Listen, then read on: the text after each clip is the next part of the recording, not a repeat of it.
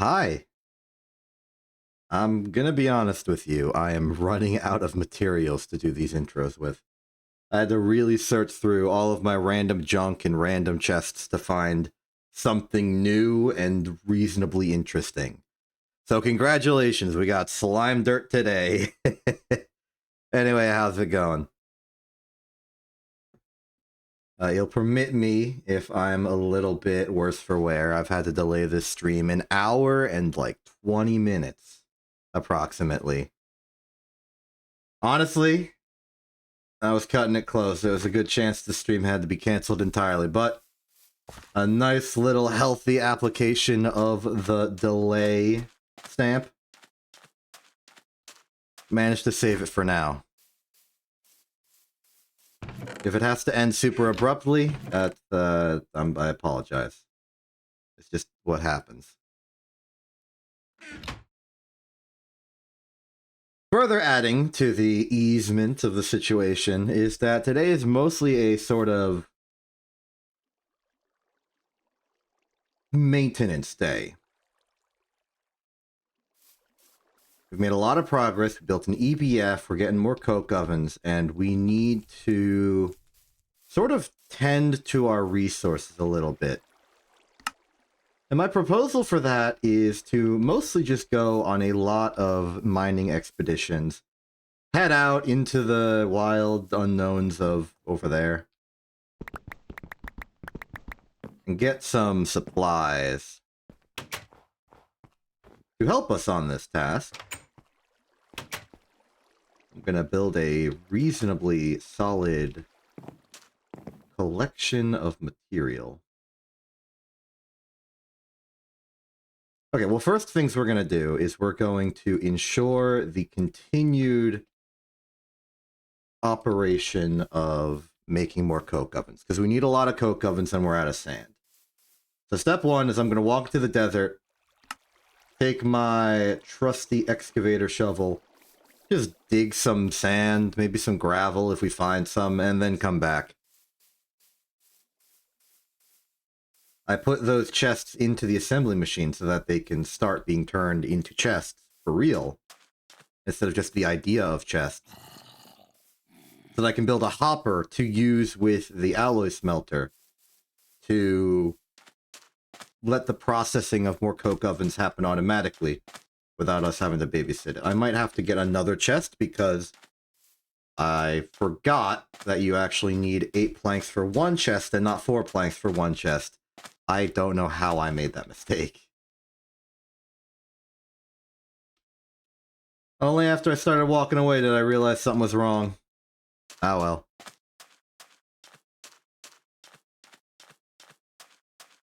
I'm heading out. I got some extra spare fancy coal in the ore finder wand. I want to check this vein real quick, see if it's anything important.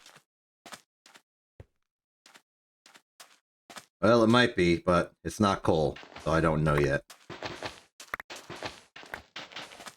So by my estimates, approximately like 2 stacks, and that's a very generous overestimate, of sand and gravel will get us the amount of bricks needed for 1 coke oven. So let's just get an arbitrarily large amount of sand. Maybe try and sift it off of the surface in a way that doesn't impede our movement if we're trying to walk somewhere in the future. Reasonable. At least we can see it ahead of time.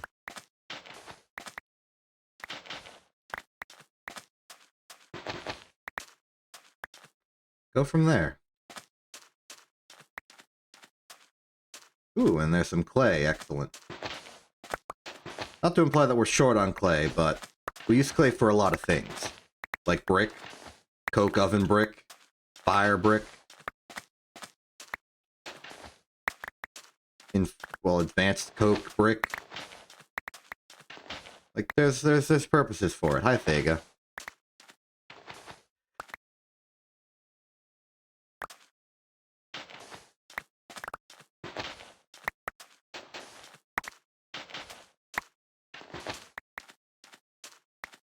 It's going alright. I'm a little out of it in a sense.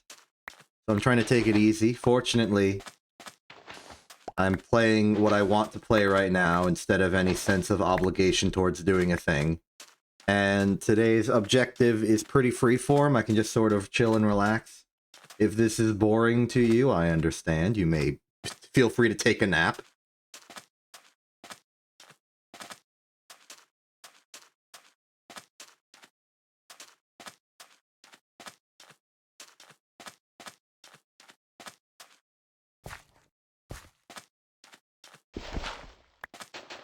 But yeah, today's objective, resource gathering, resource processing, mass production of some of the important components we need. Yep, there we go. We got one taker of the sleep train. I don't know why. There's like some sort of weird association with sleep and locomotives. I don't feel like I invented it. I don't think that would be a thing I invented. Just that it's true.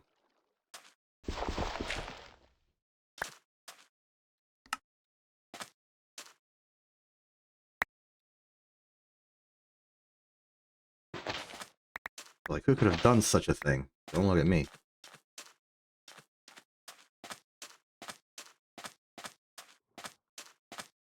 Ah.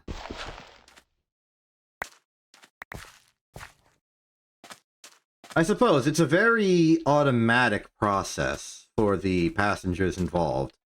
They don't really need to consider the details. They just sort of sit in the train and it goes somewhere.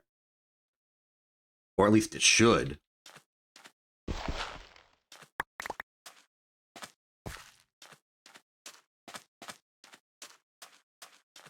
And since it's usually a longer journey, as opposed to... Ooh, vein. Cool. Trains are typically designed for longer journeys, not only because they can go a long distance pretty efficiently, but also because they're slower than, say, a plane. Well, okay, unless you're using, like, the high-speed rails for express purposes. So there are trains out... My point is that there are trains out there designed for overnight, excursions, and you just sort of sleep during them.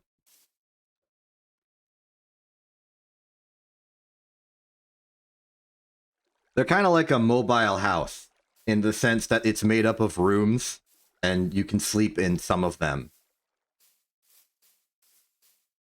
I would know.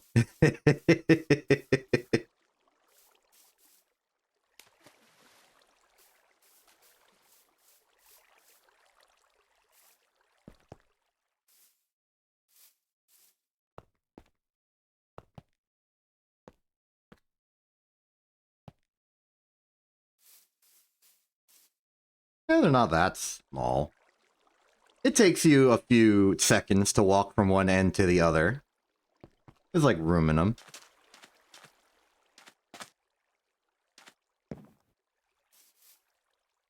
Okay, let's Huh?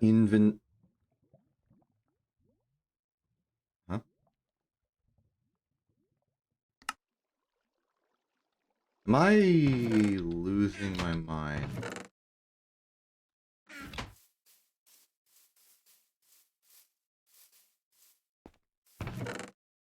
Oh, phew. I was afraid I accidentally left this behind. Or lost it somehow. Nope, we're good, we're good. We got the backpack. The backpack's ready to go. Okay, let's put all that in there. Let's put all this in there.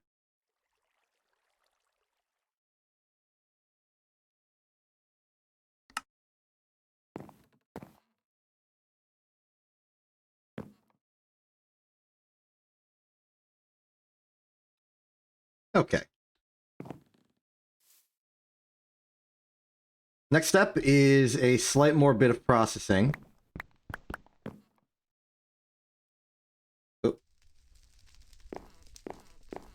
First off, check the assembly machine. Is it done with its mission? Oh, I did put enough planks in there. You can tell I'm out of it. Okay. Next step is we're going to make 2 hoppers to hold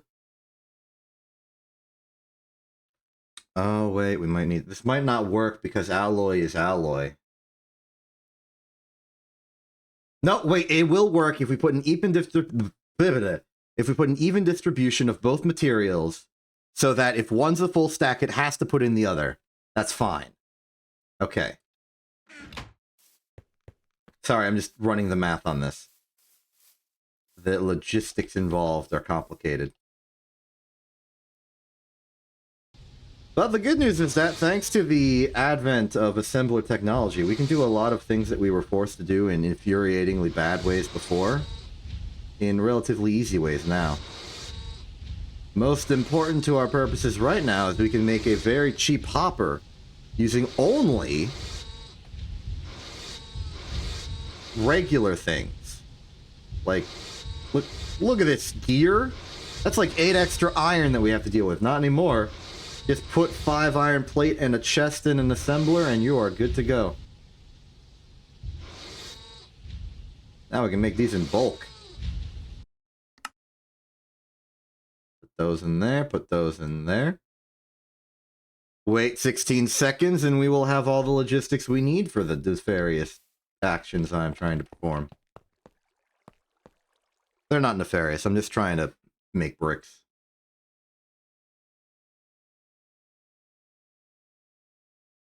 One could argue maybe we... nope. We could argue we make another chest to hold the outputs. We could arguably make a chest to hold the other inputs as well. There's just always a little bit extra you can bring yourself to do. Oh, the alloy smelter is in a location unusable for this approach. That's fine. We can move it to, let's say, here. Yeah? It would take a lot of effort for one to theoretically join, so I am not going to attempt it right now.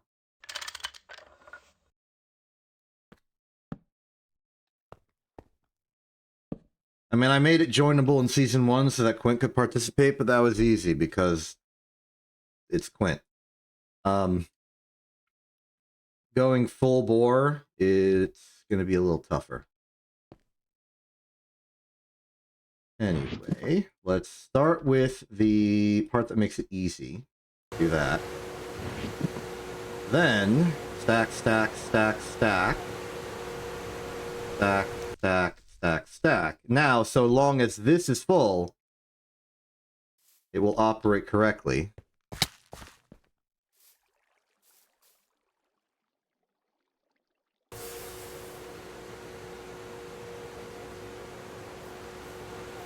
Then we can put this chest here. Very good. We can take the bricks it's already done, get approximately 13 of them. Put my excess in there. Let's check the inventory of bricks already made. That is 15. Is that enough? I think we had 10 already. For this one back here. And I believe a total is 26. 3, 2, 1. I am correct. We are 1 short. Fortunately, the machine machines. And so it would.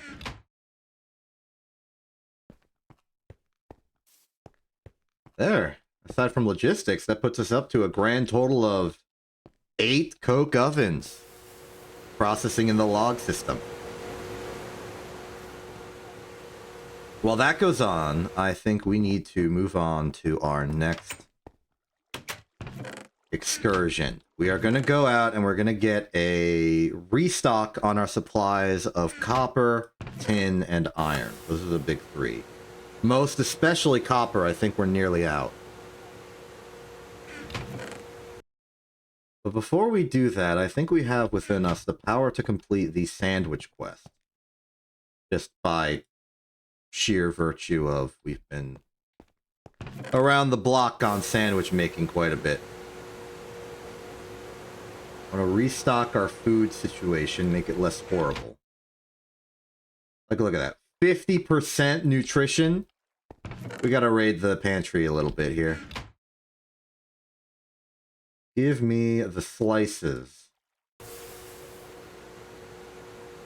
Oh yeah, good news. The apple tree we planted last time is making apples. So now we have a supply of apples basically infinitely, albeit very slow.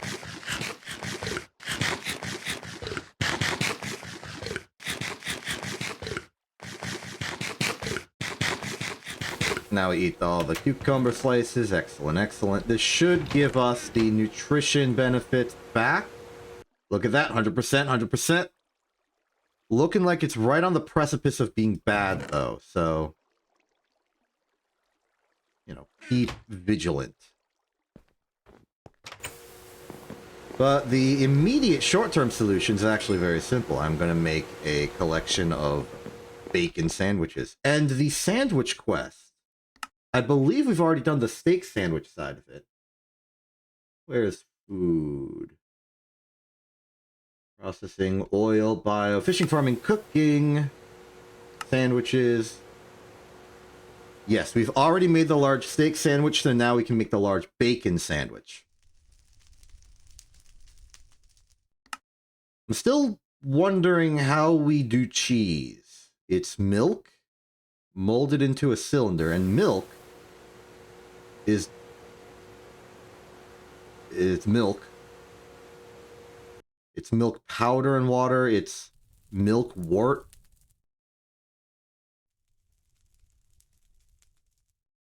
Is there a way to just, like, automatically milk a cow?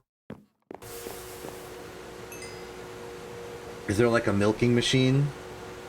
Milking... Milker? Wait. Milker? What the heck is this thing?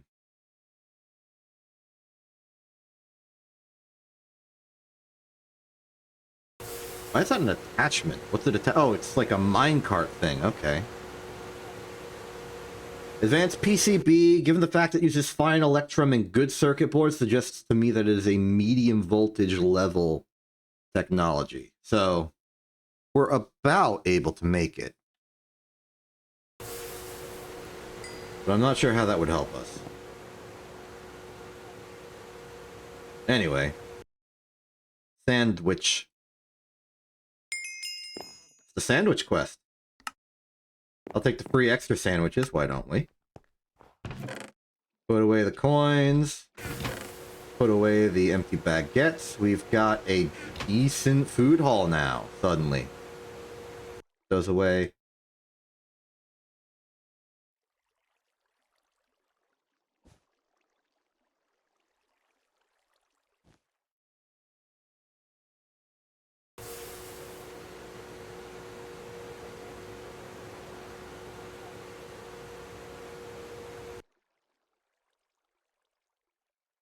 Okay.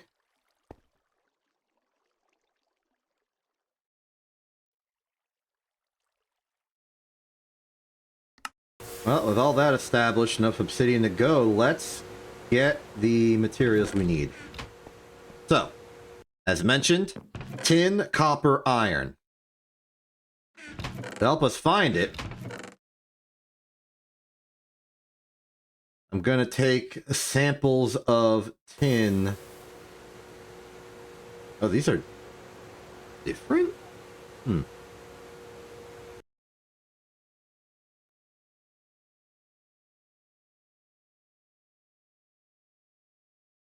I'm gonna take a sample of tin, of copper. I was hoping we'd have an iron in there somewhere. The impure iron ore, magnetite. There we go. And we're gonna look. We're not actually gonna look that hard because we do have available veins of all this stuff. It's mostly on the off chance that we want some more. We got a tin and iron vein down to the southwest, so let's try those. Oh! They do grow!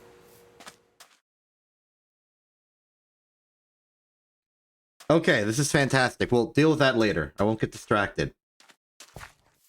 But it is an immense relief for me to see that those trees will actually expand. So we can get the logs, so we can do the quest, so we can win.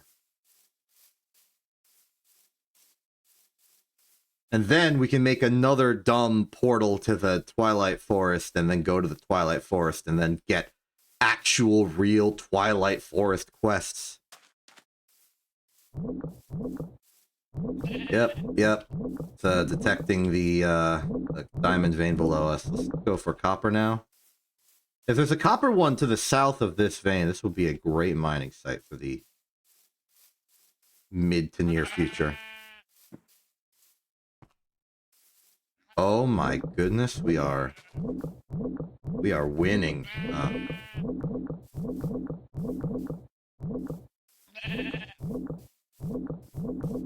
There's usually a bit of AoE when using the Ore Finder wand for wands, which means it's very likely that this is not copper vein. What about iron vein? Nope. What about coal vein? No. How about tin?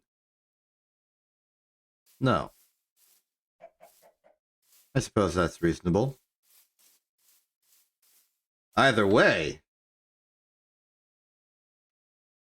we got stuff around.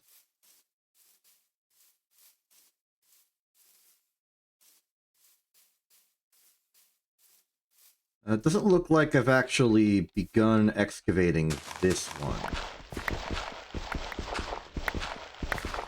So let's start here.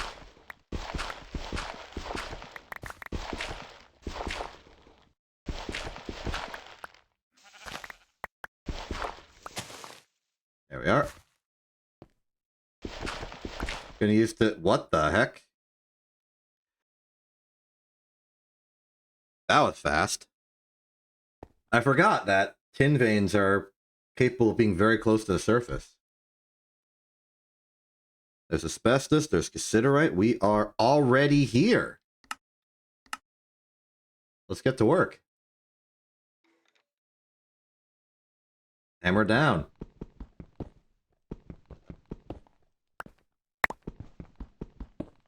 Hello. All right. Keep the backpack on standby. It's going to be our major cure for shenanigans. So yeah, we're looking for the streaky material. I'm willing to take the rest of them, but our goal here is tin. Asbestos has been shown to have a use, so we will not neglect that hospitality. Oh yeah, I think I've mentioned this before, but you know that one quote from the Bible? The one that's like, hey, don't neglect hospitality, as through this people have entertained angels. I used to have a very wrong perception of what that meant. It basically translated to the same thing, but like the literal interpretation of the words, I sort of got a slight bit backwards into a weird double negative. Because in my mind, it was something like, well, okay, I'll start with the actual meaning. The actual meaning is like, hey, if your hospitality is good, be hospitable, because you never know, you could be being hospitality-full to someone important. Herein described as an angel. Like, you never know who, like, what fortunes and fates are gonna be had by the people you help out, so help them out, and it might help you secretly in ways you do not understand. Whereas I double negatived it because the use of the word entertained confused me. And I thought it was in a sort of like, I thought it was something like, hey, be hospitable, don't be mean, because if you're rude, you may become like the butt of a joke for someone's else who's important and has a perception of you. Like, not that, like, hospitality, you are being a host to the angels, but rather that your rudeness and ignorance on that fact is acting as a bit of, like, dramatic irony and therefore dramatic humor.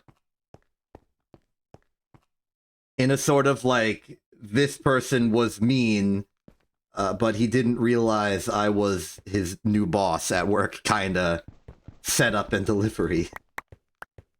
But, you know, the result, the moral lesson there, it was at least the same, and that's, you know, be kind to people you don't know, because you never know how important those people might actually be to you.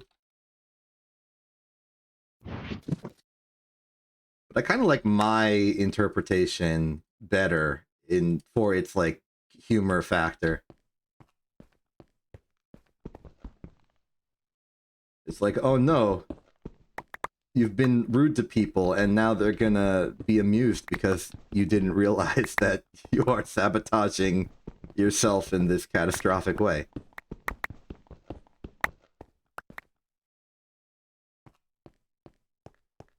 Is funny to me. Alright, let's see what our results are right now. We got about 2 stacks of raw cassiterite. That's going to equate to about 4 stacks of tin. Got plenty of asbestos. Got a few crushed and impure piles. That's good, that's good.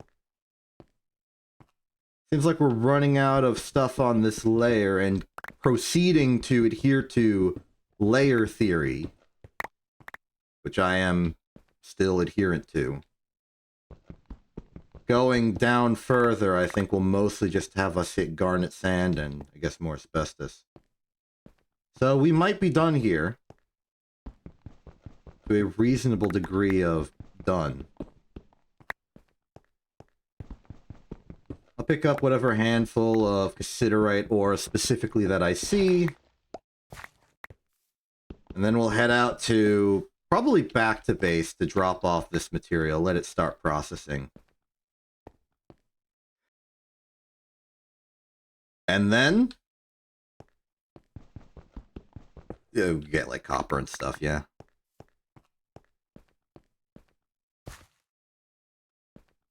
I've destroyed my exit, so we will make a new one. There we go. And there's our lovely beacon, vaguely in the correct direction towards our base, but not actually designating our base at all. I should probably get rid of that because I've already solved that room.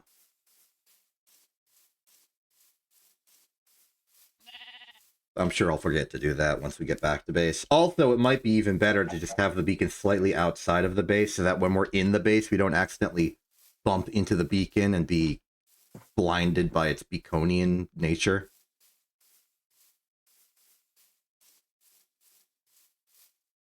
Oh, that must be the other tree. Blended.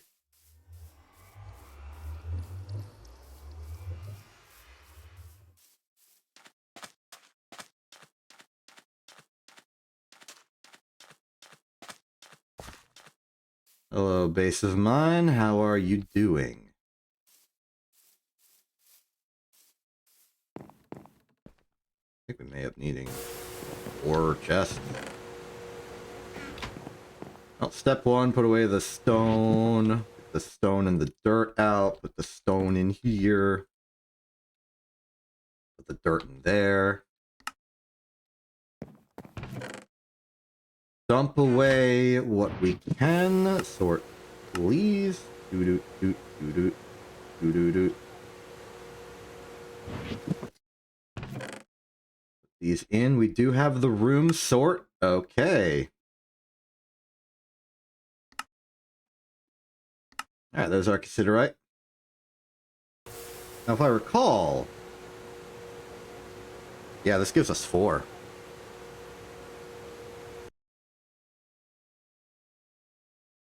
Very good.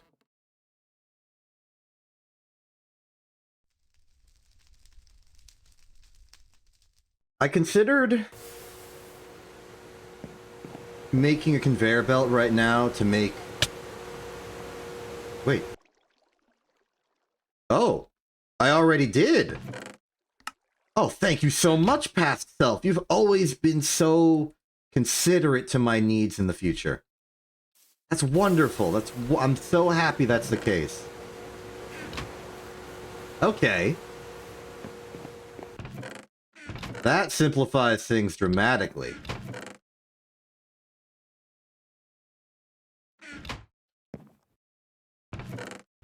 Yes, indeed. Okay, new plan. We put the entirety... Fill that back in.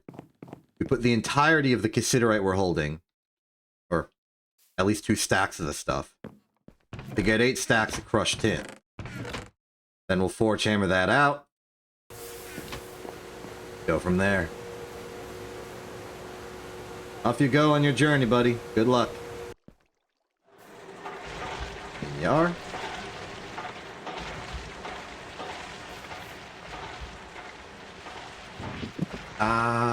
Let's drop off the sand while we're here. Sand can go in here because it's an important material in the same area as clay because it's used in the same things as clay.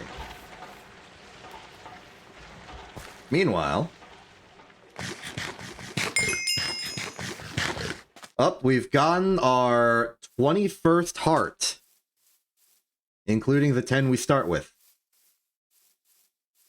As a regular member of Minecraft with a regular health bar, our health is now wrapping up into the 21 range, which means we're going to need to get 9 more hearts to get that to a solid multiple of 10.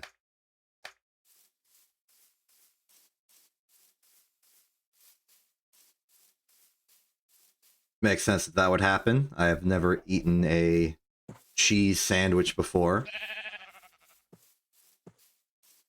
And they're pretty filling. They give you a lot of points towards expanding your health bar. Okay, so with the tin excavated, that is that solved. There's 10.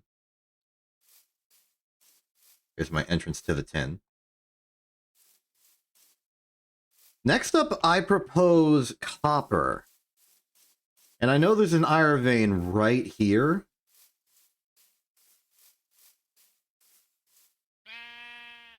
Ooh, it's already open. What's the... There's a little bit of malachite, but the advantage of a copper vein is that a copper vein will hold both copper and iron because there's pyrite and chalcopyrite. Also, this goes against my normal protocol, but what say we go in horizontally? Like this. Copper veins are usually on the, like, 40 layer, so we'd have to go a reasonable bit down anyway. So let's just dig diagonally. See how that works with these excavation tools. There's my hammer.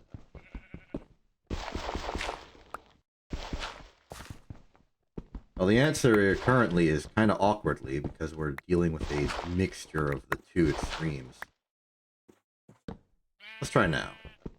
Forward, forward. Hey, this is working.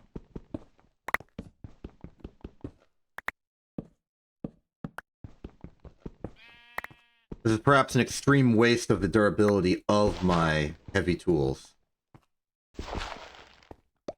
However, I would argue, as a counterpoint, whatever. I don't care. You care? I want to look into that.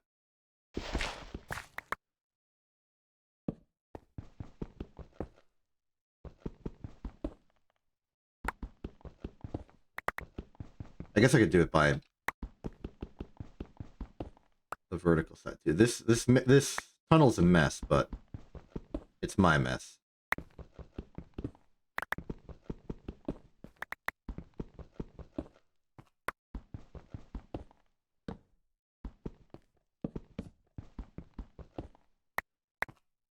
Okay, looks like we are at the vague location. Unfortunately, we're gonna have to switch up our approach in order to dig straight down.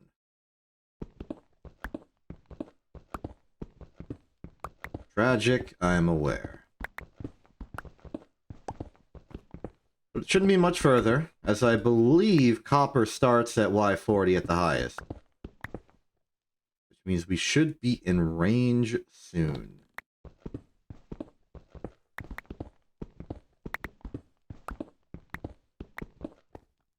Here we are.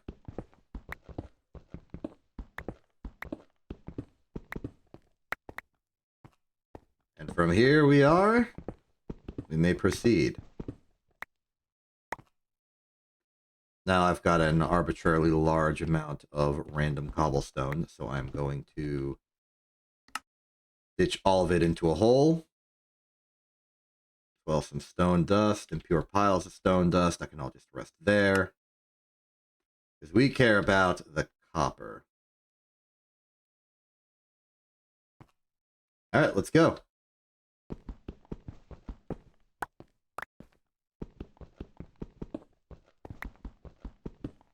There it is. The pay dirt.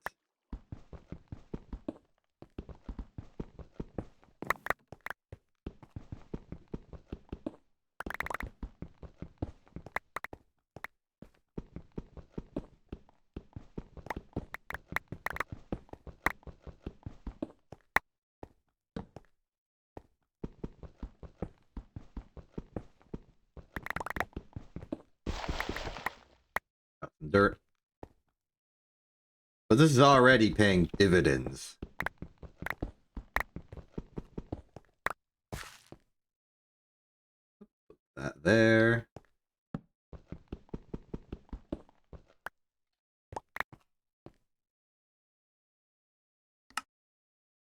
Speaking of dividends, let's divide up the... Oh, that's my empty clipboard. I emptied it in between the stream starting and slightly earlier. We finished making the stack of electronic circuits, so I thought we didn't need those math anymore. Especially because I'm pretty sure that math is going to be, or is already outdated now that we have more machines.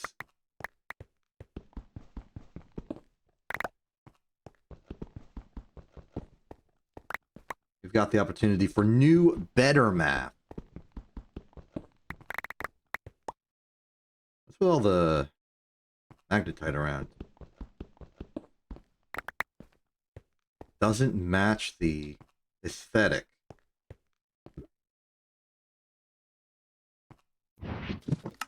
Okay, dump all this in here. We've got a nice clean collection. Keep going.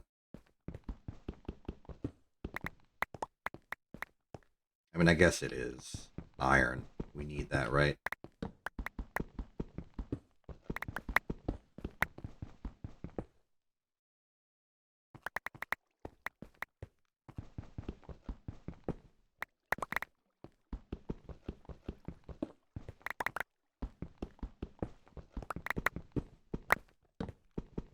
I forget if there's a way to conveniently process vanadium magnetite.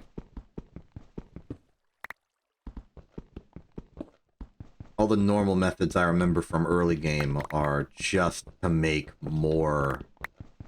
Well, it's to make vanadium, not iron. Oh, there's iron. Speaking of, found it.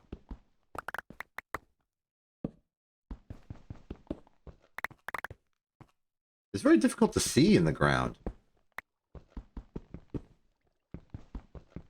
There's some silver and gray concealed in a wall of gray and silver.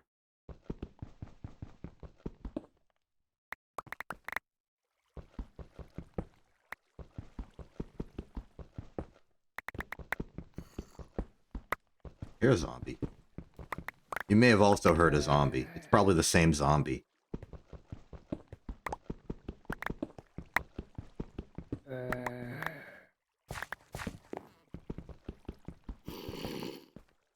Oh! Hammer broke. That's It's okay. I brought the tools to repair it. Plenty of obsidian.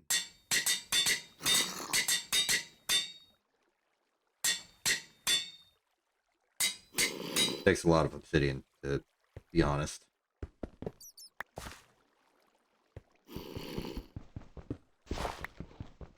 Fortunately, it doesn't break that often. And we can get obsidian because we do have a reasonable supply of lava. So we can just... Oops. Didn't mean to put that down. Back to torch.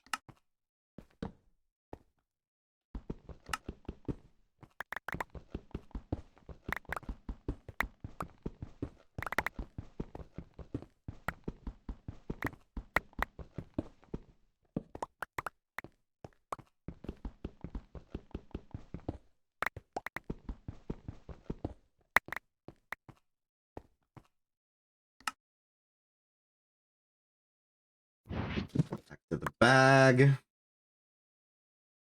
What's the supply set right now?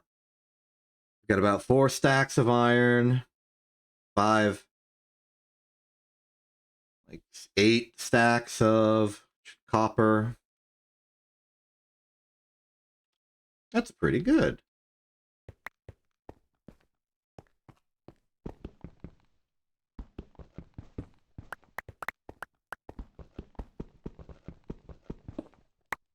The more we get, obviously, the less we'll have to do this. I'm okay with staying here a little longer, even though I think we have plenty, air quotes, of those materials for the time being. I don't think it hurts to get more. In fact, I think it only helps us to get more. And the only reason we wouldn't get more is due to my general impatience and having to go back and forth repeatedly to do this. What was that? Seems like a different shape of thing. I don't see it in the inventory. I don't see it on the ground. Maybe it was this. It looked different. It looked like some weird crystal, almost.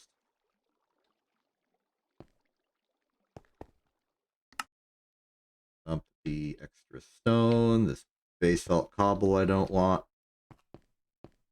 Moving on. Light that up, please.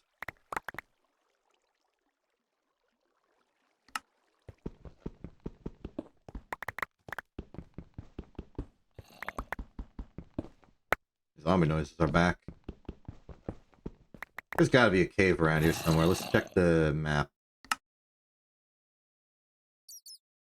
Well, of course we wouldn't see it. It's in pitch darkness right now. Is this an abandoned mineshaft? Right to the left.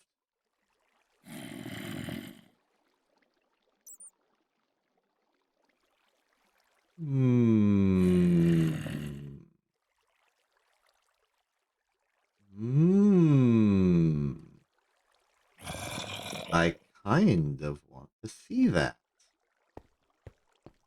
I know it's not what we're here for. I can make 2 justifications for this. One is we do not know what that ore vein is. And this would be a perfect opportunity to figure it out manually by physically going there and seeing what's inside. The second justification is I want to know.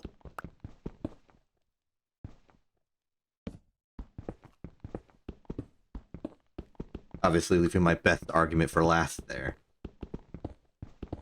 Sometimes personal motivation, especially for something freeform like this, is all the justification you need. After all, like, what's my justification for playing Greg Tech at all? Answer is because I wanted to play it. There doesn't need to be a more complicated reason. Trying to find, like, logical justifications for personal preferences is a fun exercise in reflection that makes you understand yourself better, but for the most part is unnecessary. What are you going to do? Contradict yourself? maybe, if you reflect upon your thoughts and be like, wait, maybe I don't want that, that could happen. But not the point of what I'm trying to say. The point of what I'm trying to say is that wanting to do something in a vacuum is a good reason to do something.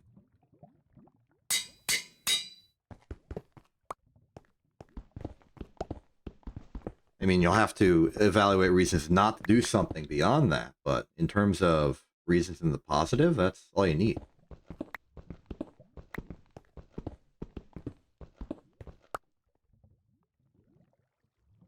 Oh.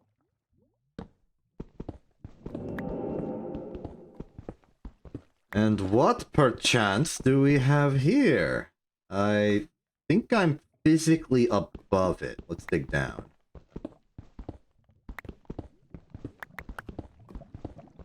Here it is. Just as I suspected from the vertical profile, it is an abandoned mine shaft. Complete with hostiles.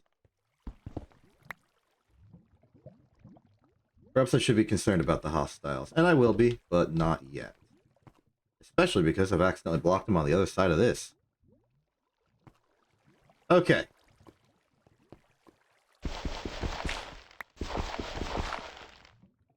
First order of business is I've marked our exit.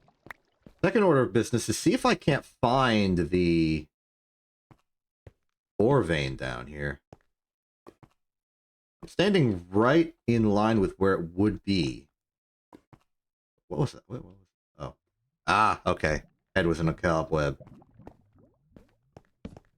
Nothing here. And it would be right here. There are only two possibilities. There are no longer two possibilities.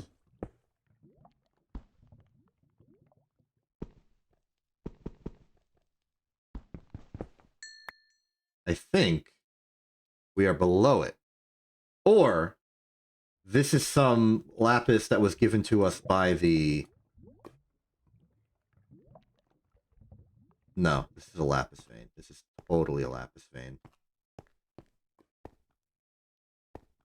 Is it? We only get one mark? I walk in every direction. Oh, no.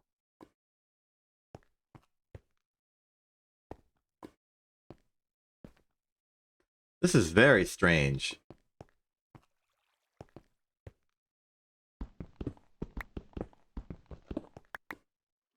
This isn't conclusive at all. What's going on here? Maybe lapis is something that just spawns in... Oh, that's telling. Multiple magnetite in a single area? That's indicative of things. I don't even know if it's indicative of the correct thing.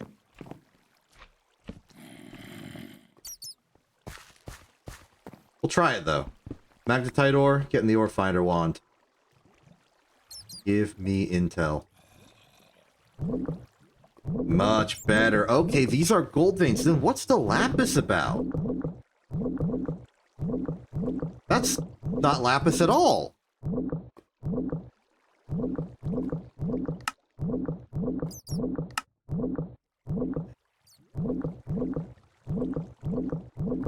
Okay, there's something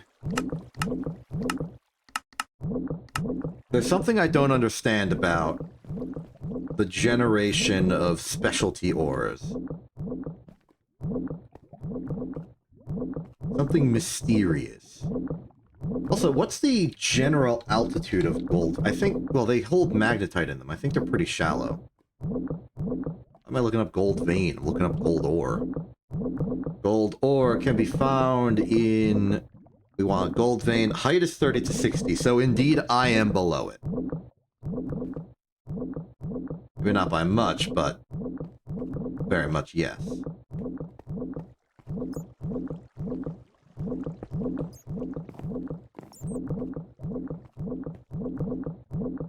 actually.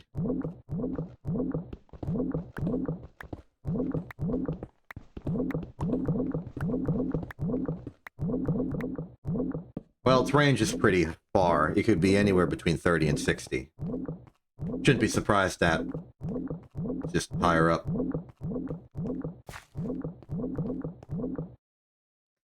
Anyway, that's not important.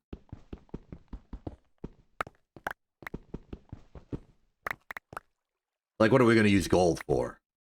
Tumbaga? Probably. There's also some justifications for Electrum ore pretty soon, so yeah, maybe. In the future, I suppose we could use this tunnel as a staging ground to get to that gold easily, especially since we're already down here. But at the same time, we know it's above this altitude, so it might be easier to dig from above. On the other hand, I'm pretty sure we're under a mountain, and that's going to be a higher altitude to dig through. A lot of considerations you have to account for when thinking of prospecting.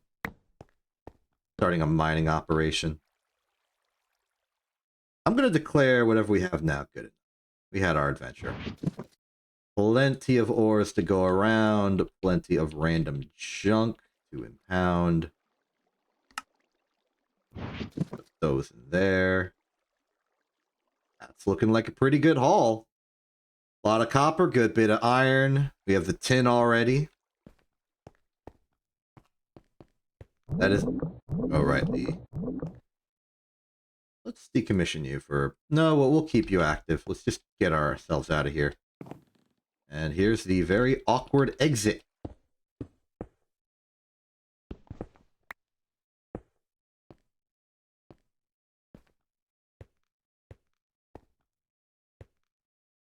Well, we know the gold veins here are over there. Another interesting question of what's further south.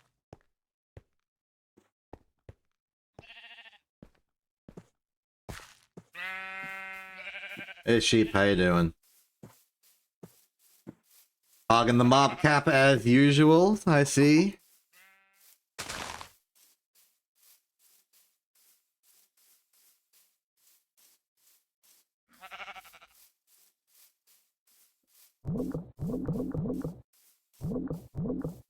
And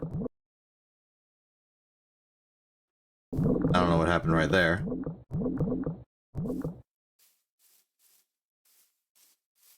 Either way, moving on back to our locale. Ah, right, of course. We've got the space for it. Let's do some quick and easy wood tending. Not chopping down the trees entirely, because I don't care. Just thinning out the logs a bit so that I can hold them. And then reality can observe that I'm holding them and have a strong opinion about this. There it goes. Moving back to that quest finally. All the way back in. So it begins. That, having been done, will now unlock for us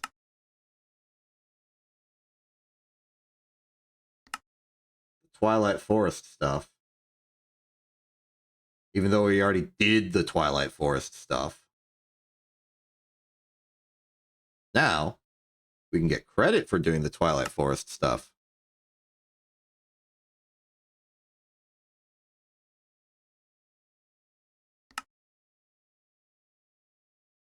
Unfortunately, I think it means we gotta make another dumb portal thing. Not you. The assembly machine, we technically had access to this the moment we...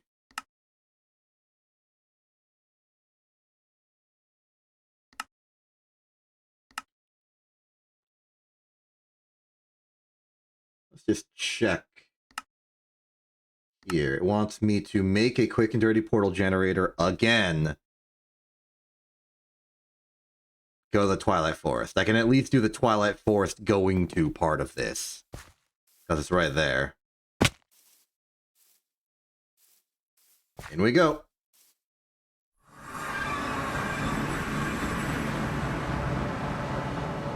Very nice. Very nice. Alright, out we go. Just wanted to get that little bit of progression. Unfortunately, it still wants us to make another quick and dirty portal generator. Can we unbuild a quick and dirty portal generator? No. Which means this will be a waste of a diamond and 4 electronic circuits. Fine, fine, fine. Sometimes you gotta make concessions like this to appease the quest system. Because we do care about quest system. It matters to us. Looking good. Didn't know there was spare petlandite in there. Well, now that you've gotten a good taste of that, how about 2 chalcopyrite and 2 pyrite? Put them in, and there we go. Alternate it like that, so you get a good spread of both.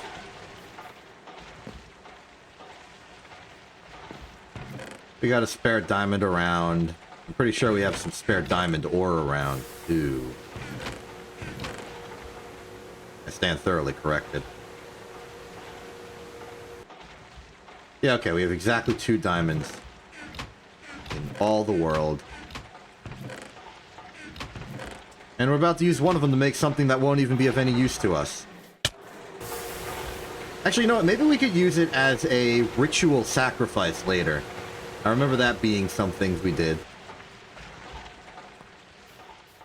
Alright, where did I put the electronic circuits? Probably in the tech chest.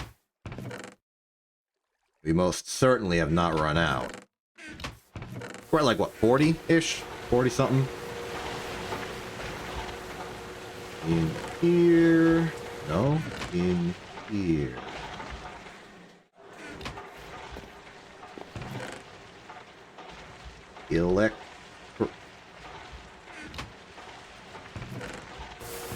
I'm just going to trust that I may have accidentally put it somewhere silly. I'm not going to panic yet.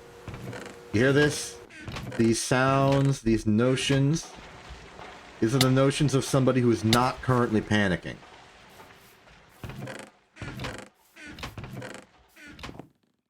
Look at all of the panicking I'm not doing. And despair.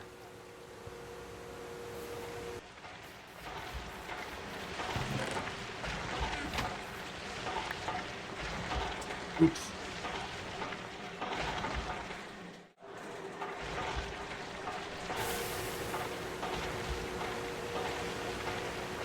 Oh, that's,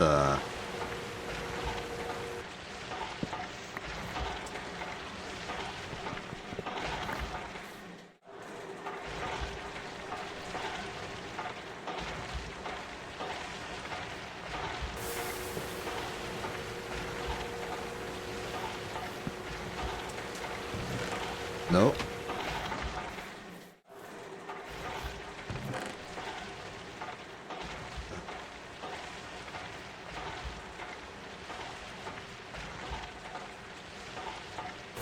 Hey, does anyone know where I put it? Because I can't find it. I'm having problems seeing, as you can clearly tell. Nope. Nope. Oh, no, wait, backpack maybe? No.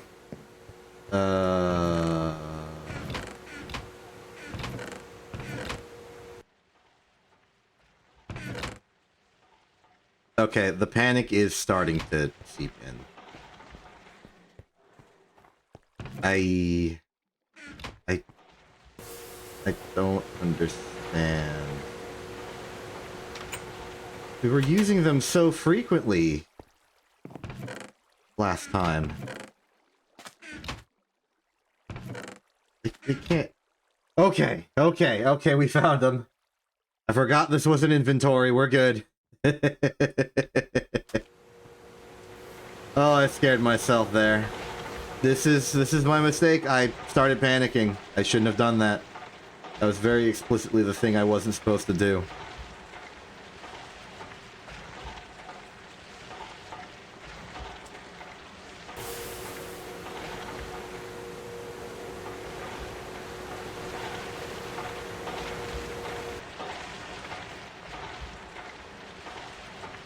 We're good now, though. We're good.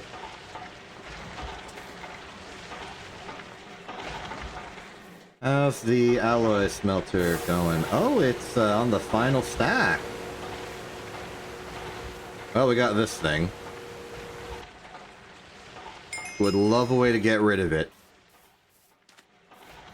Okay, it's not completely useless. In the event that we are in the future and need another portal to the Twilight Forest, we can use it as that. It's also possible that it can be used to make a portal to somewhere else. I don't know if that's true, but let's just keep it around.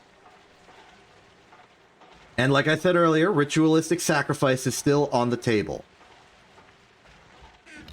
If you don't know what I mean by that, you were not here for the last ritual sacrifice. It's okay that you don't know.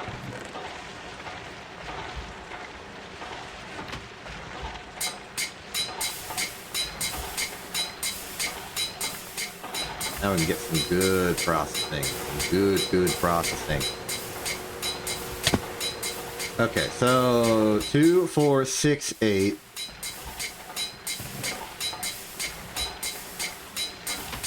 Hey, want a stack of coke oven? Oh my goodness. We got latency off that.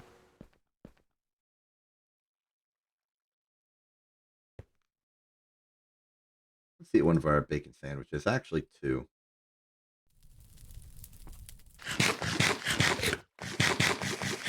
Delicious. Okay. It should easily be enough for 2 more coke ovens. So 2, 4, 6, 8.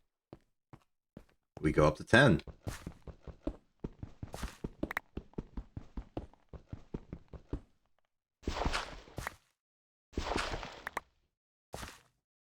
Bonk.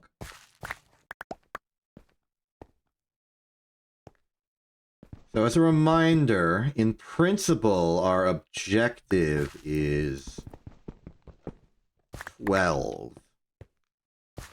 In a way, in at least one way. The reason for that is that 12 will provide us all of the creosote we need, providing constant operation, to run 2. Oh, I dug too far. Semi-fluid generators at full, proper, perpetual 32 volts. 1 amp. There we are.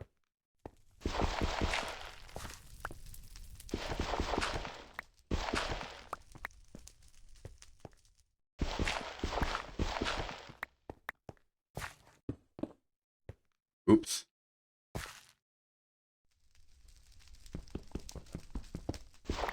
One space in between. Always one space in between.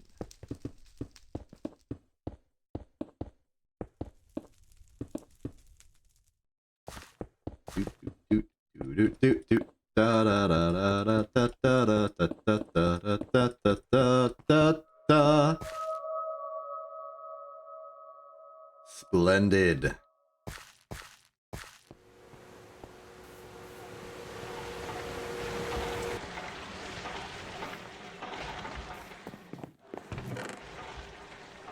Now go back here, get some. This might not be enough item pipe. Going off of my recollection. Wait. Oh, I did that because they're... No, wait, why did I do that? Oh, because it doesn't matter. It needed to go in 2 directions anyway, and I only had the 4. But this is redundant now. What we want is this. Oh, nope. Yes. Which will save us the extra we'll need. Okay, so those go there, those go there. Check. Check. 3, 2, 1, 0. Perfect. That is 10.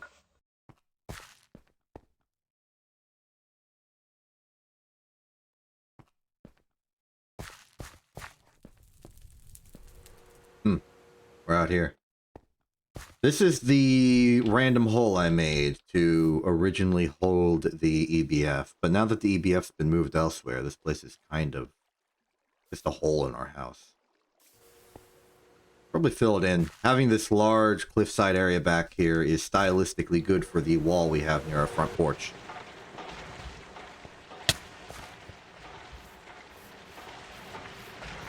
Moving on, we got chalcopyrite done. Let's do some cassiterite as well. Head over to our mixer, start cleaning that up. Take out the sulfur already in store. That away.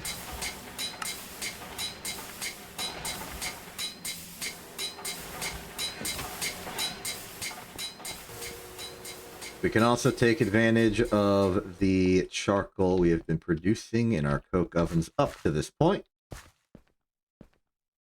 This place is a bit of a maze now, huh?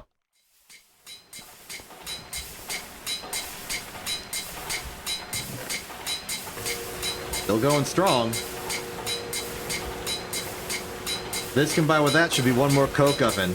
And 11, I think, is...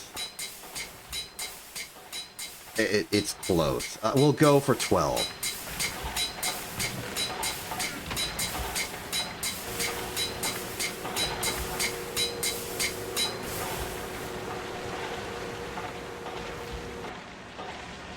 One stack of 2 different impures should be enough, because this will make itself and some extra byproduct.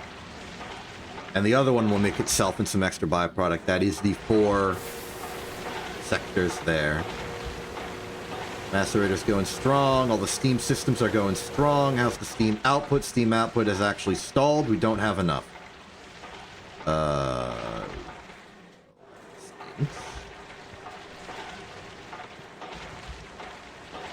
320, 400, 1,000. What's your internal buffer here looking like, Macerator? Holding steady, but it's most certainly going down. It seems like we're using just over our break even on steam.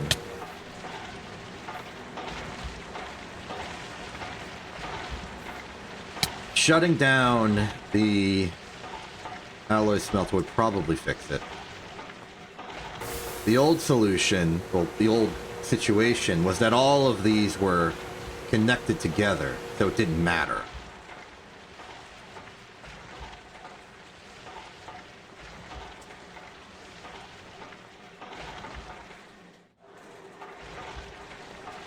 But now it matters.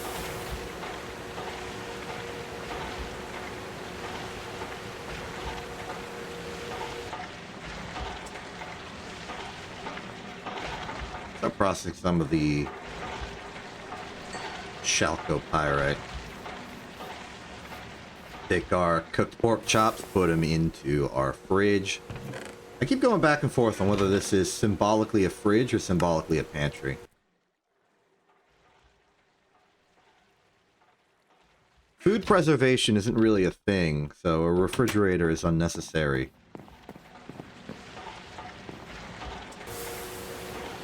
So I guess it's a pantry.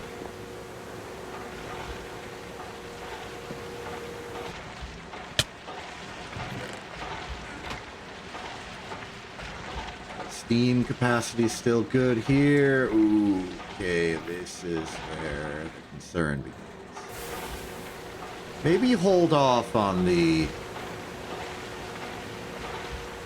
full copper processing.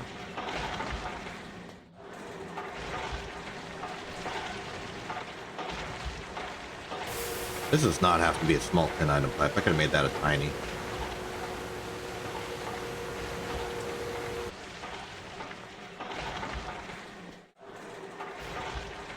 At least with the mixer offline, the team can get a moment to back up again.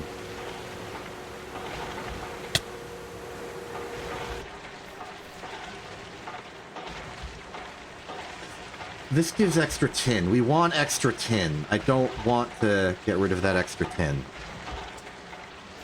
I'll wait until it's good again.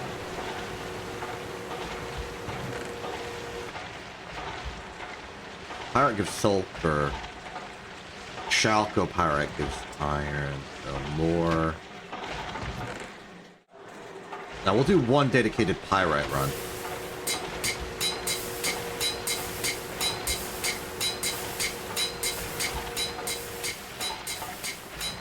Well, I feel like our material problems have been mostly solved.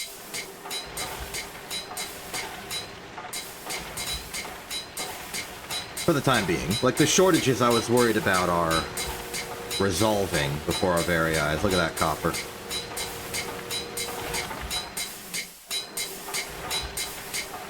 Look at that pyrite and chalco pyrite. And random bit of petlandite as well. Forgot it's nickel and sulfur. It's just a whole bunch of nickel and sulfur.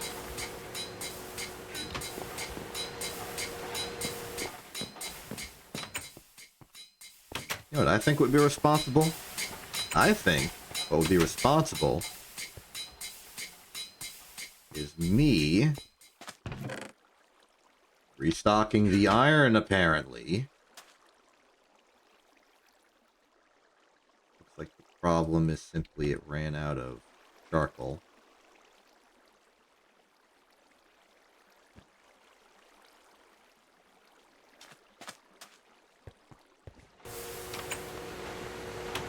In the interests of being more responsible with my inventory management, I'm going to bulk produce a couple of chests right now. And I'm even going to go the extra mile and actually use the saw properly to cut these into its necessary pieces at a higher rate of efficiency. Ew. There we go, that's a stack of them. Put those two away, go to the assembly machine, set this sucker to 8. Put these in. All that good.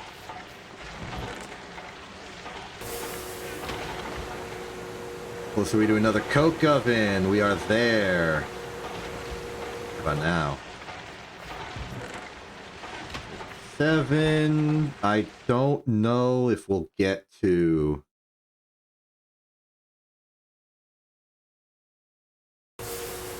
a complete other coke oven from this. Might not be enough brick. At the very least, we have another now.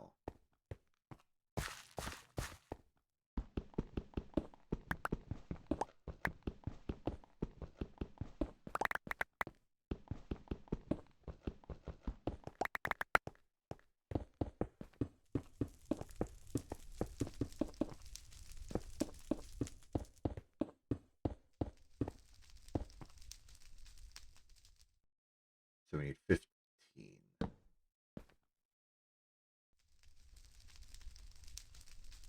Carve out this.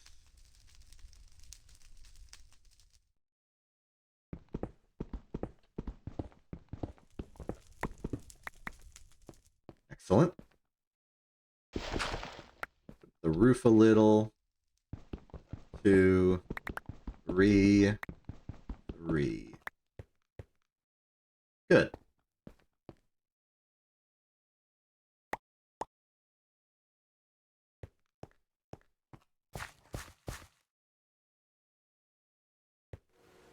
Some more free random junk for the backpack.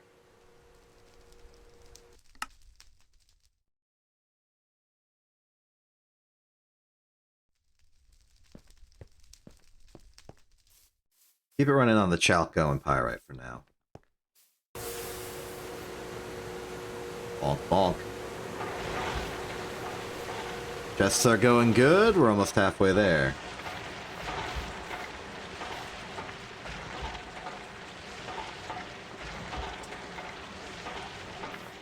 Trees are growing. Everything's looking pretty nice. It's just a matter of getting all the systems in place. Let's see. That's going to equate to 5. This is going to equate to like 1 more. Actually 2 more. So that's 7. That's not enough. So let's make it enough. Another stack of that. Do we have another stack of clay around? Oh. We're out of clay. Oh, no, we got like a half stack of it.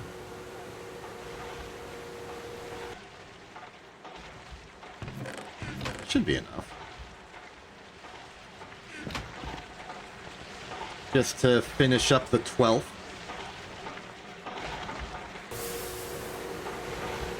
Steam's looking back at full capacity. I am ready to clean this siderite. It's a bit more intensive than the copper, but I think we should be fine. Ooh, starting to regret my words here.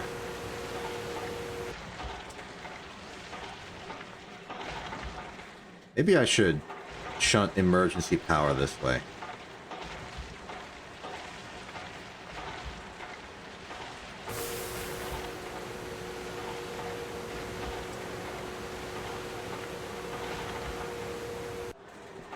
There's a way to do that.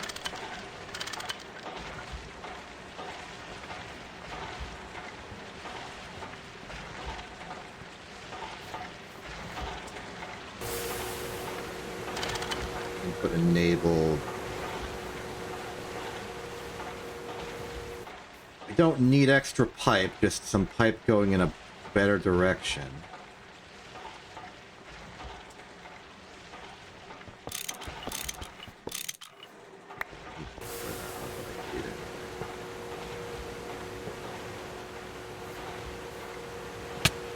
Oh, there we are. The pain.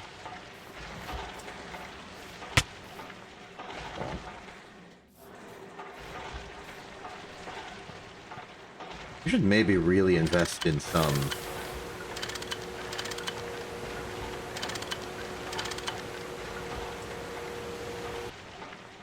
there. Now through these two should act as emergency overflow if the steam gets too heavy.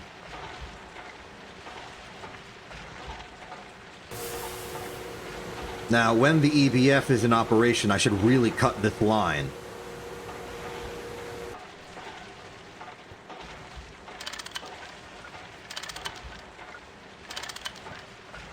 So there's probably going to be like a checklist of actions that we need to do before we actually go through with any malicious activity.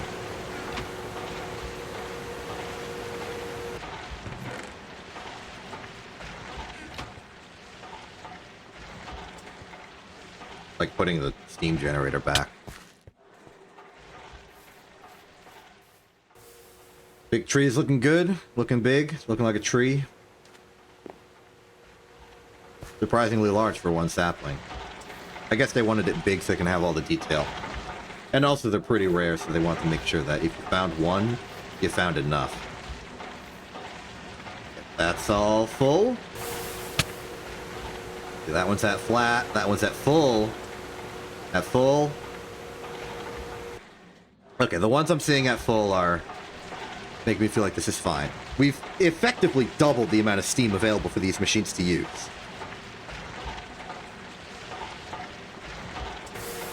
I can't imagine that being a mistake.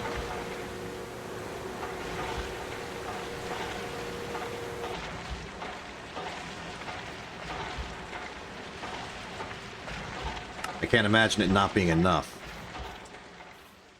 How you doing? Still making your steel? Good, good, good. I got some tiny pile of dark ashes I want to put in here. Maybe we could invest in a packager.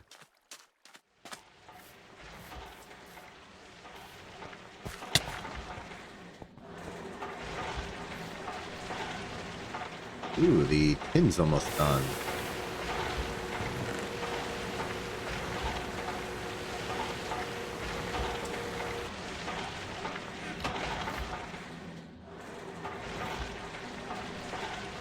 Question.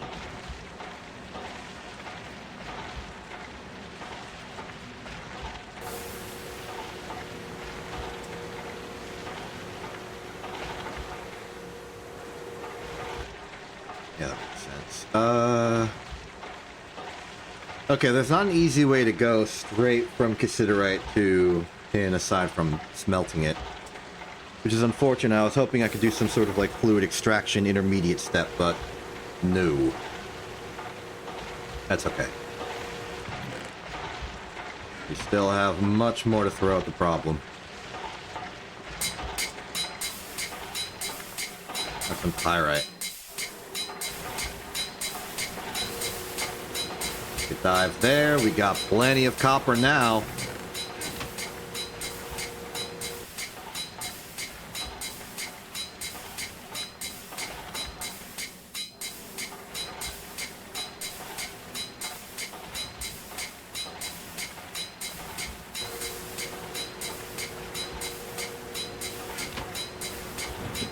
Let's start moving out some of the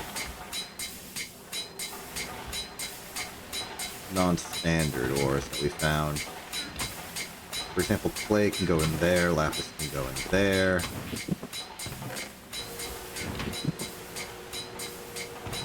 Crushed ores usually go in this. Unfortunately, we have a tragic crushed ore backup. We should just start forge hammering some of those.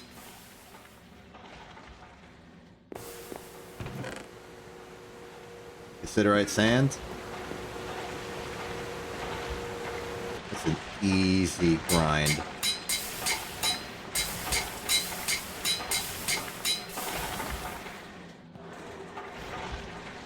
Purify that, please.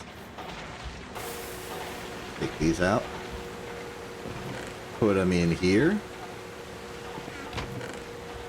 Impure piles away. Now crushed asbestos can fit. Gradually we got 4 more. Did they fit? Yes, no, yes, no. Well, 2 for 4. Not too bad. Meanwhile...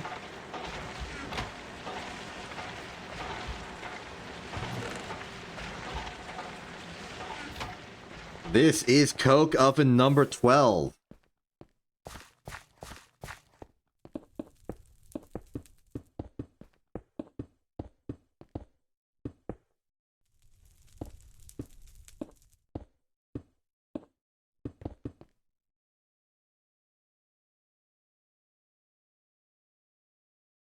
And this means that barring setting up a stupid amount of logistics for all of these, this is the amount of coke ovens we will need for our operations.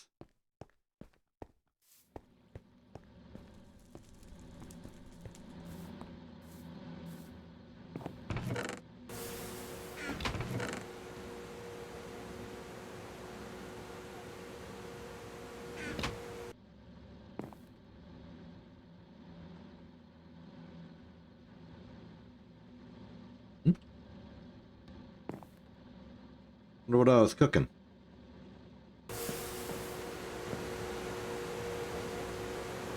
The era before a decent amount of charcoal. Meanwhile...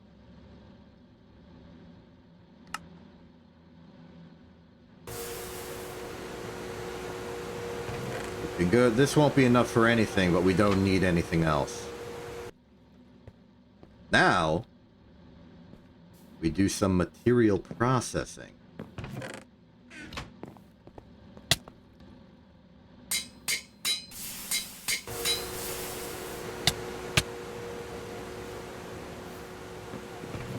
Bonk, bonk.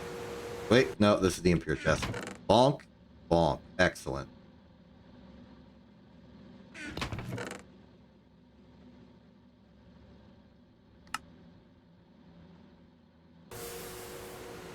Okay.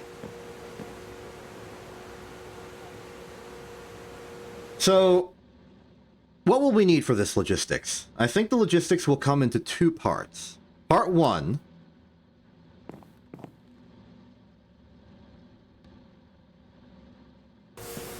all the creosote shall be extracted, taken to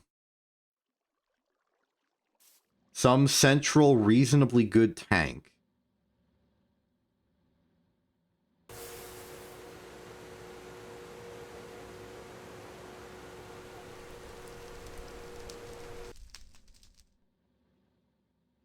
And then pushed out to the semi-fluid generators.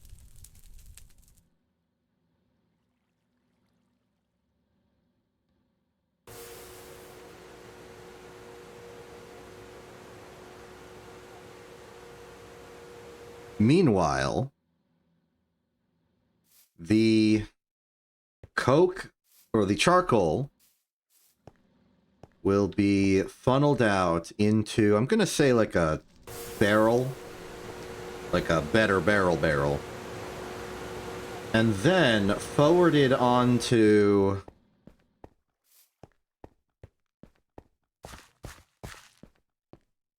four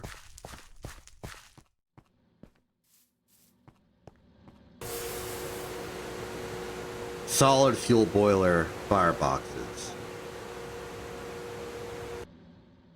I'm deliberately leaving some left over so that we may have a proper steam supply.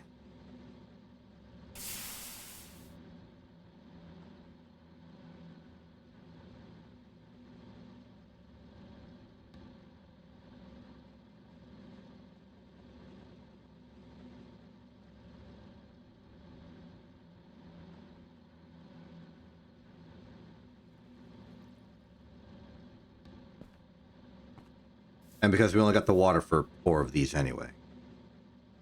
So really, I'm going to swap out these two for solid fuels with all the charcoal we're going to be making.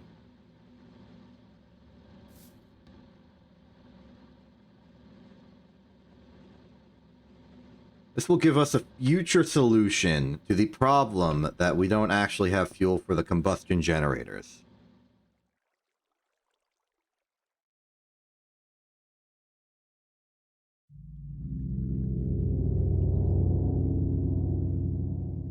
But I think long-term, the combustion generators can fuel the LV machines, perhaps.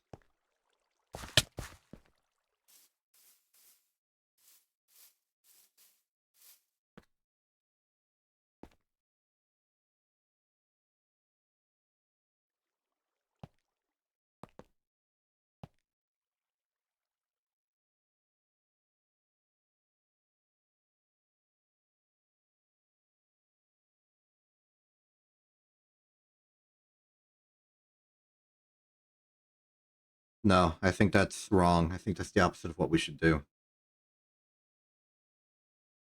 Keep the steam for the EBF, keep the gas generators for the EBF, because we're not using the EBF often right now.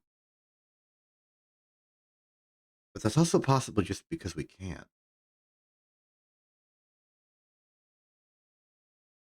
Maybe the gas and the...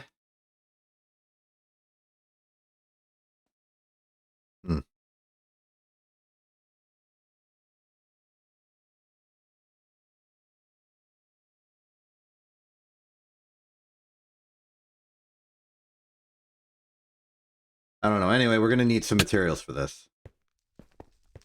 Let's check what we got already. 4 are connected fully. We're going to need more tin pipe, obviously, to move this. Just to confirm, a tin item pipe is 1 stack every 8 seconds, which is fine for our purposes here. Unless it doesn't.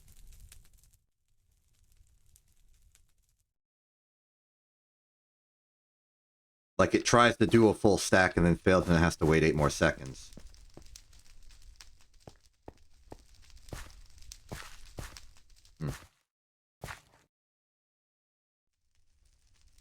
I think that's enough time. Yeah, for 12, that should be enough time. For how slow these are, that's enough time. 90 seconds, that's enough time.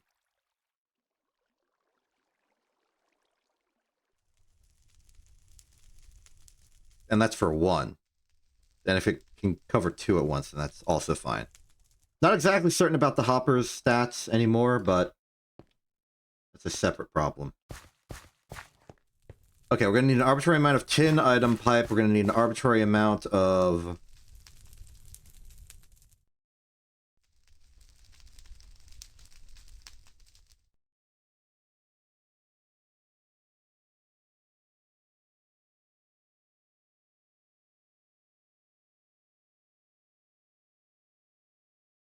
Can we afford to keep them small wooden?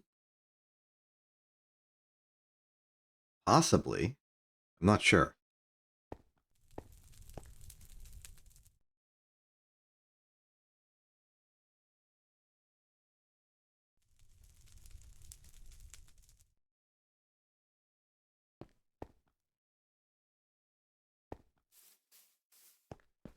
Because I interpret this as 200 millibuckets per second.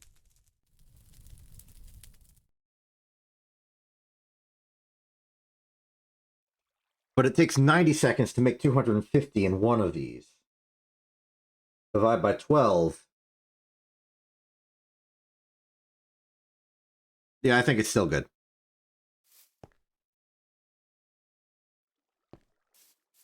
How many pumps are we going to need? Let's see. We got 4. 1, 2, 3, 4, 5, 6, 7, 8.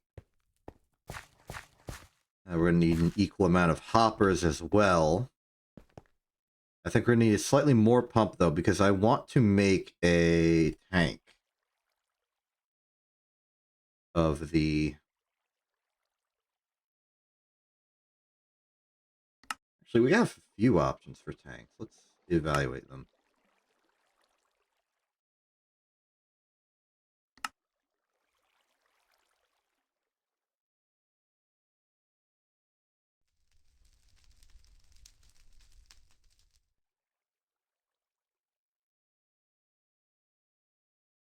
Sleep first. Then evaluate.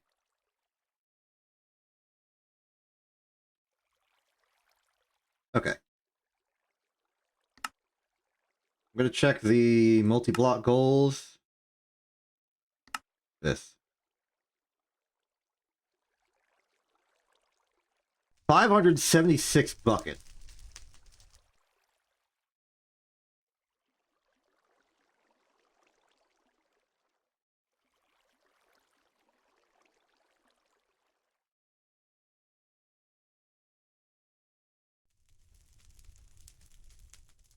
Yes. Yes, I think this is what we want.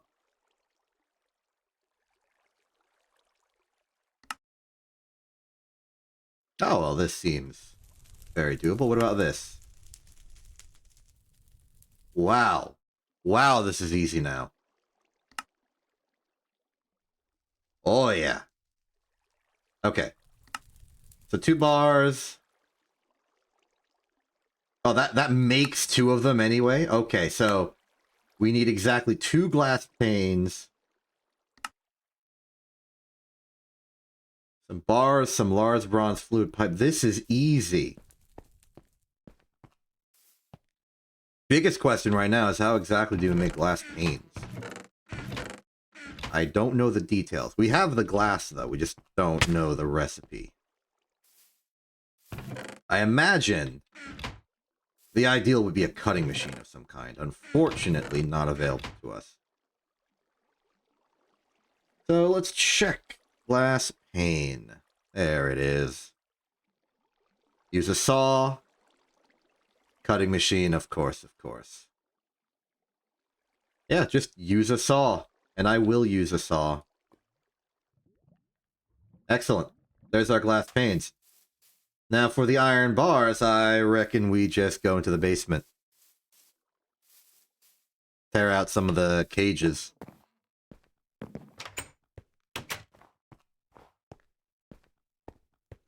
Figure we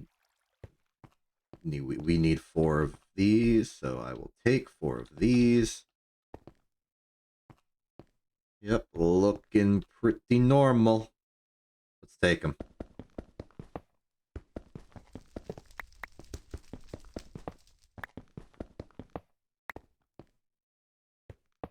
For style.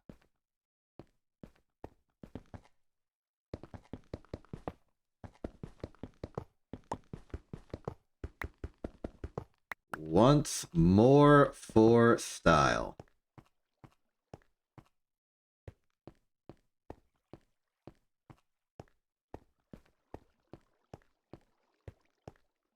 Okay, the rest is just a lot of iron plate.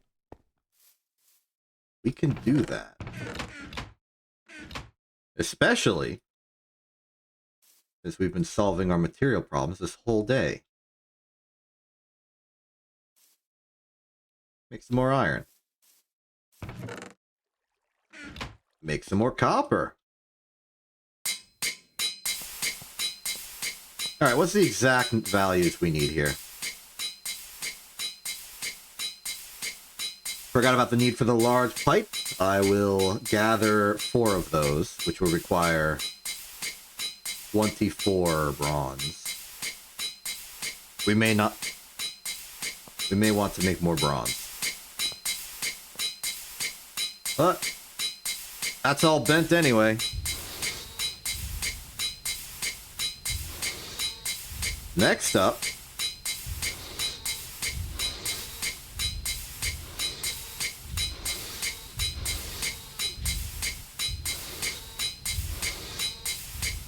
so iron tank is just those pipes. We already got the cages. The gauge is going to be 2 iron plates, and the iron tank wall is going to be 2-to-1 ratio, and we want 30.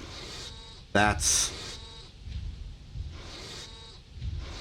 a little pricey overall, but a pretty good deal, I would say. 2-to-1, so that's 60. 62. 62 looks it.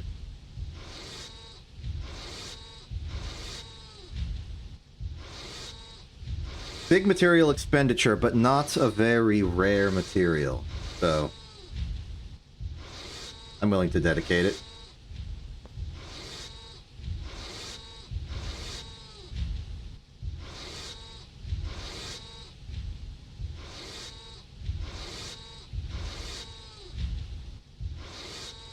Alright, off you go. I'm gonna make those pipes. So for the big, is what this one is. We want to go top heavy.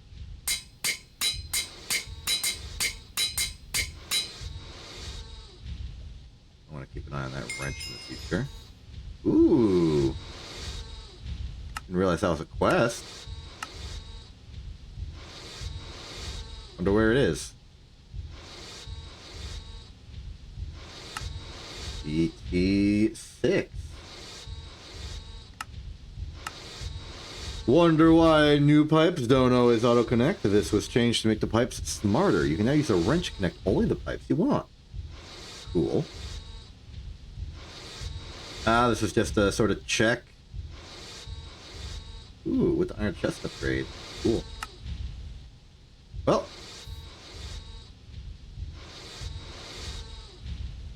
Separate to all that, we can now go to the assembly machine and make it. Let's start with the valve. That is Setting 22.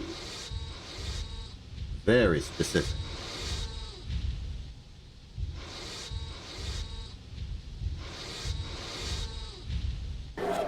Oh, right. Power production is left wanting. And it looks like the assembler is taking the priority over the bending machine. I'm okay with that. I'd rather the long craft take a while.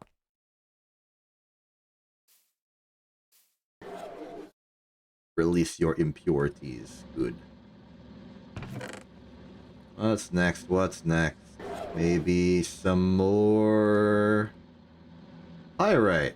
Probably. We did just go through an entire stack. Stack of tin. Getting some proper bulk materials. I'm happy.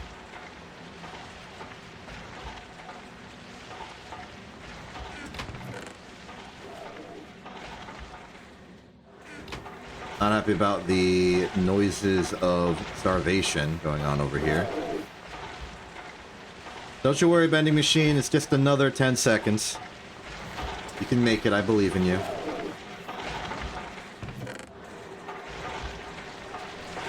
Oh, oops.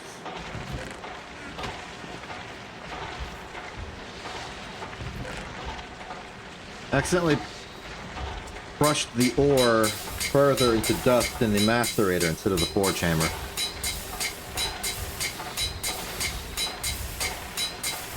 I guess that's not too big of a mistake.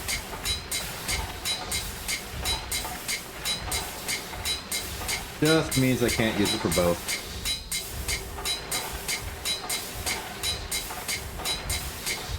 Assembler is checked. Next up, let's prepare the tank gauge, which is setting 21.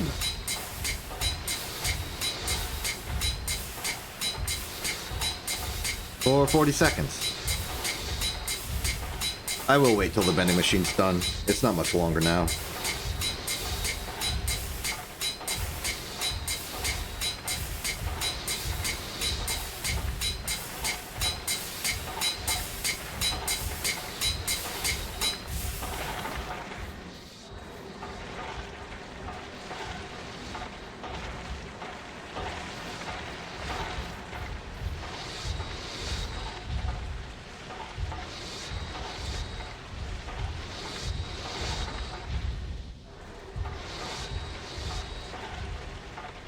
Rep this to go. It's going. And then finally just a lot of iron tank wall. Appropriately, setting 20.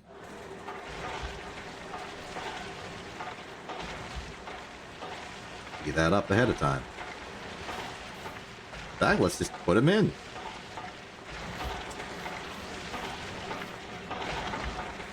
Now, the designs for the tank itself are not described here. But it describes itself as 3x4x3.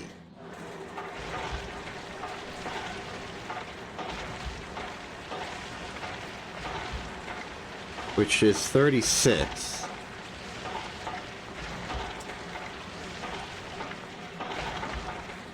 I'm only making 34, so I imagine the interior is hollow.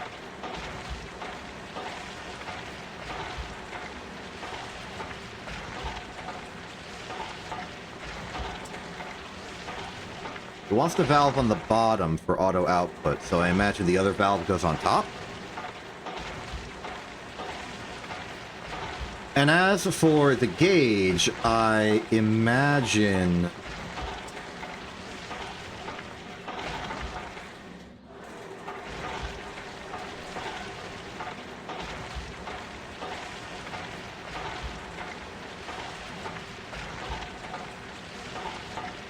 must be in bottom 2 layers to output liquid. Auto outputs from bottom side, okay. Makes sense. I'm gonna assume that the iron tank gauge will act as a window on one side of the machine. And that by doing that, I will be good to go.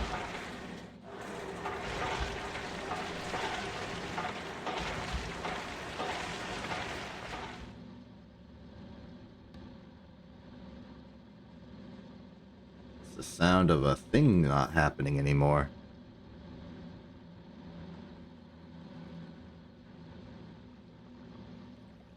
Okay, we got our impure pile here. We can put it in here. We can put out the ones already done here and start smelting more copper. Putting away more pyrite. That's another stack ready to go once the current is done. Meanwhile, let's crush another chalco.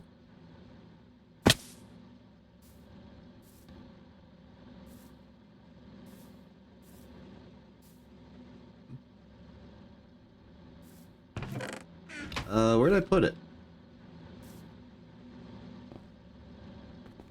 Nope. Nope. Nope. I've lost my chalco pyrite.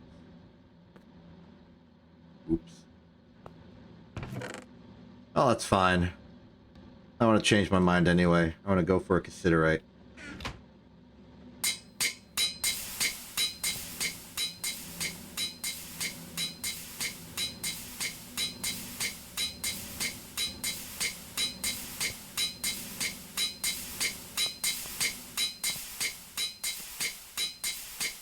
Tank gauges are done. Now it's the long craft for the tank itself. New question is, where do we put it? Part of me wants to reroute the pipes elsewhere.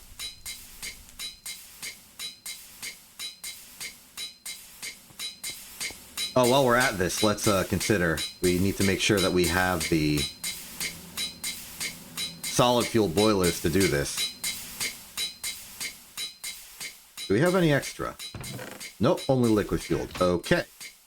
Solid fueled boiler firebox. Nothing too complicated. Iron furnace.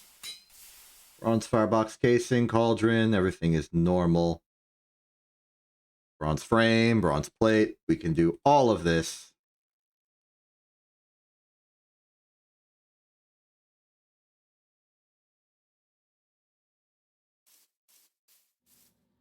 Granted, we had enough bronze.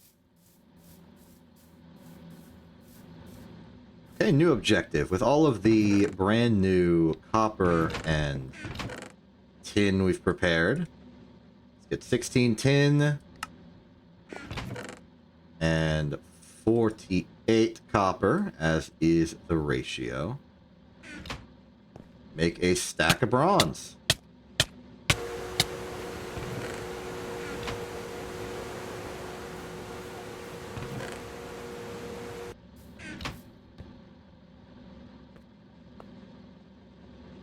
Done. Go to the clean dust. Got a stack of pyrite ready to go. Put that in. Cleansing is going through. Pyrite is nearly complete.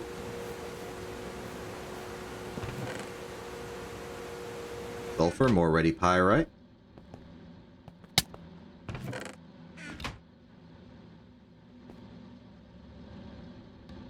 Grab that.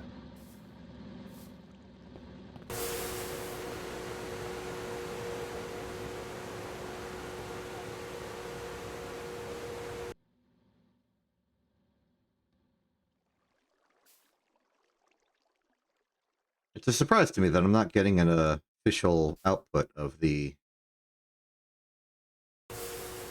engine right now. It also concerns me that the steam in the steam turbines currently in the 6,000s. It's only a quarter full. That's running low. That's running low. This is maybe bad. That's running low. This one's still full.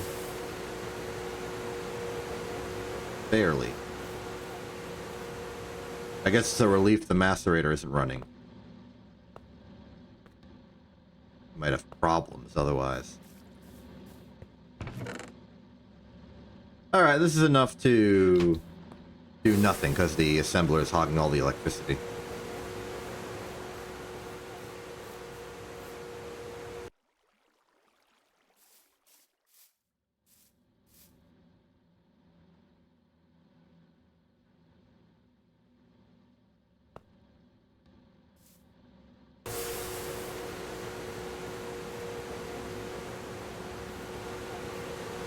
Good. Smelter's good. Assembly machine is working. Okay, let's just assume everything's going to work right now and think of the question of where the heck are we going to put this tank?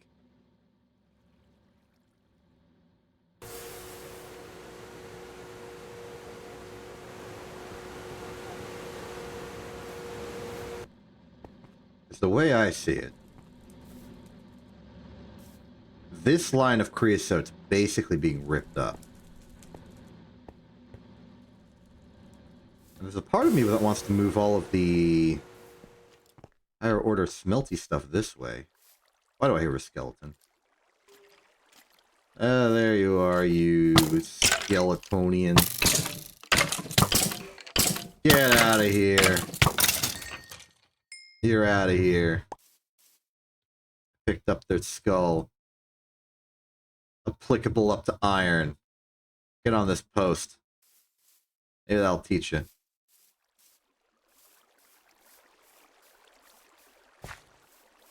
Cactus Valley still going good. Why did I use charcoal for the remaining? Well, this will already be a good enough ratio for when it realizes something's wrong.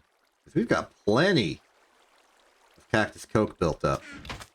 We can do some overclocking for a bit. Our tank's going well. Smelter of the alloy is going well. Centrifuge is almost out of space. Let's clear up some room. In. Got another stack of pirate ready to go. Do we have any takers? No takers. We may need more furnaces.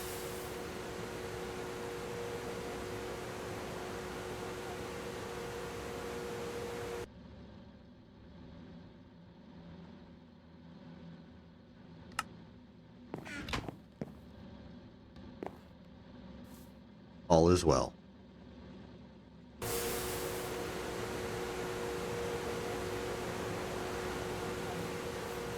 Let's work on some of the components that we'll need. 8 pumps at the very least. And I know from my own memory... Oh, did we really run? Nope. There's a stack.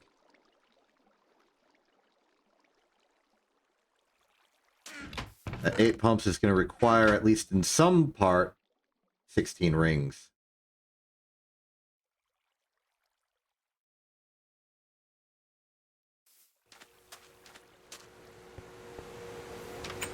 Other components we're going to need are obviously the entire motor.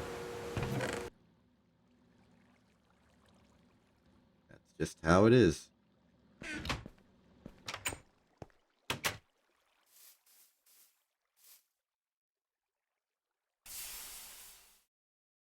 Surprised it takes this much, like, mechanical, electrical effort to make the iron tanks. We're not even halfway there. We're about to be, but we're not there yet. Awkwardly, we're mostly confined to our steel machines. Or steam machines, I meant to say. Bronze is done.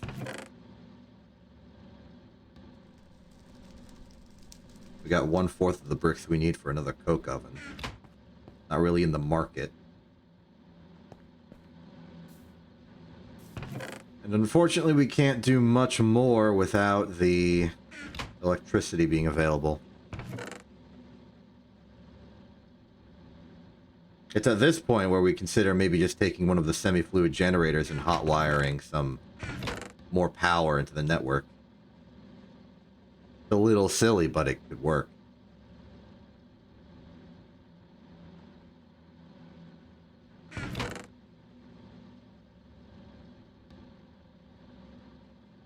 I think for the time being, we'll...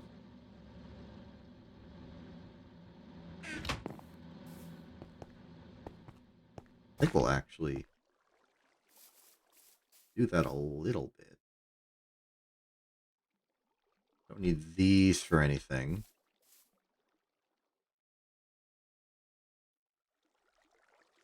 Could make more rubber.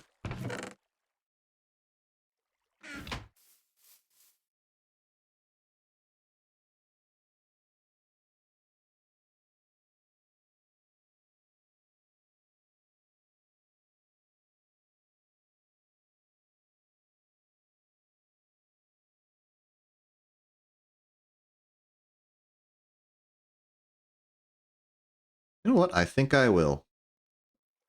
I think I will do just that. We can get the system onto its own circuit.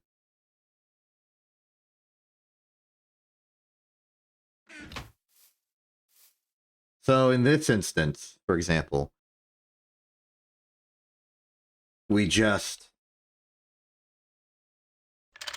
snip that, snip that, close the entirety of that, snip that. So now this is purely going to this.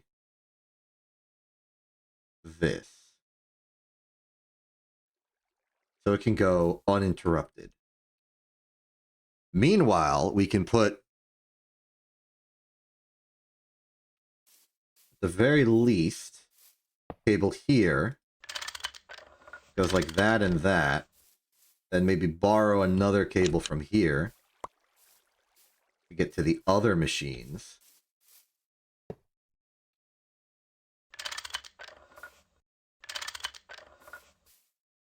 And then we put the semi-fluid generator there. Manually bucket over some creosote for the duration. And call that logistics. It'll be even easier with the fluid cells, of which we have 2. But of which we have, I don't know, like 16. That looks like we got 10 available just from scavenging. 14 even. Excellent. Alright, semi-fluid generator, get in there. Power output that way. Connect wire. Go to one of our overflowing creosotes. This one will do.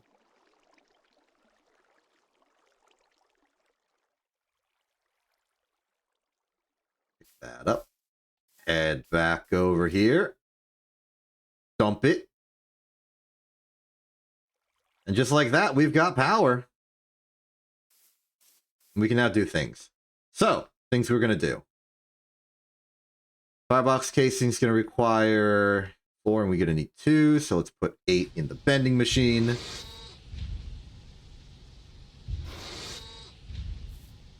Ain't this great?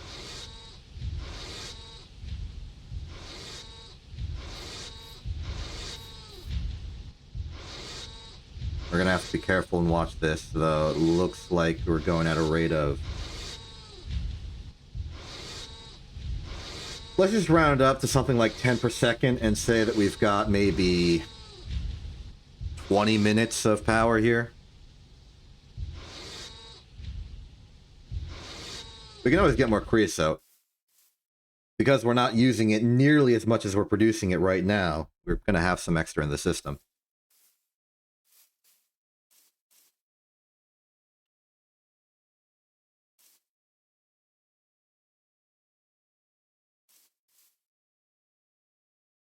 Bending is complete. We're going to need the frame box. This will make 2, but we also need the rods for the result. And we have 1 bronze frame already, so 4 in the lathe, half for a next frame box, the other half for the... Oh, no, wait, we need 2, so this is actually going to need to be 12. Yeah, okay. Maybe even 16 because we don't have access to this for the next 2 minutes. It's not like it's materially any worse, it's just more processing.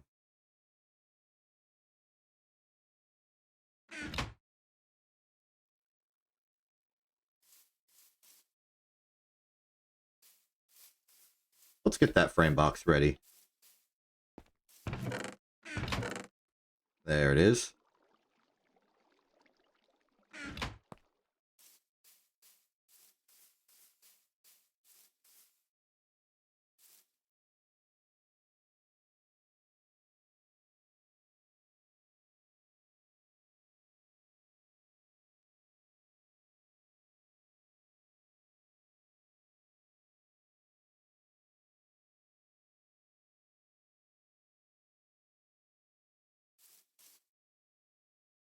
more is enough to start.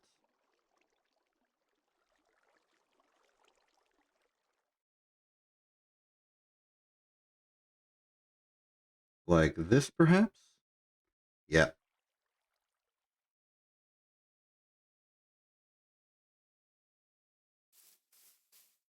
Let's keep going. We pause for a lunch break.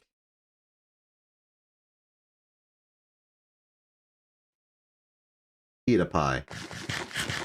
And eat a veggie sandwich.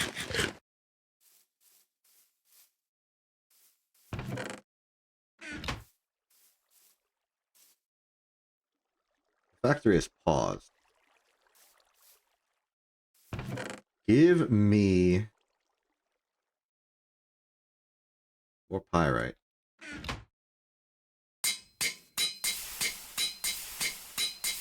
Stack of iron, stack of copper. Now this is a stock. Wait, this is the wrong chest. Oops.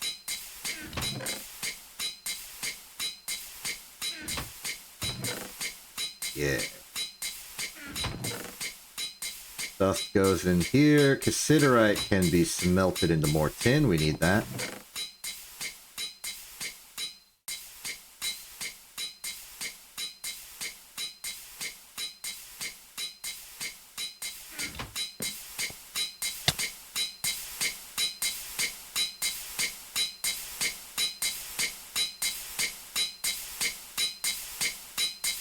This will go in the mixer. Oh, I forgot to overclock. Good thing I looked. Okay, for no iron remaining.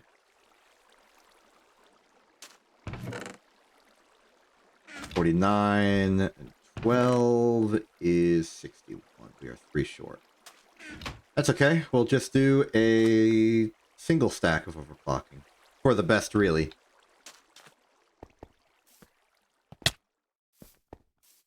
After all, the small pile of ash that we can't extract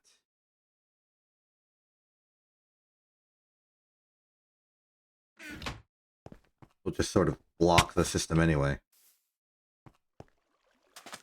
Here we are.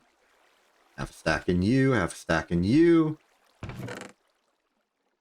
Go forth. Put these back.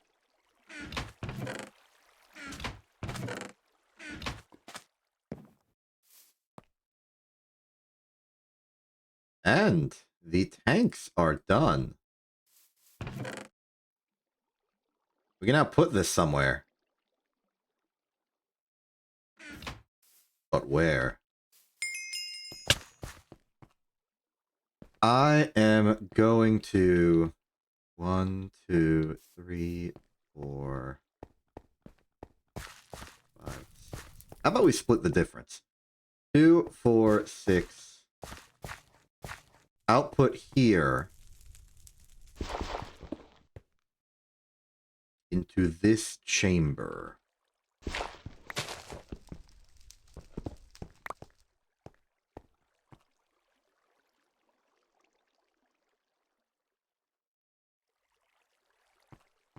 And I will take the time to make it tall.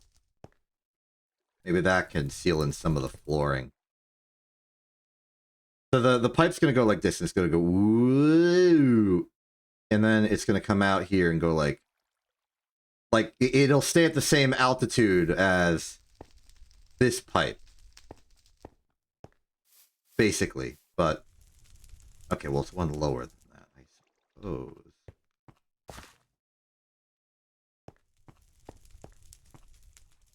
So maybe one block up, and it's like 1, 2, 3, 4.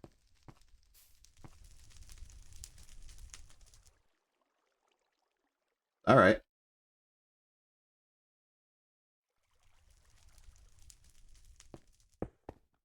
One, 2, 3, 4, 5, 6, 7, 8, 9. I'm assuming we can do that.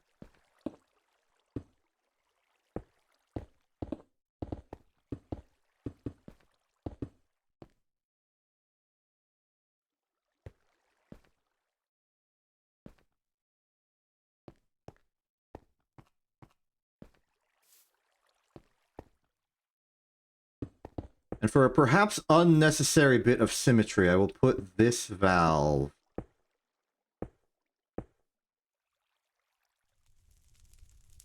here. That might be illegal.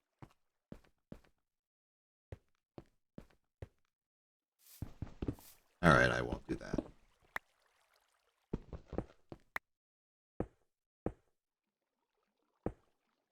There we go.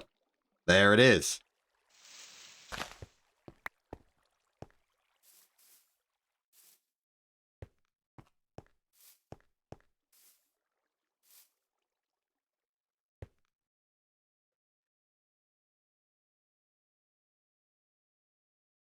That'll be able to hold pretty much all of the creosote.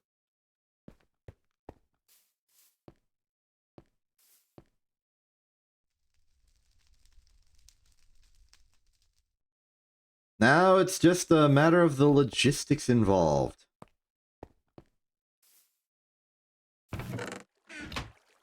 Let's start on those logistics. Supply's going good. We're at 9 stacks a log. It'd be worthwhile to do some lumberly action. More coke oven means more log we need. Let's start with the basics.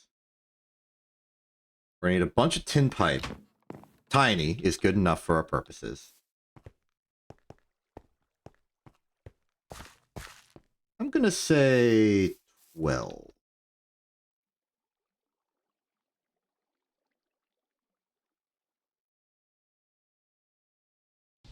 I may as well put some extra. Meanwhile, the lathe here is done. We can go over here, turn all of this. Do another case.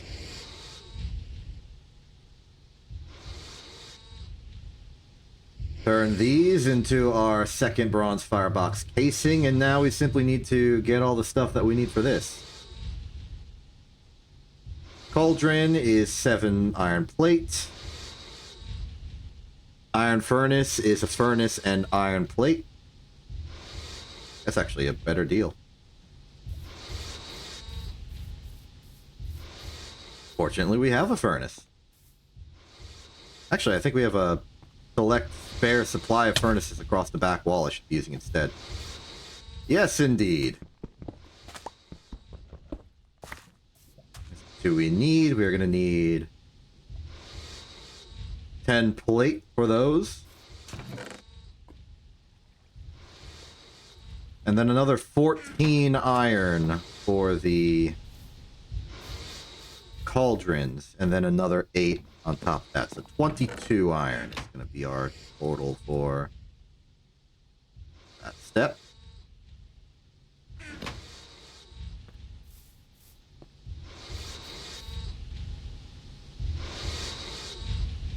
There's a bit of a queue at the bending machine.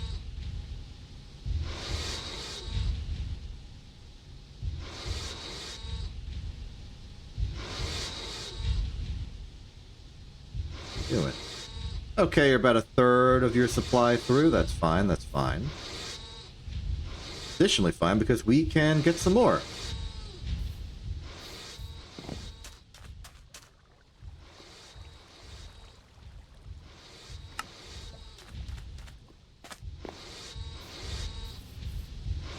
Here you are. Oh, you got plenty of fuel now. Plenty of fuel.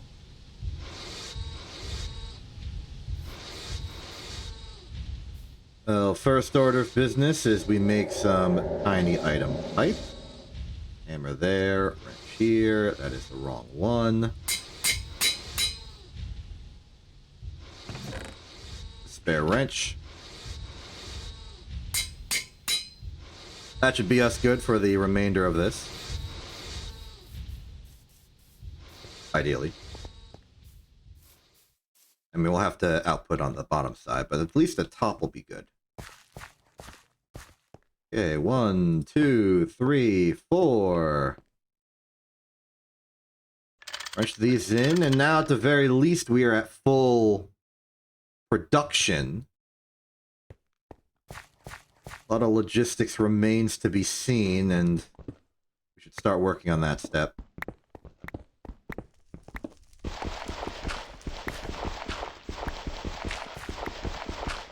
Guess this means I now know what I'm going to use my spare barrel for. This. Let me move the F7 menu for a second. I need to know where there's problems.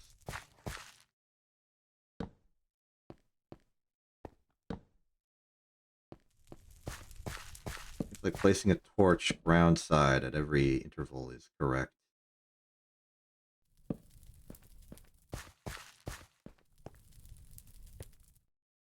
Okay. Now we are going to need 1, 2, 3, 4, 5, 6, 7, 8 hoppers.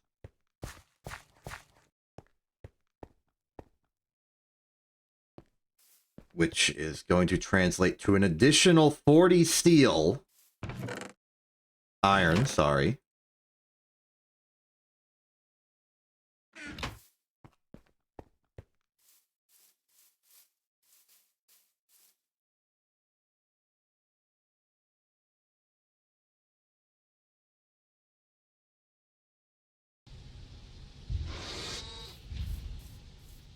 One thing at a time.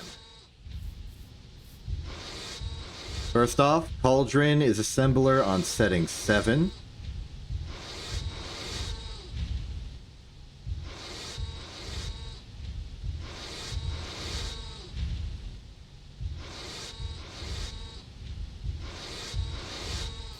One thing down, many things to go. Bronze dust is now dust.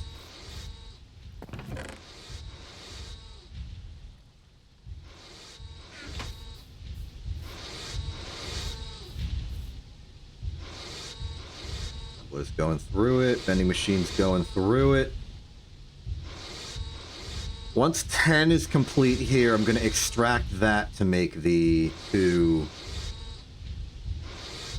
iron furnaces we need.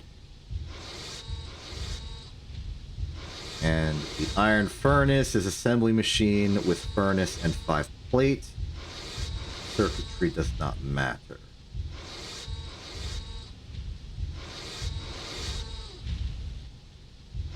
I'd actually rather go without circuitry so it doesn't accidentally make another cauldron.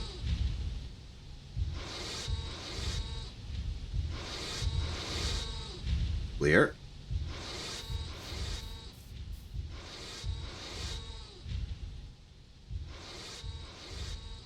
Sulfur boiler, plates around the outside, casing in the middle, cauldron on top, iron furnaces on the bottom. We just got the redstone quest? Why? Oh, it's because we made a cauldron? Huh. Weird.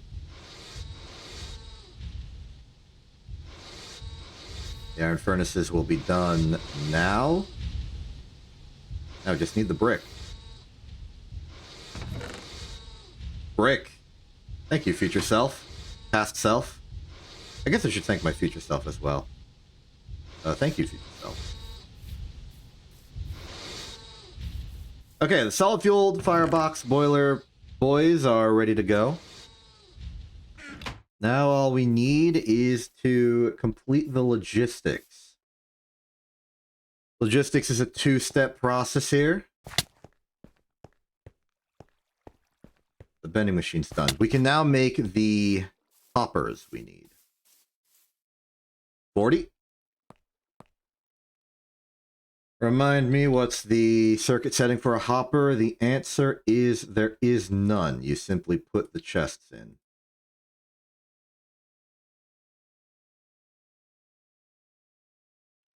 Yes.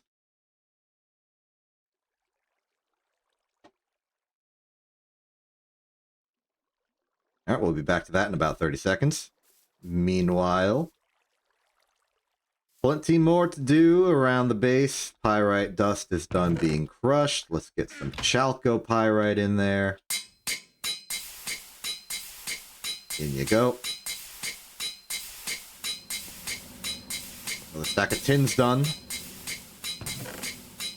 Get a stack of pyrite ready.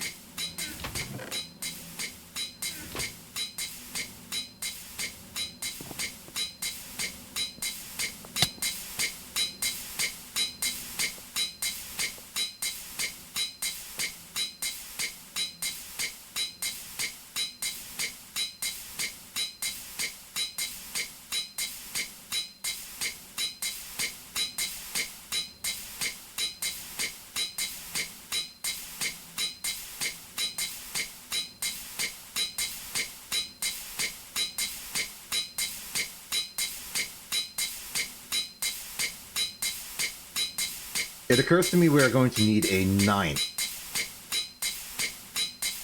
hopper to extract it from the barrel we're going to be using. So, I elect we just sort of ransack this one.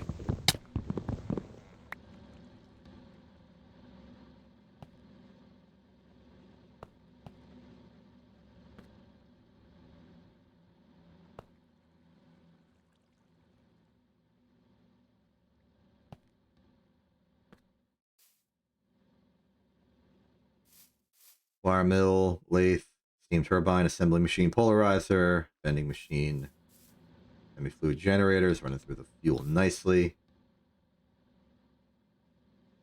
What am I doing? I'm doing this, okay.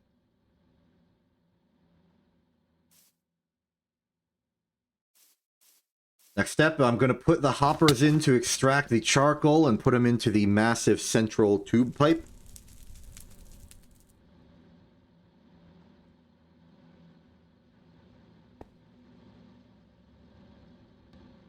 Separate to this, I'm going to make a... Well, that would require me to shut down the creosote tanks, but we are ready for that. Well, no, we're not. Well, yes, we are. Kind of. Let's just start with the actual interior hopper thing.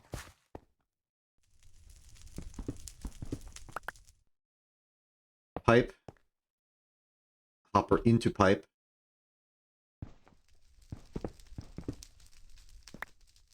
Hopper into pipe. Doot, doot, doot. It's in our best interest to set up the hoppers first. Simply to keep space around. Doot, doot, doot.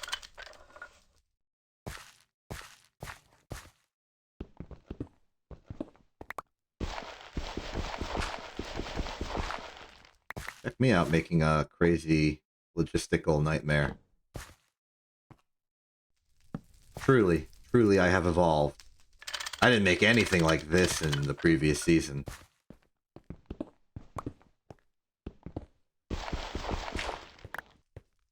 Closest, I think, was the benzene thing.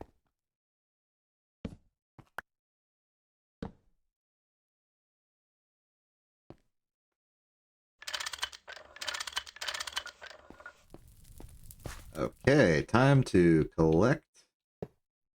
2, 3. 1, 2, 3. 1, 2, 3. 1, 2, 3. Okay, these should all be connected. And it looks like they are.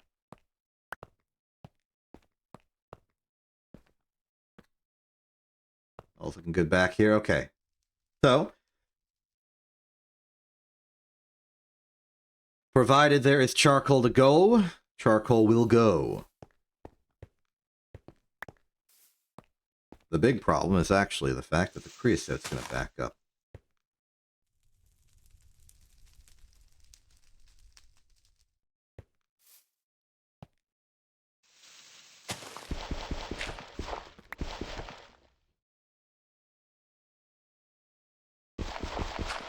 This is where I'll put the makeshift barrel bypass, unbypass.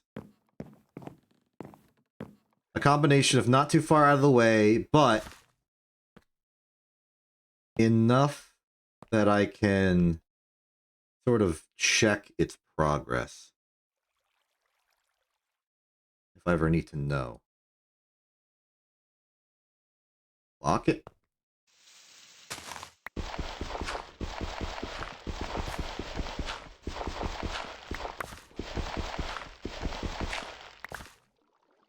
Hopper is simply going to point straight down. Repossess some of these pipes. Go like this. Connect there, connect up.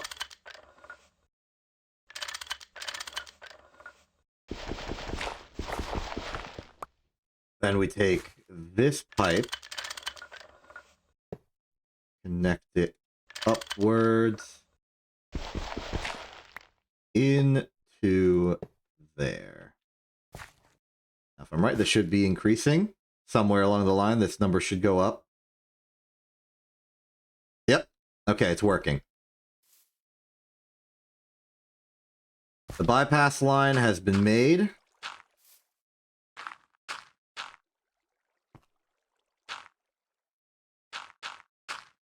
We can now check its capacity here.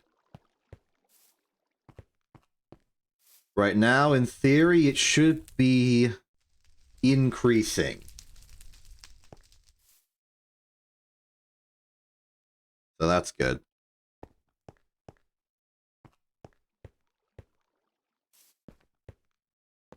Granted, most of it's going to be going into the hopper for right now, but as we can see, the hopper is getting larger. Ever so slowly, ever so surely. Okay.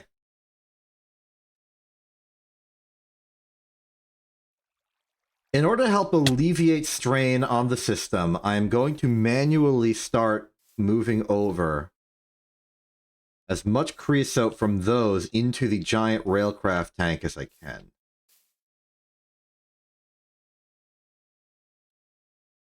Once that's done to a certain degree of, seems like it's going good, I will then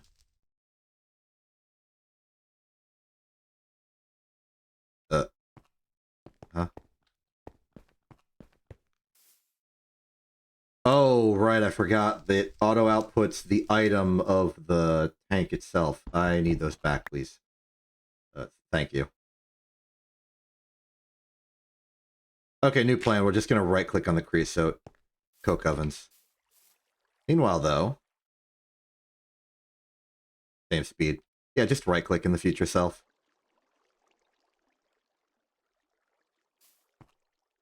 Still, though, I want to check the ones that are present to see which ones are full and which ones are empty. This one seems to be the major culprit.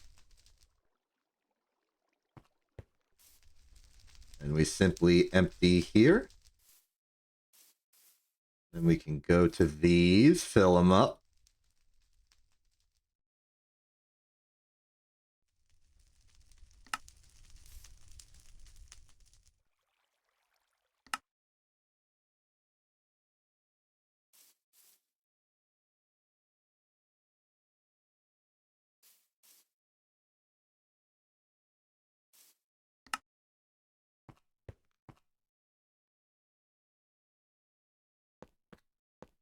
Okay, I think for the time now, the risk of overflow is reduced enough.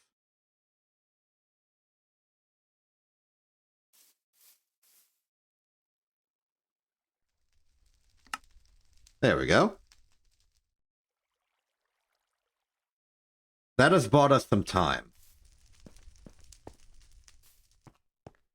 We're going to use that time to make the motors we need.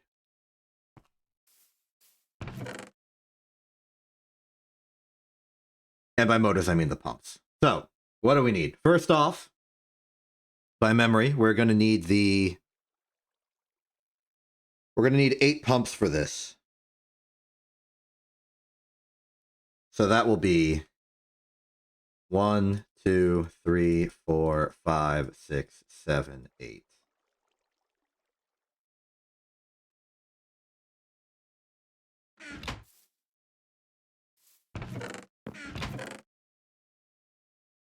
The iron requirements, though, are going to be tough. 1, 2, 3, 4, 5, 6, 7, 8. And this is just for the motor step of the process. There's plenty more to do after this. These will have to go into the lathe. I could have just done the math instead of counting it out. That's not my problem, though.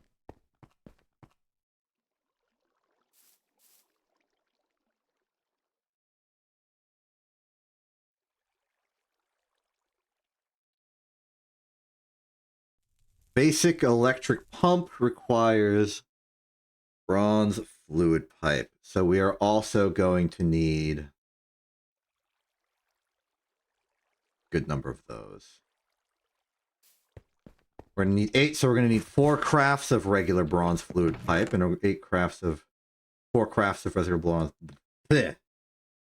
It's 6 each, so 1, 2, 4, 3. Not necessarily in that order. And we will want to bend these, but we can't because the lathe's in operation.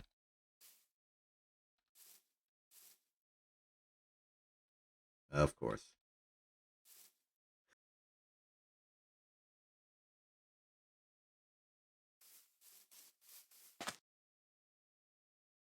Yeah, I'm thinking about it. Theoretically, we could bring the other crazy creosote monster over here. Split that off, use that. Power that.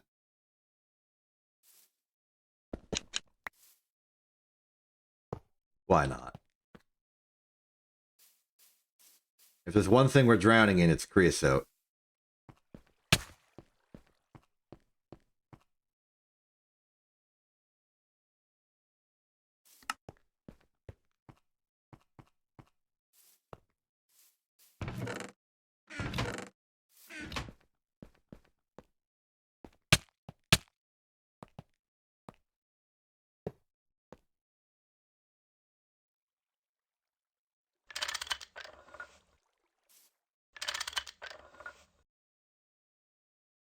All right, in you go.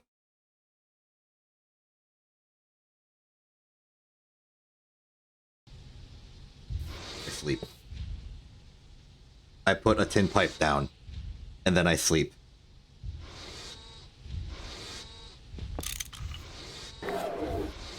What?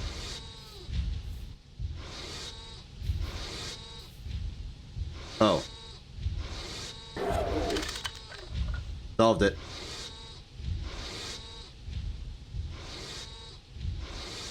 It was not taking the power evenly.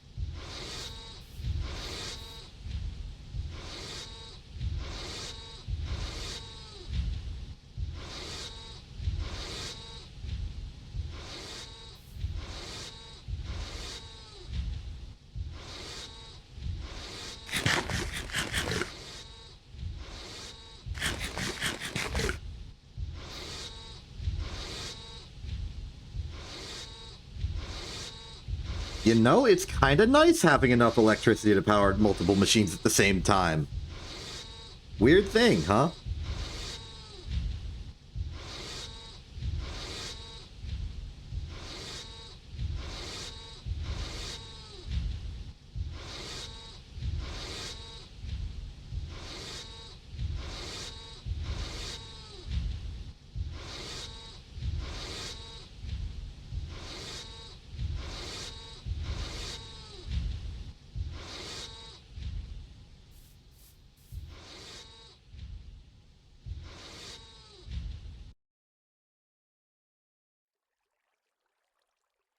There we go. That's the 8 pipes we need for the pumps.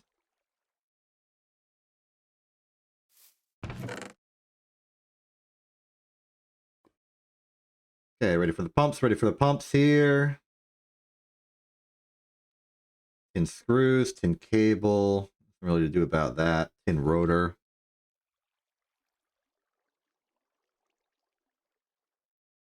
Well, running the math. I think I'm just gonna buy some tin cable. By doing those daily tasks, we're now the proud owner of way too many technician coins.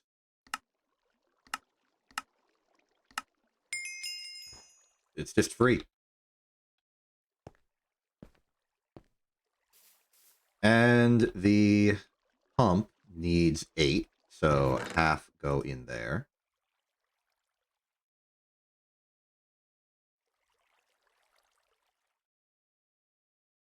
This is not enough for the motors, so we shall make the rest by hand.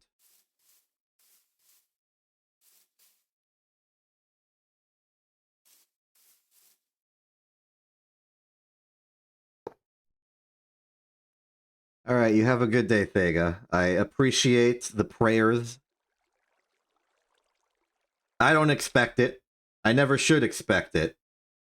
Unless I do some actual proper marketing, which I never do. So let us not despair should it not happen.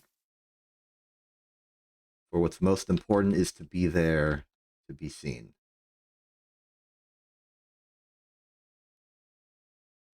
Crystal Leaf.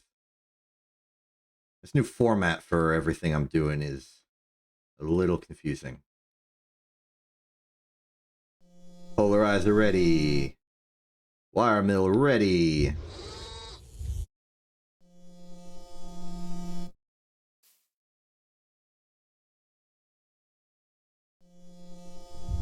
Thank you.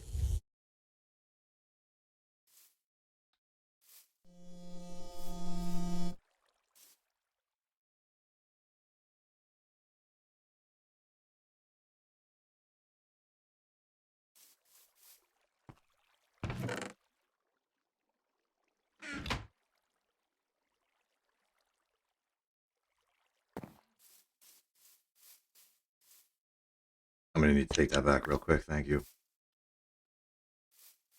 All right, let's make those motors. Wait. I can't. I never made the copper wire.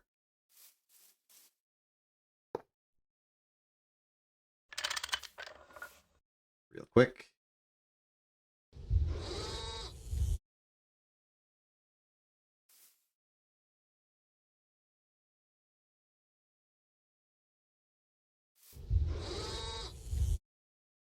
Inventories are clear. That's good. How are the steel going? Oh, just in time. We're going to need to swap out to a new fuel. It just so happens that I now have enough cactus coke for another stack.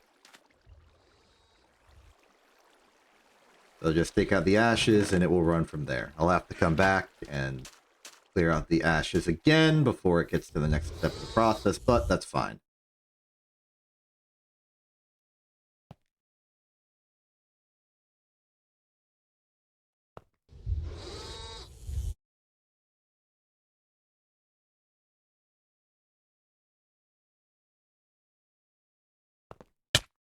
Charcoal box is still waiting to be filled. Hopper is at 2 stacks now. Very exciting.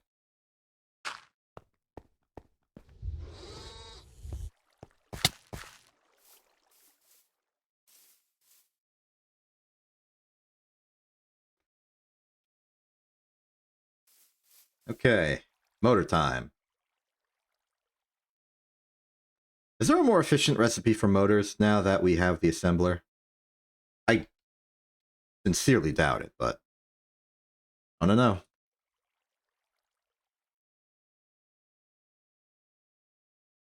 Nope, that is the good old classic standard recipe for motor, simply represented in a matter of its raw materials. And it appears like there's no way in the entirety of... Okay, well, this might be a way. Yeah, this looks like it might be a way.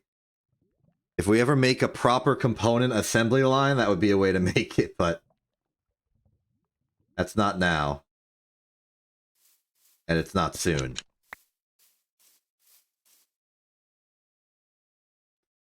There's our motors. Put them in here. What's next for the pump?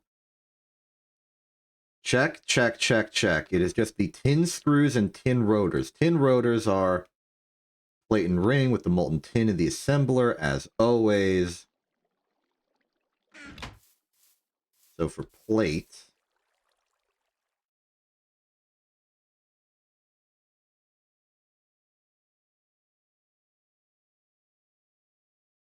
there's our plate.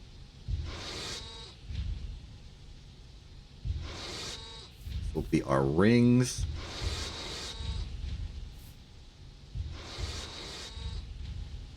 We will also need the screws. So 4 more in the lathe.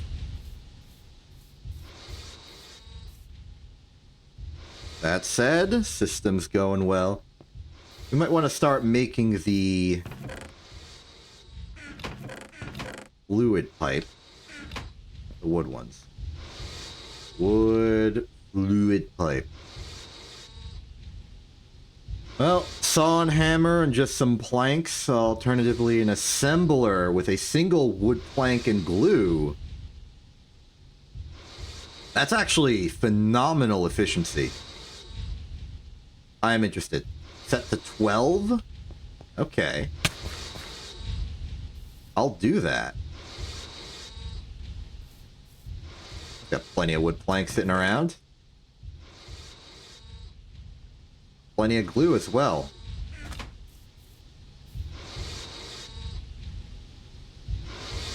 See what you can do. The cost of 10 seconds and a marginal amount of glue. We are going to be rich.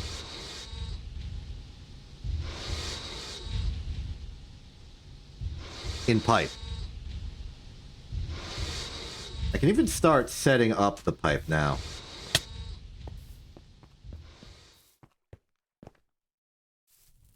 At least the part that goes into the tank. There we go. There's some, there's some, there's some.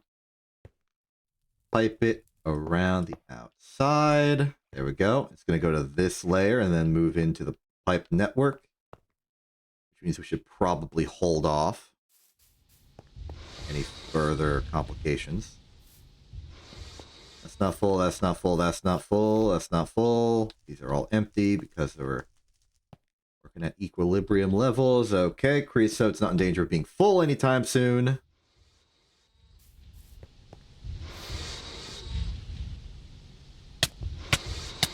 The tin for the plate is almost done. How about the pipes?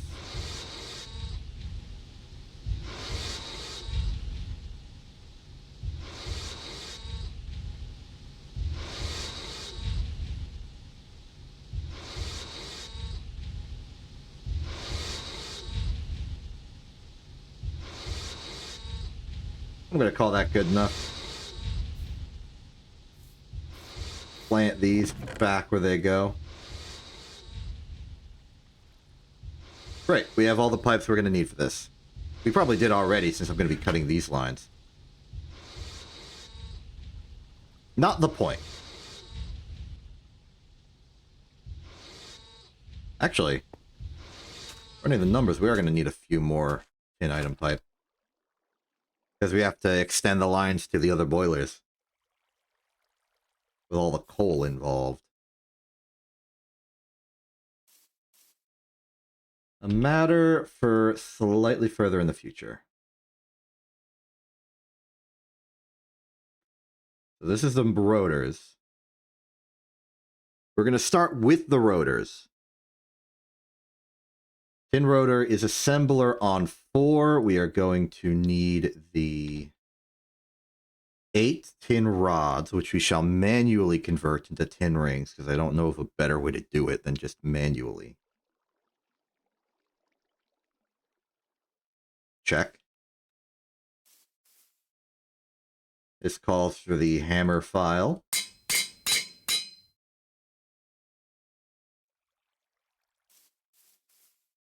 Then, on setting 4, we are going to need that, and our collection of molten tin. Molten tin goes in there, the rings go in there, the plate goes in there, and we shall now create the 8 tin rotors we need for the pumps. After this, it's a simple matter of the screws.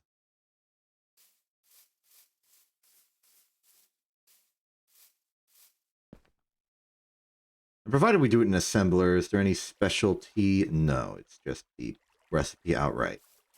Good to know.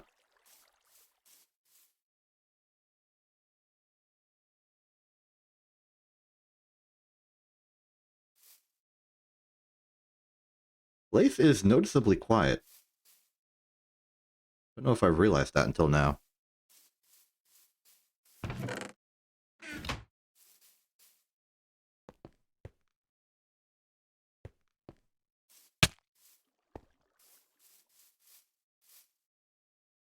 Okay, that's that. Take out those, reset this to 0, and get our components.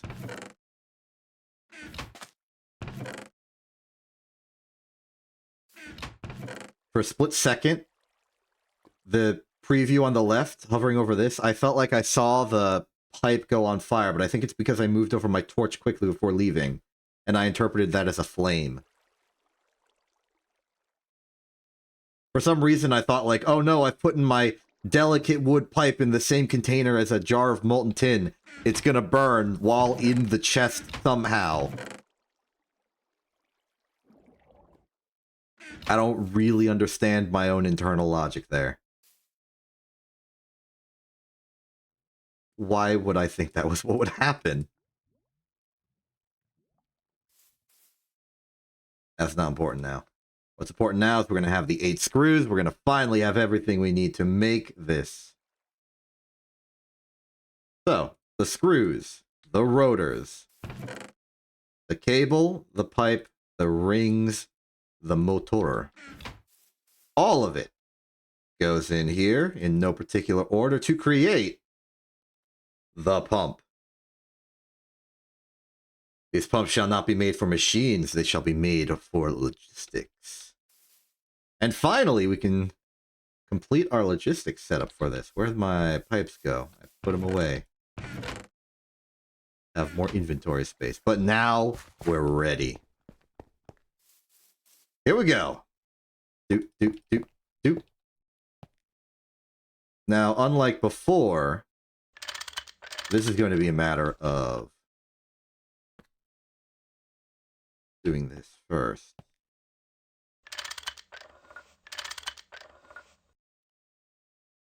We want to import. We want to input. Here's the line.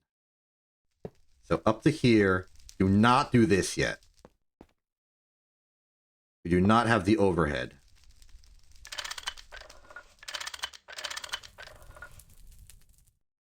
Input. Input. Do. Pump, pump. Oh. Import. Import.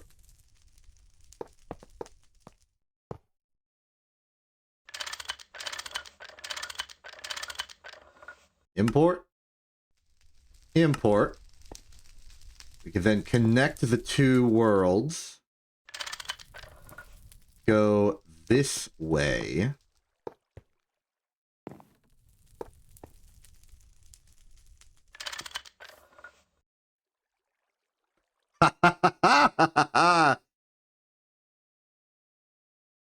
It's beautiful. Our creosote assembled.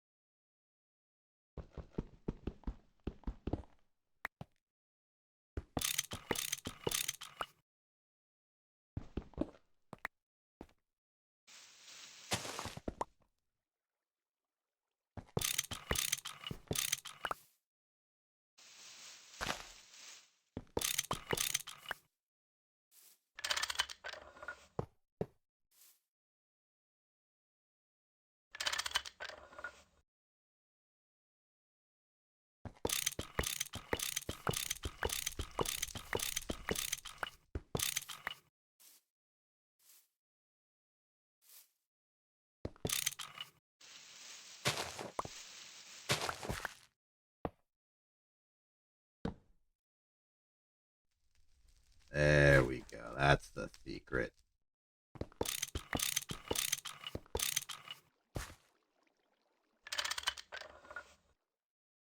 I can get to those if I break this ceiling.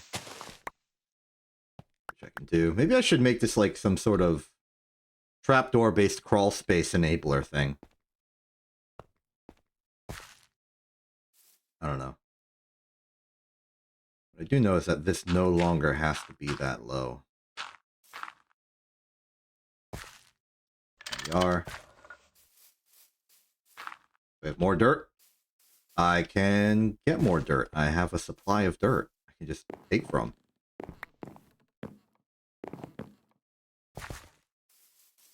Flatten out all of this. That's good. That's good. And now working. Branch up.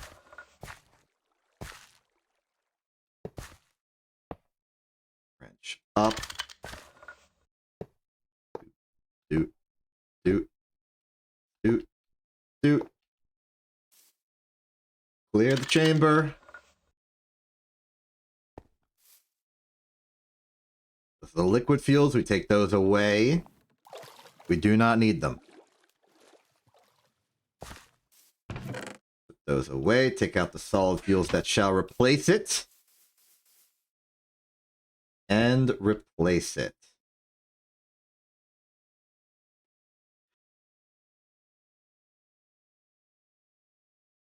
To confirm?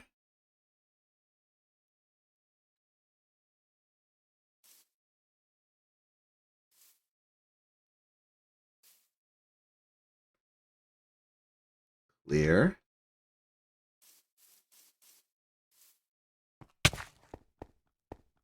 System going good here. Pipes are in. Hopper is filling.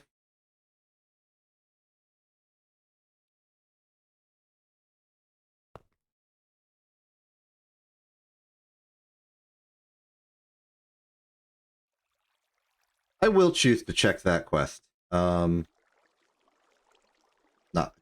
go to the quest. Hopper. Yeah, tell me. Hoppers come in handy when you want to automate your machines. You can input wise. You don't have the input rate is much slower, and the hopper may be beneath its source inventory. That don't tell me much. Would have liked to know the actual numbers.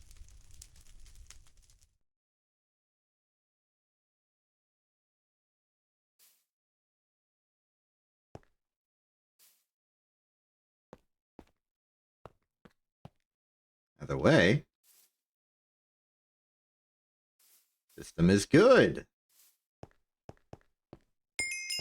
Hey, we can buy more tin cables. This is filling up. You're emptying. You're empty. Empty, empty, empty, empty. Very good. You're empty. You're empty. You're getting there, I hope.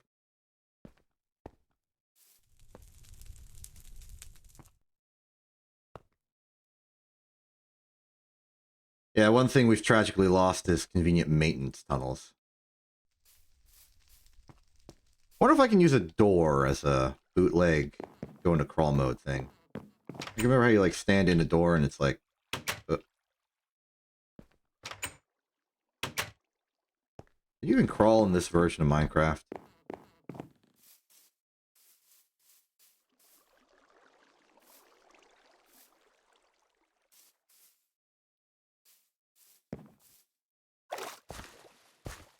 Well, you can't swim, so that's not a good sign.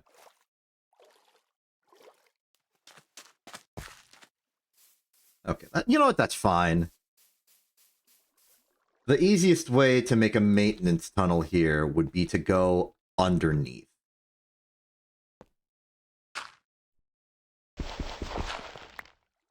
Let's just seal this up. We'll leave that torch there. Seal this in.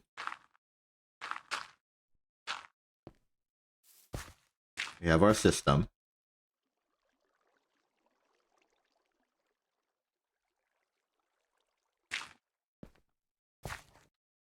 Call that good.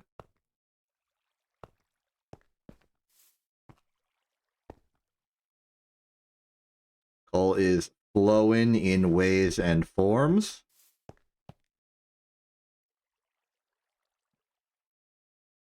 It would be in our best interest to help distribute.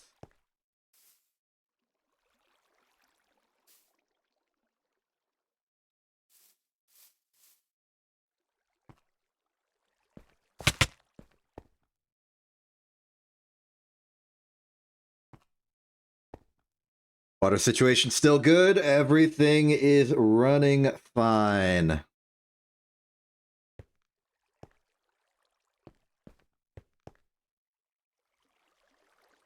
Get rid of this. No, and I am now doomed.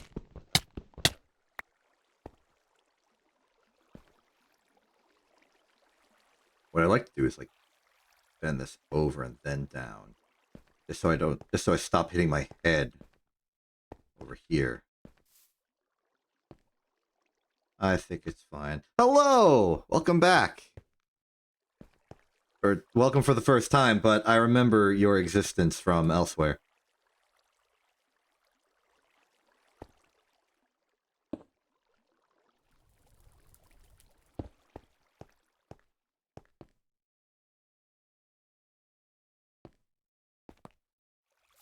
Okay, systems here looking good.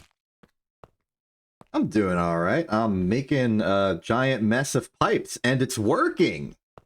Despite everyone's expectations. What the heck? Why have all the new people been, like, really, really generous with the subscriptions? I've gone from a solid, like, 6 for the past millennia to suddenly 2 more in the course of a month. Alright. Big ol' creosote tank, real. Big ol' pipe out here. We can now actually permanently power whatever we want. And going on the logic of these two generators, I think I still want to... Yeah, we'll go with a crazy compromise.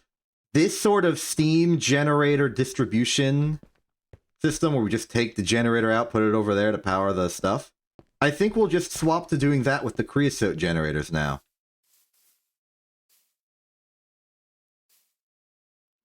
You're not doing anything right now. No, of course not. So we can just pick this up, put this in as a permanent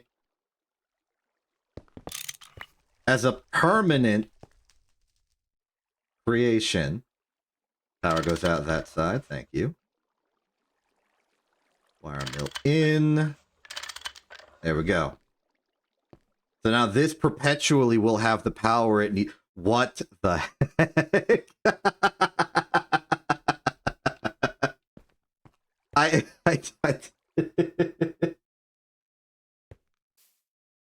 I don't have the emotional capacity to deal with this right now. I'm just gonna let it go. But for the record, because I have not made the alerts yet, 1 sub from Sapphire RLX, and then an additional 5 gifted from the same to various people of various form. This is absurd. Also, thank you very much. I think I am gonna act if this is gonna be the threshold where I suddenly become famous. I'm gonna have to make those Twitch alerts, aren't I? I'll see if I can wrangle Quint out of his job-based retirement. See if we can get that done. Because he made the follower one, and I know you didn't see the follower one because you followed while the stream was off. It's pretty cool. You have my permission to unfollow and refollow if you want to see it. It's nothing fancy, but it will give you the sort of gist of how this works. Meanwhile, going back to the thing that isn't making me blush right now, the creosote's ready. We now need to move... Yep, there it is. We're going to move the LV machines indoors underneath. I'm going to put them to the right of the tank from this perspective. With all of the lack of inventory space I have to do that with. And go from there. Let's just dump them here for a second, just so I can handle the movement of them all. Yes, let's make a room underneath where the cactus farm goes. We'll extend this out sideways. This will be our LV chamber. I won't have to worry about precipitation, even though this is a dry biome, because we will simply be underground.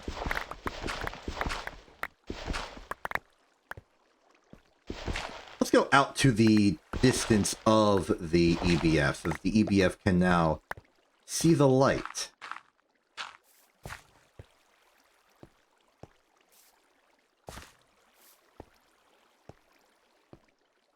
I guess we'll keep the EBF at one elevation lower, keep this as the floor, keep going. And then let's say out to the distance of the tank. The tank can be against the wall. Interior design.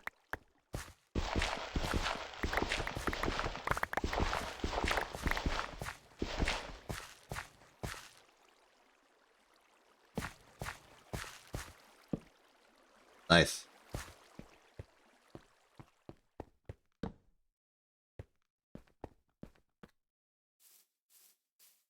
Ooh, and separate everything. That helps solve some of the clay shortages.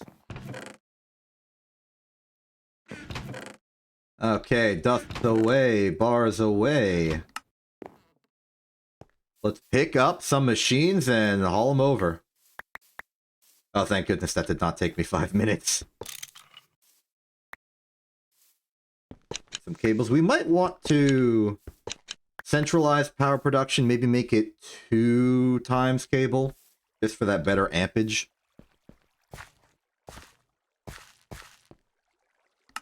And we got the room for 2 more machines. Let's take the ones not connected to anything. The forming press. And the... oh, fluid. I don't want to keep the fluid separate, so let's take the mixer, because that mixes dust.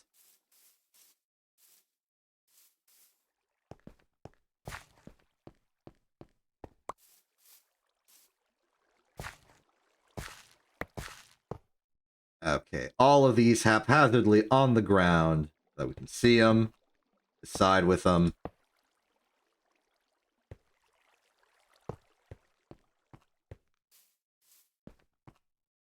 If I was going to the next stream, I could make that my surface for the intro. Oh, there was rubber in there. I forgot there was rubber in there.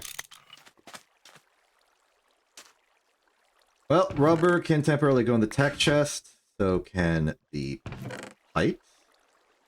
So can these weird pipes that have stuff. What the heck is this? I'm getting like weird Twitch things I've never seen before. Pipe chest. Hello, okay. Oh, we got a lovely emote of some kind. Here, let me press the button that shares it. Cool. We're now the proud owner of things I've never seen before. I'm not used to doing the, like, Twitch platforms exclusive specialty stuff. Or even, like, the social side of streaming. I mostly just emphasis on the game. That's why there's, like, no overlay except for the chat, Excels, which is in the chat, and me. It's a very tight operation.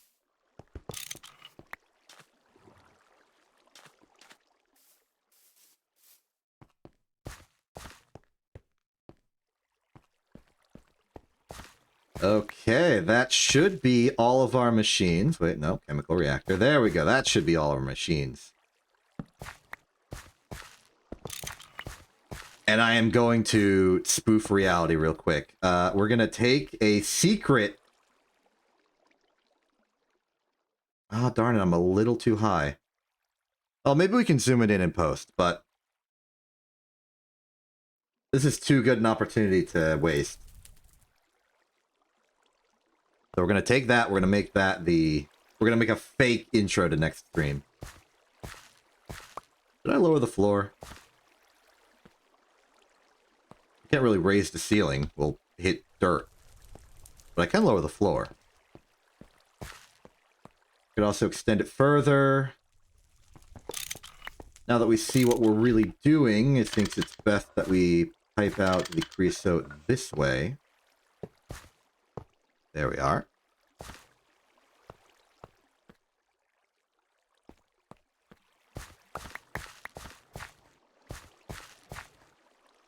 As far as the machines, we need to make choices about how we're going to distribute these. You know what? Let's go for the thick tin cable. And I'm going to go overboard for, like, absolute future-proofing. We're going to go...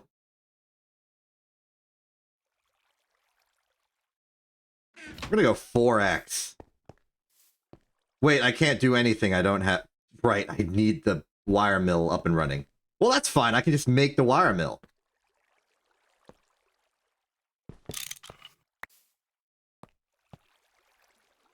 Let's say... Box there. Pump in the creosote. Call the front side the output. Yeah, that's good. Temporarily hook up this single cable. Find the wire mill and all this mess. There it is. Put it there. We got creosote. Put in these on setting 4. Am I mistaken?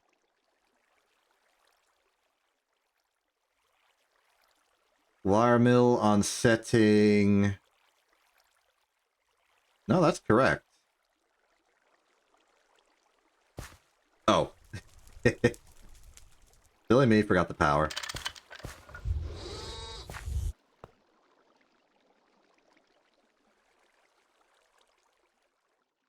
And then we don't even have to worry about the rubber cable or rubber sheets for this, because I already have a near stack of the stuff in reserve, which I'm already holding. How convenient.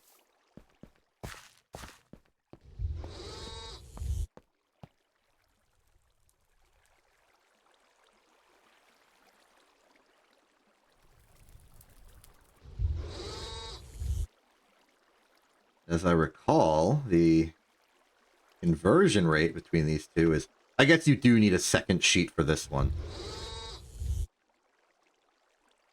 Yes, okay. So 2, 4, 6, 8. 2, 4, 6, 8. It's going to be 16 to the 8 cable we're going to have.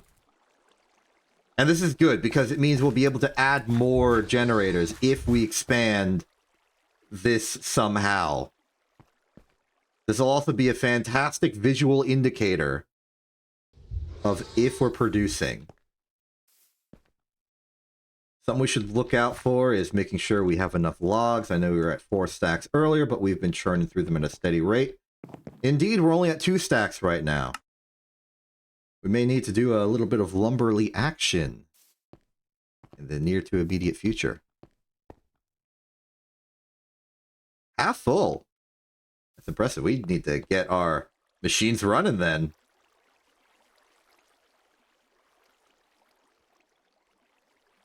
One, 2, 3, 4, 5, 6, 7, 8. Doing that manually just in case that's accidentally a recipe for like a double pressured rubber sheet of some kind. It's not, so no worries. One there. Let's get the second semi-fluid generator in line. Pump that down. It is pumping in. The power's going out. Let's get those thick cables involved. Excellent. I'm going to keep enough room for hypothetically 4. That would be a doubling of this. So it'll go that way. These 4 will connect. That makes sense because this is 4 times cable. So that would be the maximum output we could do. Let's do it better than that. If we know the maximum with these cables is 4, then the semi-fluid generators of the future can go on the bottom and then hook upwards. That's fine. Which means we would be going out from here immediately. Let's say we do that by a simple horizontal line, like so.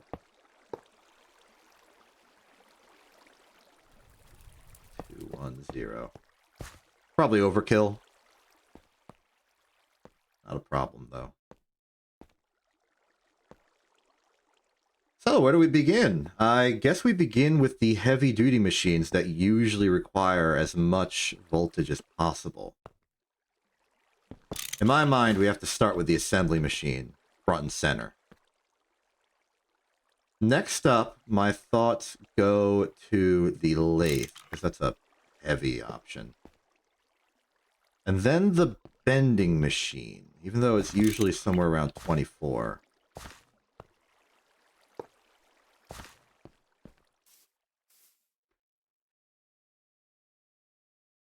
The chemical reactor and fluid solidifier need to go on the same axis. Maybe just expand more that way, instead of doing this right turn. I think it might be cleaner that way. And possibly spend less cable. Oh no. Oh no.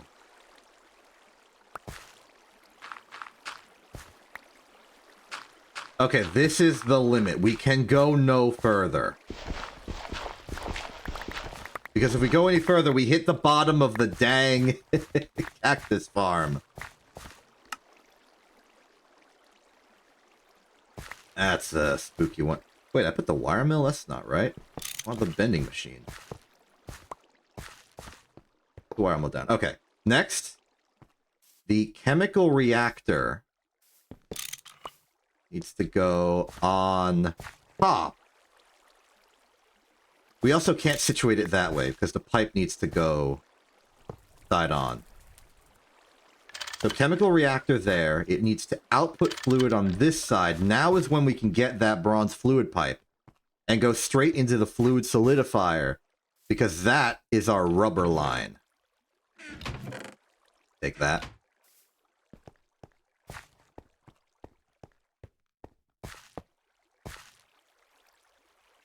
Fluid extractor, forming press, distillery, mixer, wire mill. Where is the... Is it the forming press? Rubber sheet. It's the fluid solidifier. Where is it?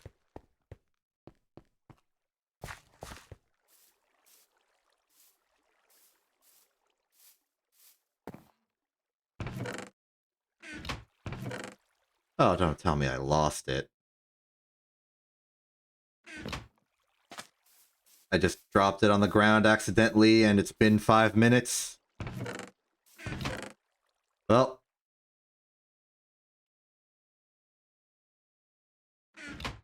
Maybe I put it somewhere foolish. That's not it.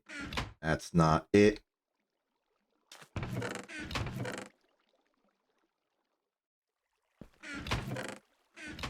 Pain and suffering. Quite a solid deal of pain and suffering. We are down a fluid solidifier because I am a fool. Seems appropriate.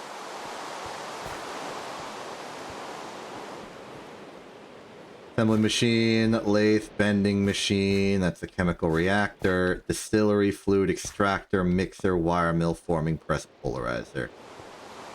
Yep. I beefed it. Tragedy is unfolding. My fluid solidifier is gone. Unless I'm wrong. cutting machine, packager, compressor. No, we want congregation. Unpackager, no. Bending machine. Interesting, but no. Extruder, no. Fluid solidifier. Yep, okay, it was the fluid solidifier, and now it's gone. Until proven innocent.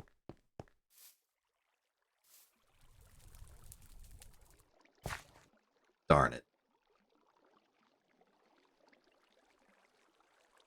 This is okay. We can rebuild. I'm sad that I lost it, and it's mostly my own fault. But it's not irrecoverable.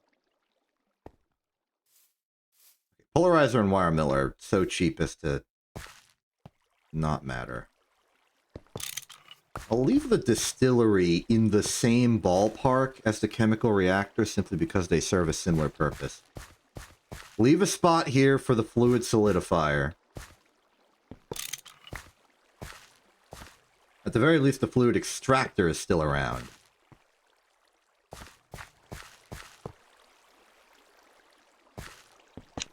Oh, make sure these are actually properly installed.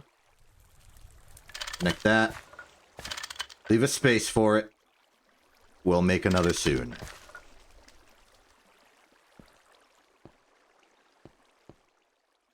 Mixer, wire mill, forming press.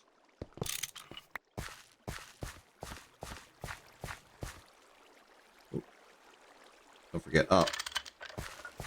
Forming press is similar, so we'll let it stay on is here.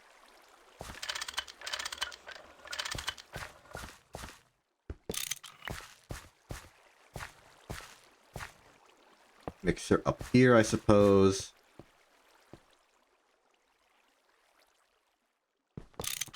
And then these two are our babies. Little old baby machines that do very little but are important to us. Wire mill.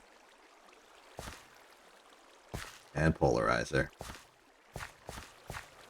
Check and check. All cables are attached as far as I can tell.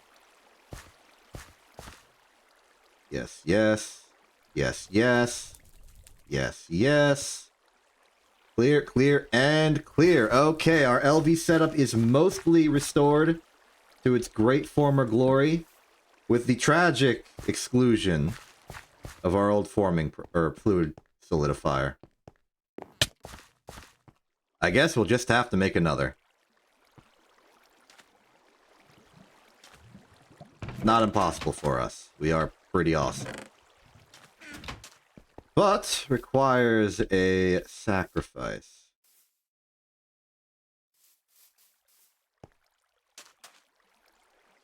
Moving in on the steel production. That's another half stack done. More ashes away. Okay. So we made a fluid solidifier before. We can do it again. It's not that big a deal. 2 more pumps. Tin cable, the glass, the electronic circuits, and a chest. This is all fine. We can simply go through the motions. And it will give us an opportunity to start using our new old machines. Figuring out where they go.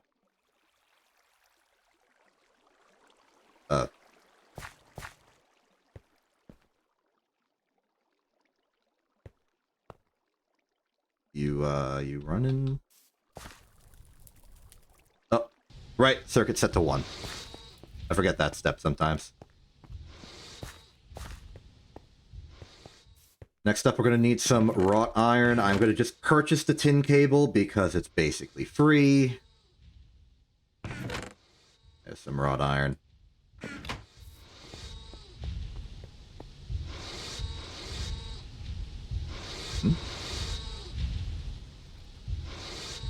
A little bit of a graphical glitch there.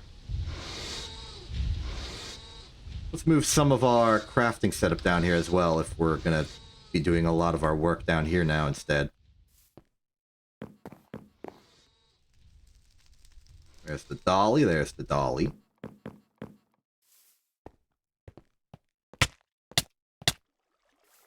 A lot of this, especially this.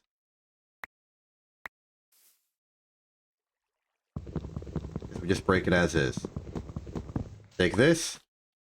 Take the chest of tools.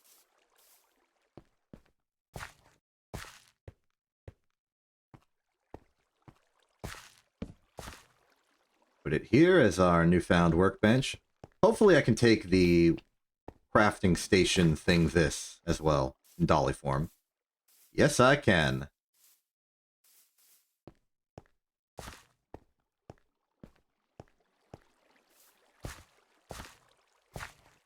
I think I'll swap to this side. There we go. Cool. Wrench for the casing. Go upstairs with... We can revamp this staircase now that downstairs is our main base.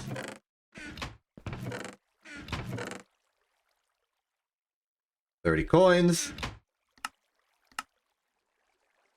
Buy me some free tin.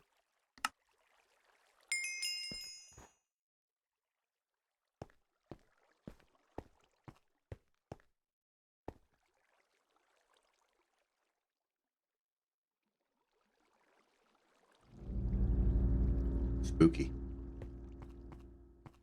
Next step is the pumps. We are going to need 2. That's going to be 2 motors. Materials for motors, that is going to be 1, 2. We've got plenty of cable for it. We are going to need 6 iron. Tin's good, that's good. We're going to need some tin rotors. That's going to be at least 8 tin, of which we have 7.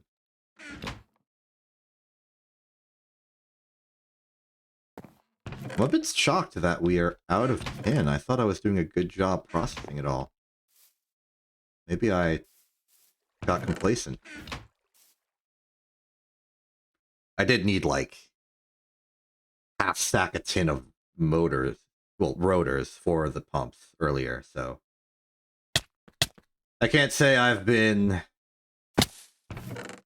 Oh, there they are. Never mind, we're good. Everything's suddenly fine.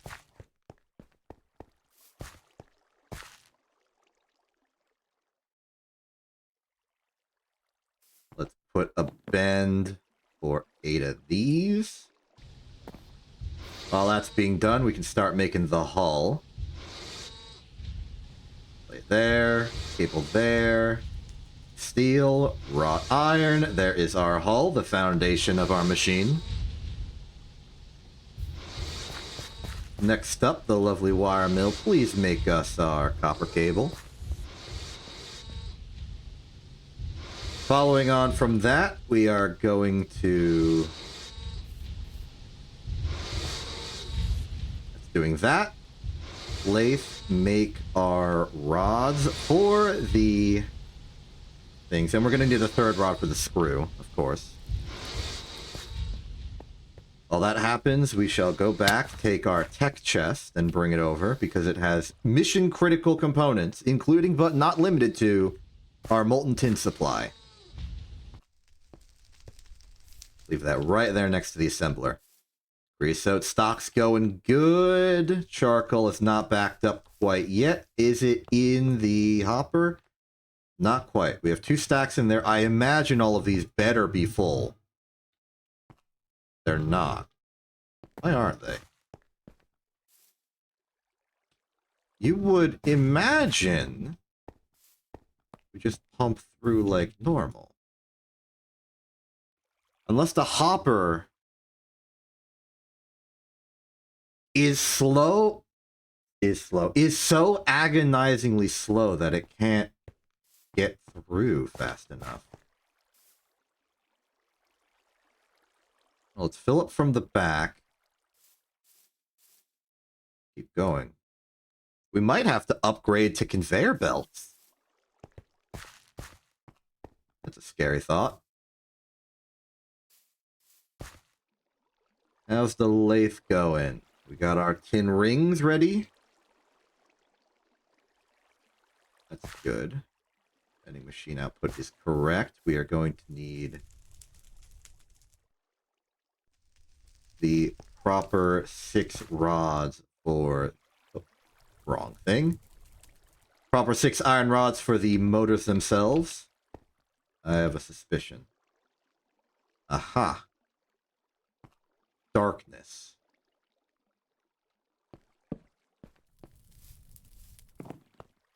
Solve some of our darkness problems. I should just cover in that hole eventually. But until then, a lovely sleepover in my own basement. Very good.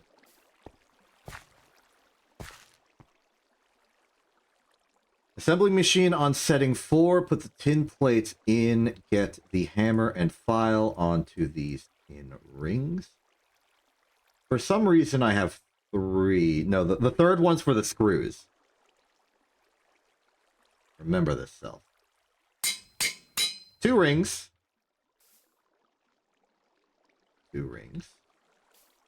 Tech chest ready with the molten tin. Put that molten in. Meanwhile, whereas we made a ring out of these, we will need to make bolts out of this. Then return to lathe as soon as it's finished.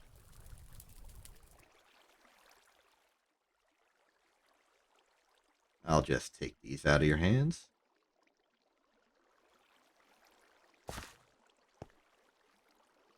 Dust reprocessing will have to wait until...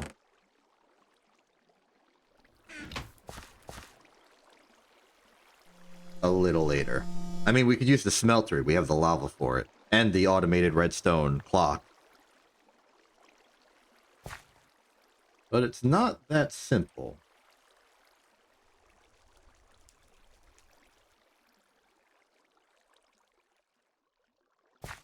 To there, copper here. Before I forget, we'll need to take 2 of these sheets and slice them into a donut. 4 times, actually. We need 2 each. 1 for the insert to the thing, and 1 for the output. There we go. Tin in there. Molten tin can leave. Go back in the tech chest. Tin rotors are ready to go. Motors are ready to go. How are my... tin screws? Excellent. We now need 2 bronze fluid pipe. And I think 1 tin cable. For each. Okay, let's get that bronze fluid pipe. Simple matter of making some ourselves. In fact, let's even prepare the hammer and wrench ahead of time. Just to be that ever so slight more efficient. And eat a bacon sandwich. Large bacon sandwich, I should add.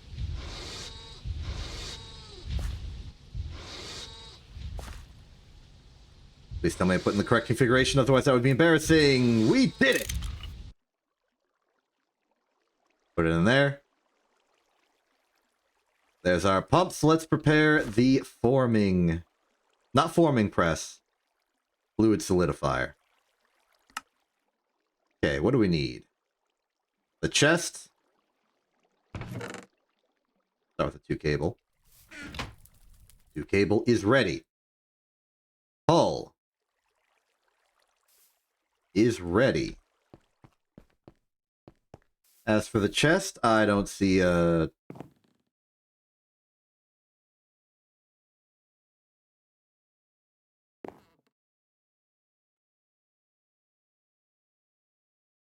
quick detour. Time for Lumberly action.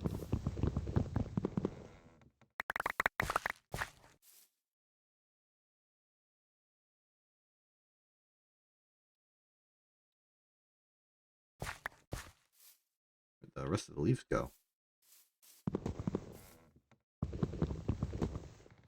It's a problem with the rubber trees being so nearby that they're getting in the way of collecting the leaves. And the rest of the tree itself, to be fair.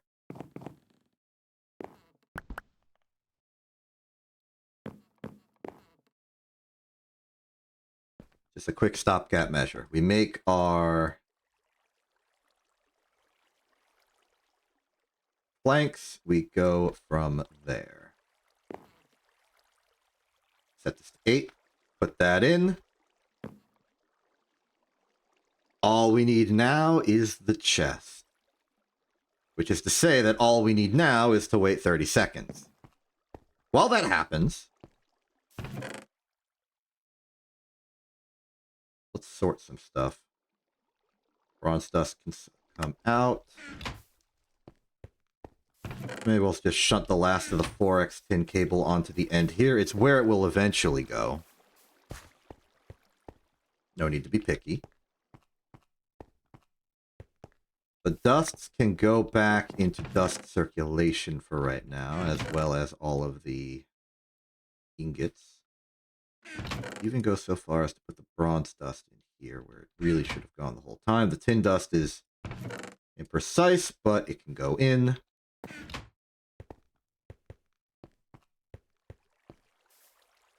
Chest is complete. Fluid solidifier is complete.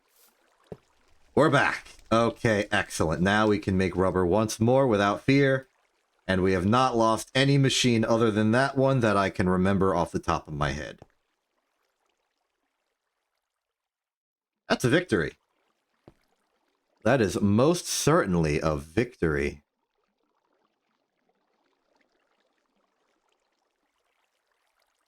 I'm proud of myself. Plate back in there. Fluid auto output on. Where's my rubber and sulfur? In celebration of our great success, I'm just going to make a whole bunch of rubber sheath real quick.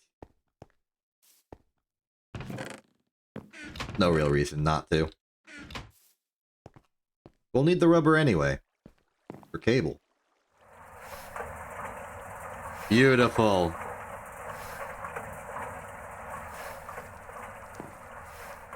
Ah, everything's going well. The factory is forming. Things are manifesting. Let's take the time to fill in this hole. Get like 2 stacks of dirt and fill that in. It seems like a good idea at the time. But it clearly isn't anymore.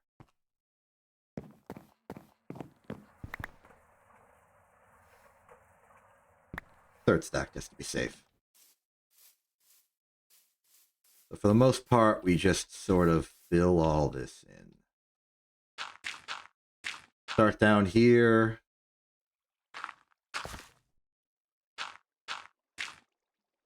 I suppose with regards to the outside, the tank can be flush with the back wall. I do appreciate having this maintenance tunnel, so I won't go any further. Just on this side, it'll be flush with the wall. I also don't see any harm in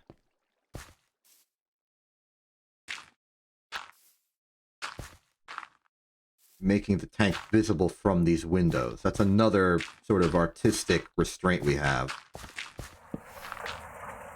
We would like to see the windows. Or see out the windows. I could move the windows. All these little different choices I could be making. Well, regardless, we can fill in here. This will act as our ceiling inside, and this will act as our floor outside. Shame about us hitting the cactus farm, by the way. We could decommission the lower level of the cactus farm, make this the lowest, like just put this on top. The reverse scry. So that this is well above the altitude and then just flows over here. There's refactoring we can do. How's it looking on the interior? Looking pretty solid. F7 has opinions. Opinions are looking pretty good. No trouble? No trouble. Splendid. This is coke oven number 1 on the cactus situation. Interesting. Great.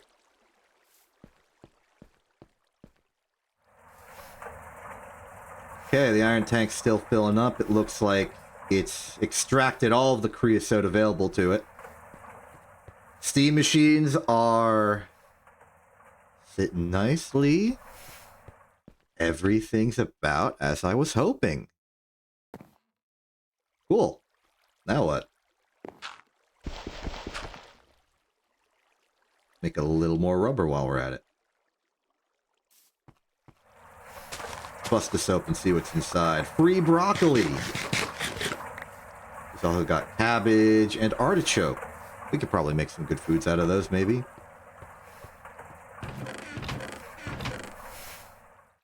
Oh, we don't have the room to make good foods out of those. That's okay. Leafy gardens are available elsewhere. We've been cultivating a good supply just out in the wilds next to our house.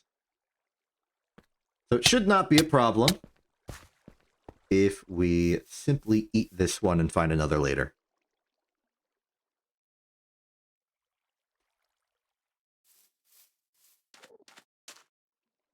Is that an Enderman noise?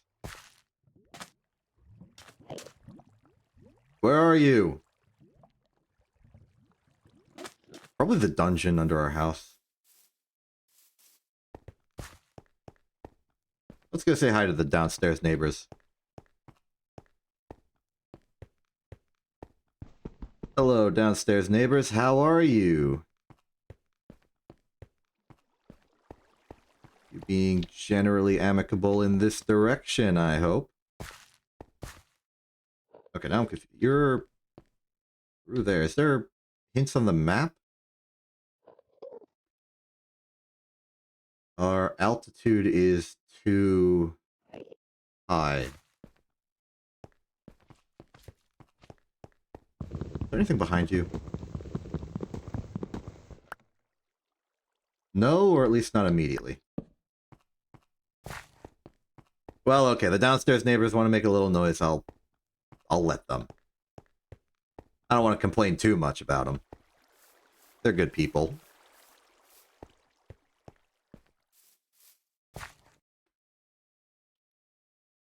We've done good work here.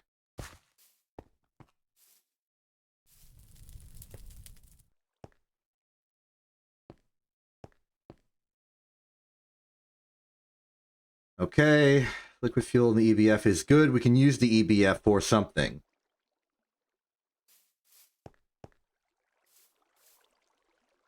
Charcoal is still empty. Lumberly actions. We do lumberly actions as we discuss our next plan. And as a random spider decides to have opinions. Before we leave fully, give the macerator some more work to do. Bunch more chalcopyrite. Let's just say the 2 stacks of it. Then we can go through the stack of copper. And most of the raw iron. I'll get bolted into there, which we will have plenty of room for. Meanwhile, we've noticed the possibility of not having enough cassiterite, so we shall make that next on the block and get that in there. Meanwhile, out this side, the pyrite has been processed, which can now be used to smelt out another stack of iron. If we have another ready pile of a material, possibly copper. Cobaltite, not good. Rubber, that's just rubber. Negative, we are going to have to wait until the mixer is done. No worries. How's this looking? Molten aluminum brass is next. Not ideal. I prefer if we could get some blood back into circulation.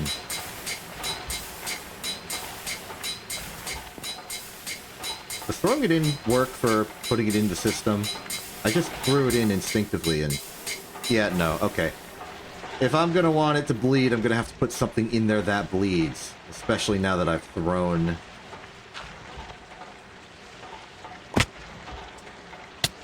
Yeah, let's just sit here for a second.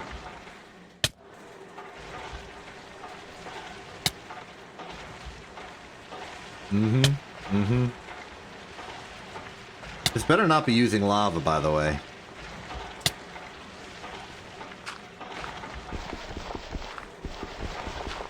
That'll work. Okay, so, back to the system. Just for right now, we use the blood as the buffer to make sure that with the automatic redstone clock running, it won't accidentally completely empty the smeltery.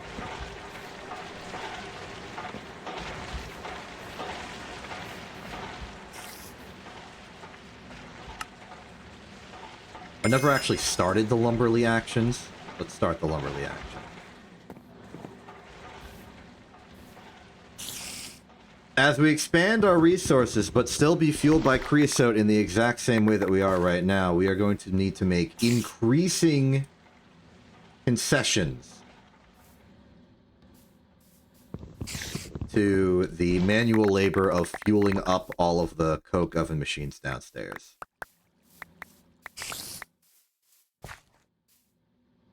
We are still sapling negative.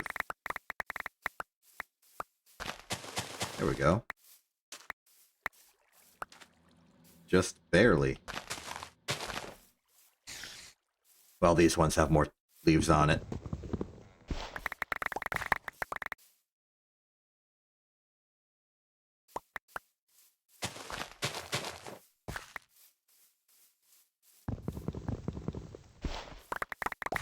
I remember watching a video documenting the statistical odds of any particular tree life going extinct just by sheer unluckiness of saplings not dropping. Turns out it's very difficult, but never impossible for them to go extinct.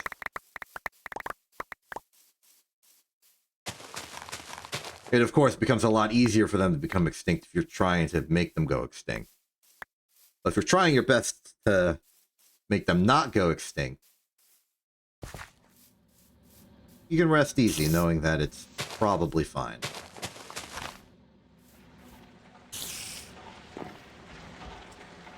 There we go. Solid 8 stacks or so. Keep the logs coming.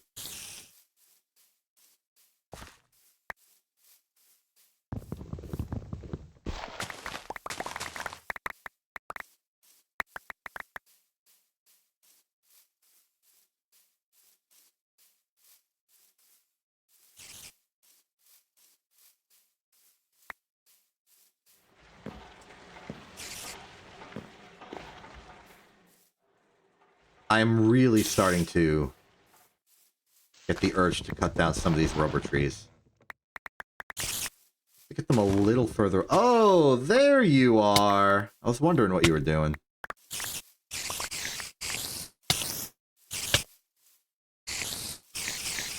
Hey, you take your time there, pal.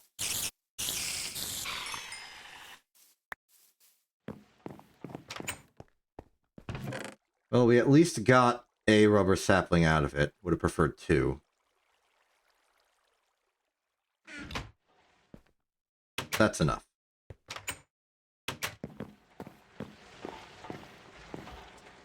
There, that should help solve some of our inventory management problems with regards to tree leaves.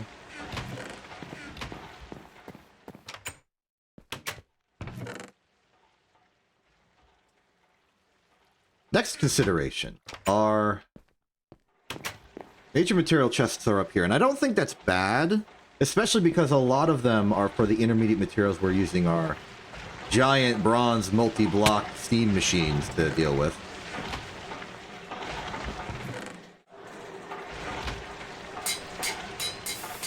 Still, though.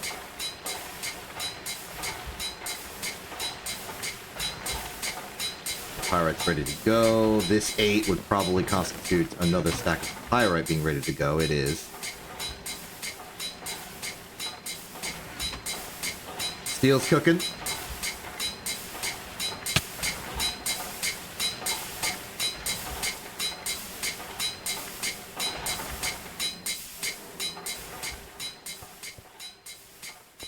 Ooh, I saw a moment where the creosote was not filling up. Interesting.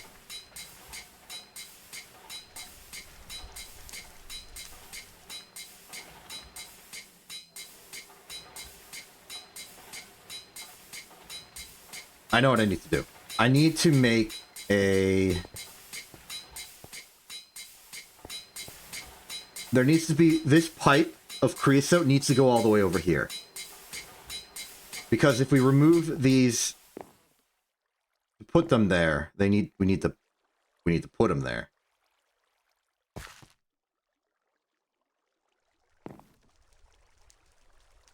So that's a complication. Another complication is the fact that this thing is still technically filling up. We got too much creosote and we're not using it enough. We need to do some major material processing in that case. What's some crazy thing that we can only do by just processing a bulk amount of materials at wild abandon? Especially if they require the low voltage machines. Let's see here. You know, technically speaking, I have finished some of this quest. I've got 12 coke ovens and I'm automating them with the hoppers instead. Got the pumps. I'm using tiny tin item pipes just because. So you're full, you're almost full, you're near empty. You're near empty. It's fine, right? Like, this is gonna work, right? Like, they're all pumping, they're all empty. It's not like there's a... We did the math on this. This is more charcoal than we need. But I think it's just not getting to the later machines. So we would have to wait for the first steam boilers to run out, or to fill up, the exact opposite of running out.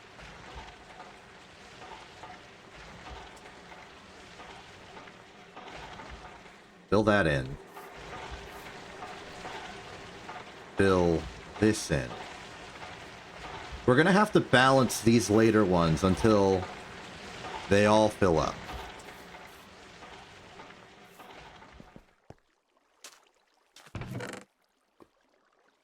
But according to my math, and the math provided to me based on the Railcraft boilers, we should be...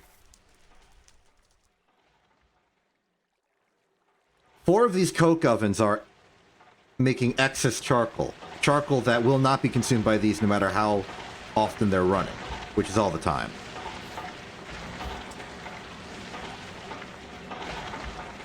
So it should be working, and we should get a backup.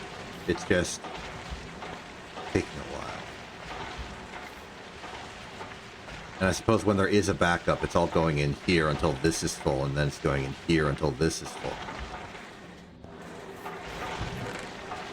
I guess we'll just be out of charcoal until that's ready.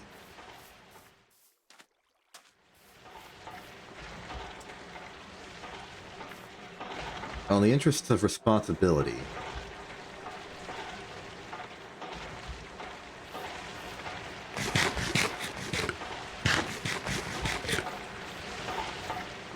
Let's make sure that the supply of logs is still running good. 8 by 64. Nah, we want more. 8 by 60 more.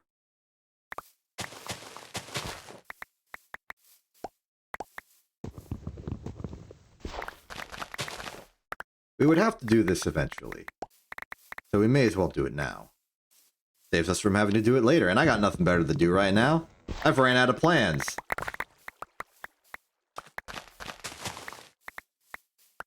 What's next for us? Medium voltage? I don't think quite yet. We've got 8 aluminum. We can make a medium voltage casing, but not the hull.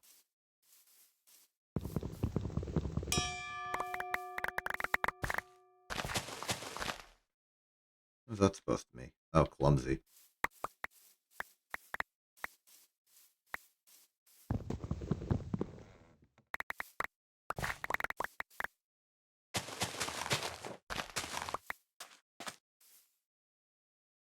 And we are full on that. Let's use the backpack for temp storage.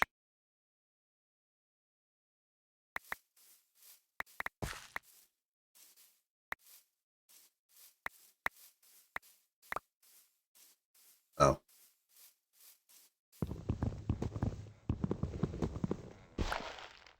Oh, that was a close one. We must suspend the lumberly actions for the time being, simply because we are running out of durability on our lumber axe. Let's drop off the logs. 18! Splendid. And let's repair this.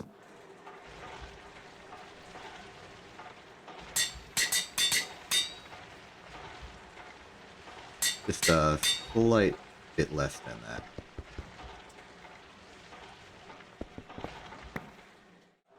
Now, in principle, we could resume the lumberly action if there are any trees grown. There are none.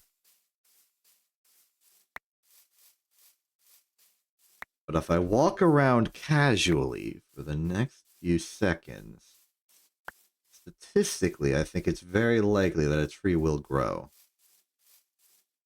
How about we stall for extra time by going to the collection of apples over here? They seem ready to be picked. Indeed.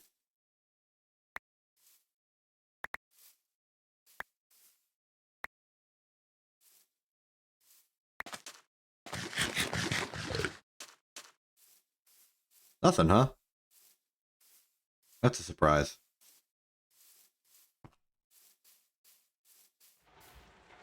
Well, while we're over here, let's evaluate our next mission. Logs are good, creosote is good, steam machines are good, processes are processing. There's another stack of stuff. Here's a stack of pure crushed copper. That gives us cobalt. Put that in there, put this out here, get them into the dust. Let's process the materials for now, I suppose. This is the stack.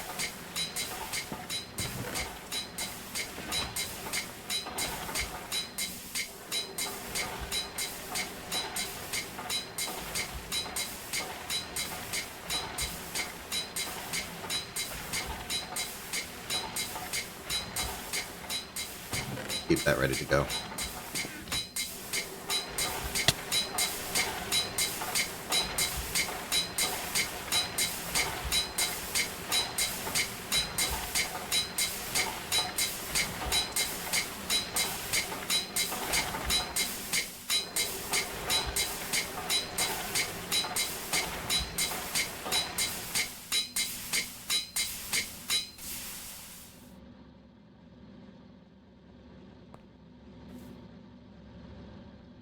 Good.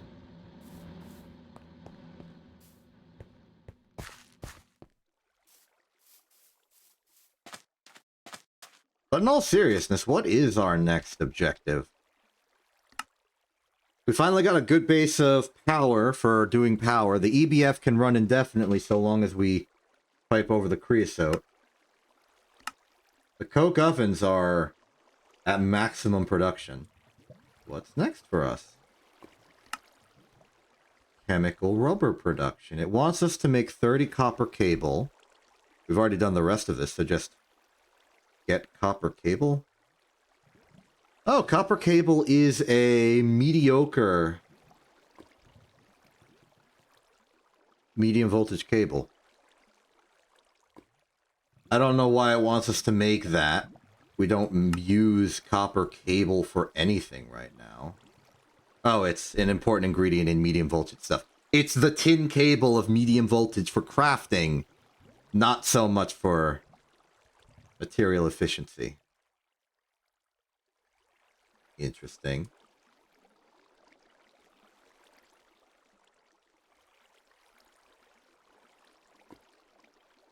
That's actually a good deal. Alright. I accept your challenge. You want me to prove my competency at making rubber? I can oblige.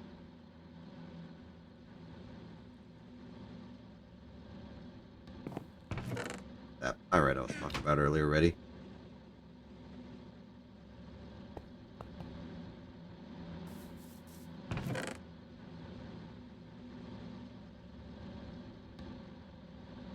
Then maybe another batch of tin. So this should not be difficult at all. I simply need to put 15 copper into the wire mill on setting 1. Then take 30 of my stack of rubber sheets and go from there.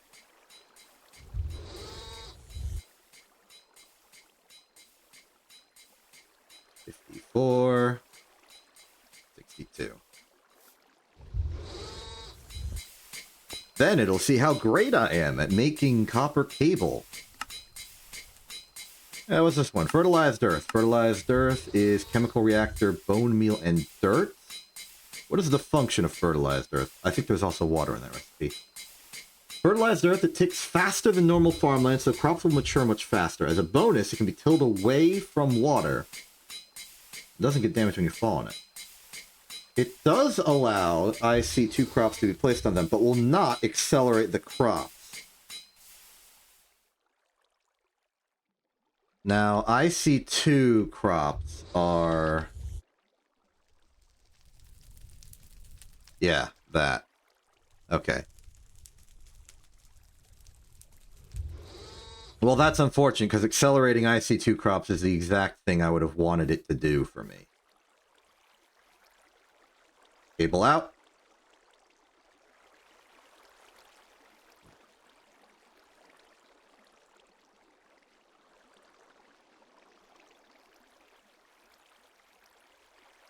Am I really failing to figure out every single possible configuration where this works? Like, it would be shaped crap thing, right? Shapeless?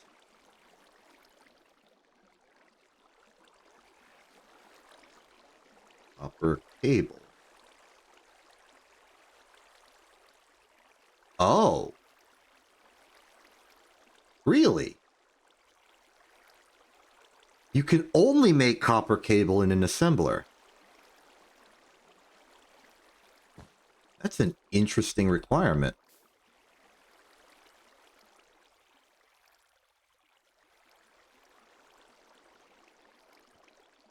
Well, I've certainly failed to prepare for this. I guess what I can do is put 30 in a fluid extractor. That will make the fluid. Then in the mixer or something, I'll just dump the glue temporarily. I should really invest in more giant tanks. Well, giant cells.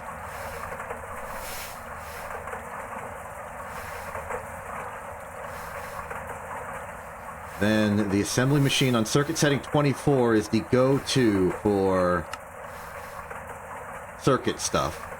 Well, circuit coding. Coding wire to make it into cable. It's our 30 rubber. Put it in here. Let it run. I suppose I am at the point where I could just make dedicated production lines to particular materials. I could just have a chemical thing getting rubber and sulfur that makes rubber and then goes into a dedicated assembler at setting 24 to cover wires with cables whenever I demand it.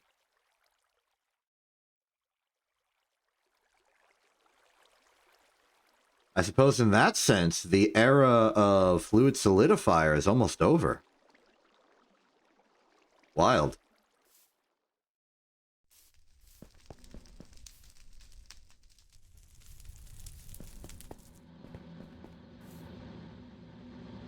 This is going well. So the chalcopyrite for this, you are at 43. You are not far behind. Making some good cobalt. A material I cherish personally.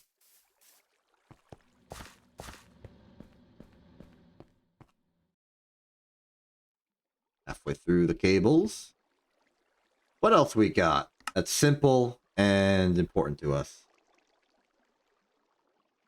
The centrifuge gives us nitrogen. Air. You get that air from compressed air cells, which are gotten from running cells through a compressor. Each one contains 2,000 liters, unlike a normal cell that contains 1,000. Cool.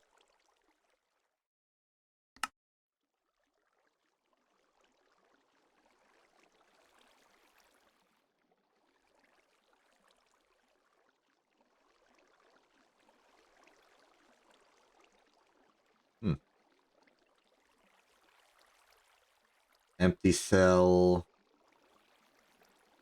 So 1 oxygen, then exactly 3,900 nitrogen. A little awkward on the ratio.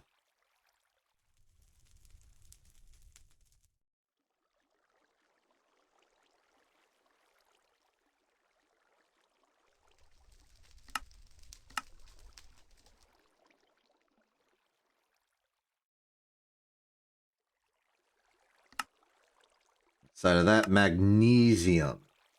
Magnesite, the source of magnesium, can be found in the Twilight Forest. Fuller's Earth can be found on the Overworld. Marble dust is a great source of magnesium. Pyrope, olivine, or ashes. What do you get, marble or magnesite?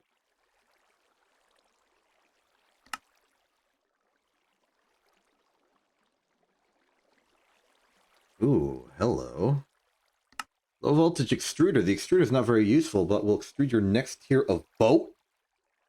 Make rubber sheets more efficiently. Get you extra fluid cells or make some Tinker's construct. Cool parts. How does it make rubber sheets more effectively?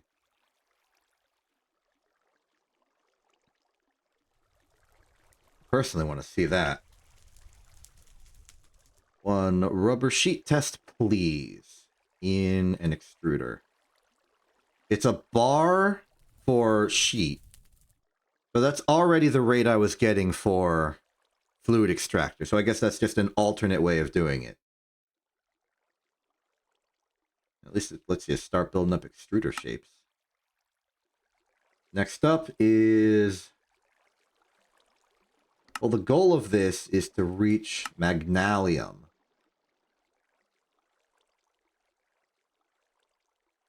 Looks like it's something for a crossbow, which I don't have. There's the upgrade, though. Cobalt and arsenic. Combine it with your EBF using cobaltite ore from the Twilight Forest and oxygen. A little complicated. You can also get arsenic out of it. You can also just electrolyze it out in medium voltage, which is what you should be doing. But assuming you actually need it, this method has higher yields. Cost of carbon. Interesting. Lossless low voltage cable. Redstone out. Redstone alloy. New alloy, which requires an EBF, mix redstone, silicon, and coal by hand or in the mixer for a better result. Remember not to mix up with red alloy. That's the ultra low voltage one. Understandable. I do remember this being important, or useful at least. I liked it at least.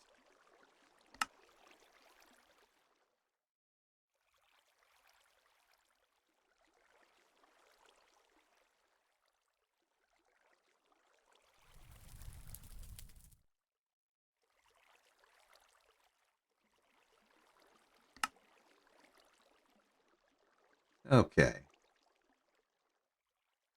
We've got a lot of fancy little gimmicks and gizmos we can make out here.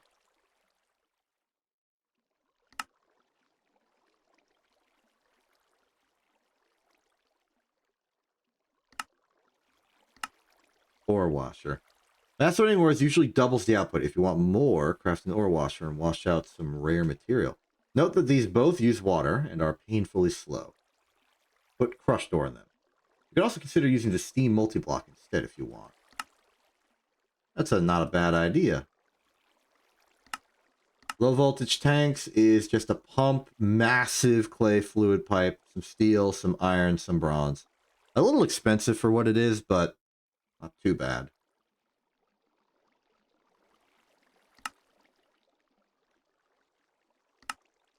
Floodgate.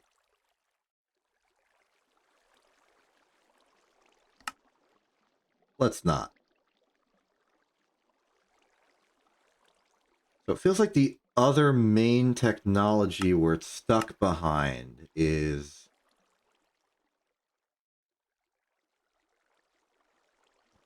Well, as I look at this, it doesn't seem like it's that big of a problem. What's the big idea? Just need a graphite cell, which is... Okay, that requires a canner, I guess. I could make a canner. Why are you stopping me from making a canner? Why do I need battery alloy to make a canner?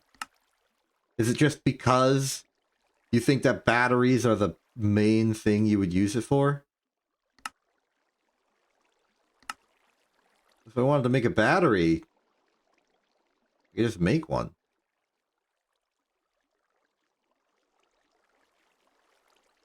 Small acid battery. You can extract old batteries, return them to their hull form if you want to upgrade them, but keep the hull around. Nice little bit of recycling, I suppose. Polyethylene is unavailable, so we will have to go with the tool-based approach, which is multiple battery alloy plate, which is just lead and antimony.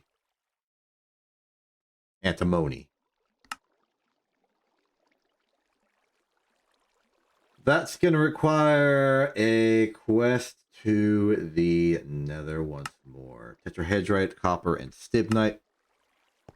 I did do a lot of... Okay, I did do a reasonable...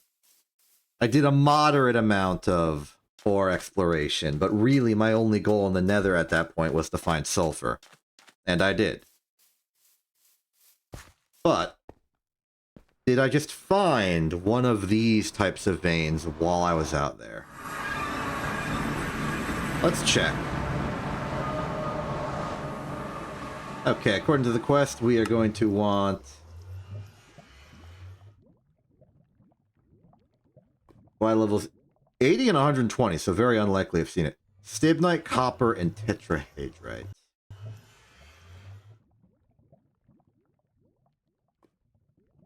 Redstone, sulfur, sulfur, sulfur, sulfur.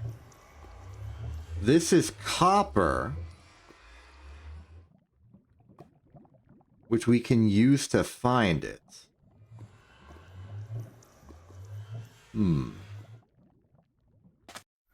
How about we temporarily head back, get like a proper piece of copper ore or crushed copper or something, and use that to find it. We're going to do a little micro expedition into the Nether. Nothing too fancy, just through the tunnels we already checked that didn't reveal anything to us, and see what we get. I should fill this up back with the glue in the mixer, so I don't forget.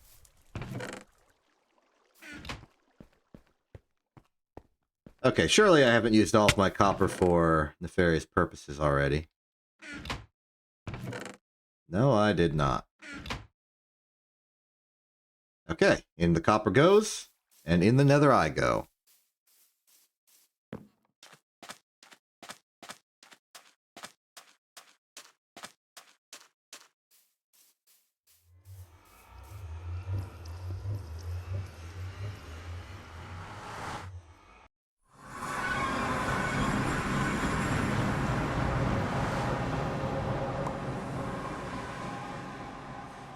Ready?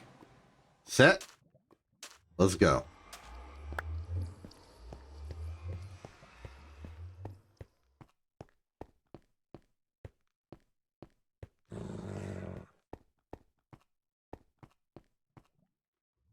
Well, initial results are not promising. I do want to make sure I'm close enough to this chunk. I'm pretty sure I have a tunnel down there anyway. Alright, let's go down to the lower levels. Keep some torches on standby. I remember there was something I wanted to do down here, but didn't have the torches to. I think it was the nether quartz.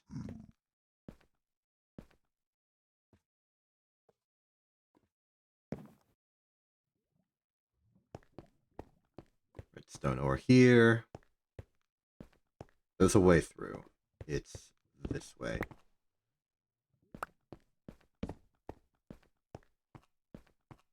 Round we go. See what we find.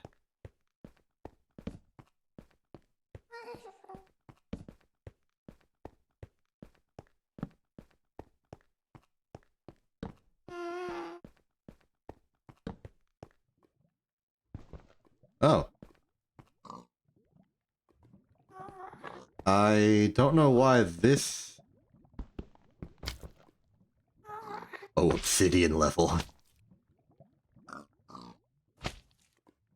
I mean, we have that.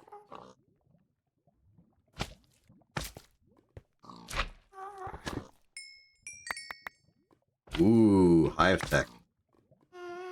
I just want to register this.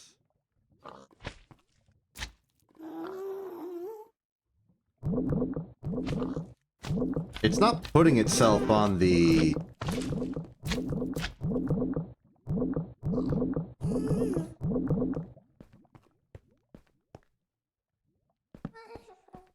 It's not registering it on the thing, but I guess there's nether quartz here as well. I do know that the journey map occasionally acts up like this, but I guess I was just hoping for it to work.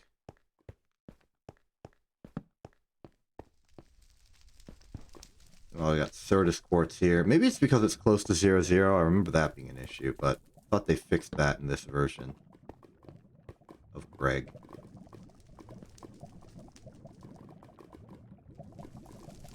Just out of curiosity, is this one this? No. How's about this little bit of Certus quartz? Nope. Put away some of the more tech-oriented materials since we're not using them right now.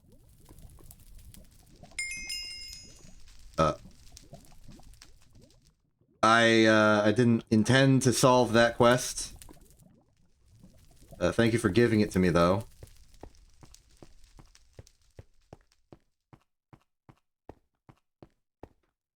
Maybe these are the higher ore veins that I was warned about. Malachite.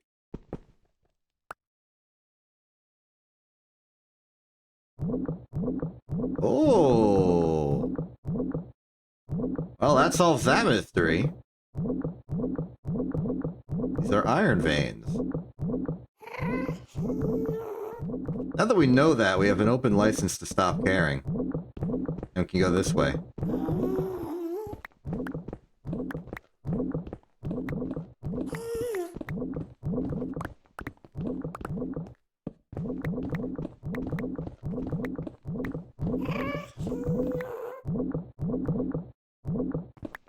Still in the Iron District, that's not too big of a surprise.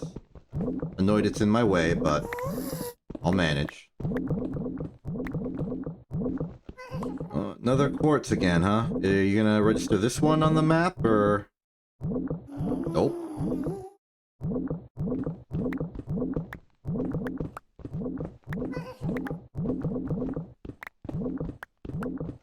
A lot of stuff, though. Production of Certus quartz is... Wait, no, I'm looking at apples. Certus quartz. Comes from Certus quartz or quartzite or quartz sand. Or we get the dust, reactor it with sodium and some water to get them into crystalline form. As far as the veins, we're looking for Certus quartz ore veins. They're going to be Certus quartz. The nether, however, has quartzite veins, which is close enough.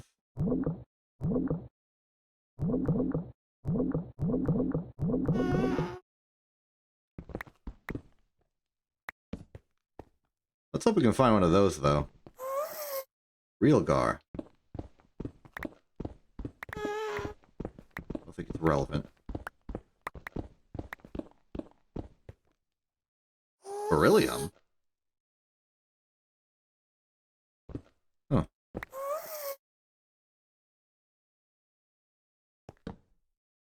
Beryllium.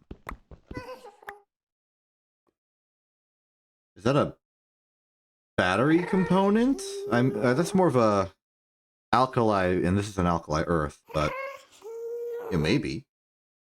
You get emeralds out of it. Beryllium ingot. It's a material to be used. You can turn it into fine wire for no benefit whatsoever. Molten beryllium can be turned into molten platinum? Ah, with fusion reactions, of course. Okay, beryllium's a fusion thing. Weird, but appreciated. Apple leaves, clipboard. I just want to do some prospecting. Any more veins around? Yes, one to the diagonal.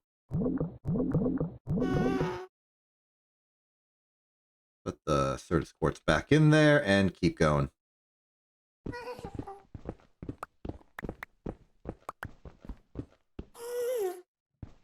There's the thorium.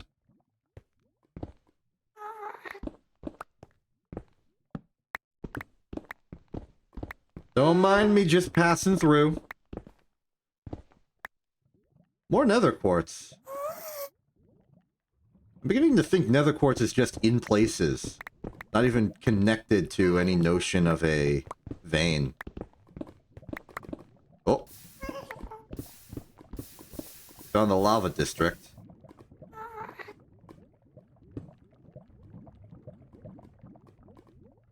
Part of me would love to extract all of the lava from here, but we already have a supplier. I don't need this. We have lava at home. I might count like 35 buckets worth.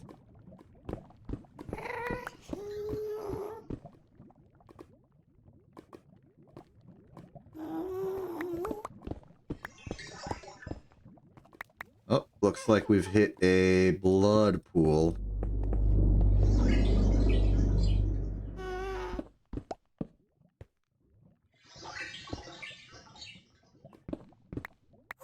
I am not interfacing with this at all. Ignore it, move on. I said ignore it, move on. I never listen. Okay, it's worse than I thought. It's definitely worse than I thought. I don't think we can proceed. It's got storm and vengeance. I'm feeling the storm, maybe not so much the vengeance.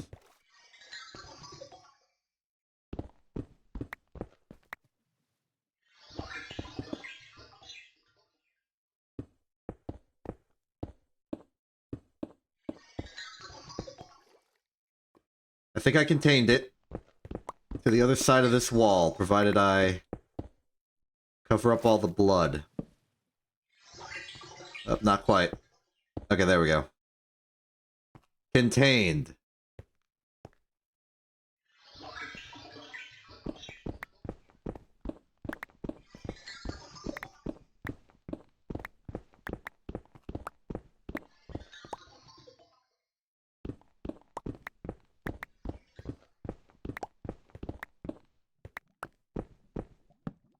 Well, new chunk. Not Certus. If it was beryllium, I feel like I would have seen it. Nether quartz, perhaps? No. Is it the copper ore I've been looking for? This is a regular copper vein. Unfortunately, not the this we were looking for.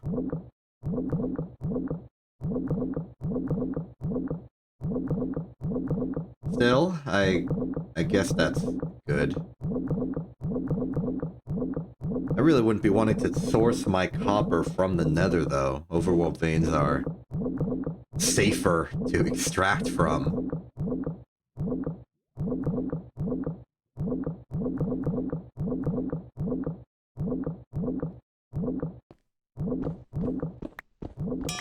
Can't really go much farther with this. Congratulations on being regular, bronze pickaxe.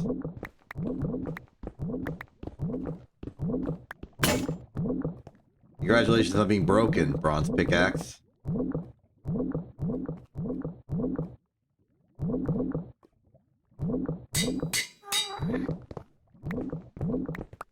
Onwards.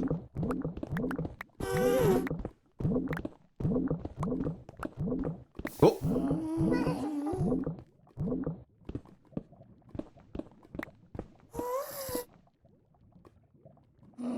Pyrite, that's still from the orb. What the heck? I just put an entire grave in the grave. You're supposed to put the gravestone on top of the grave, not in it. I think you've got a little confused there. Whoever made that grave.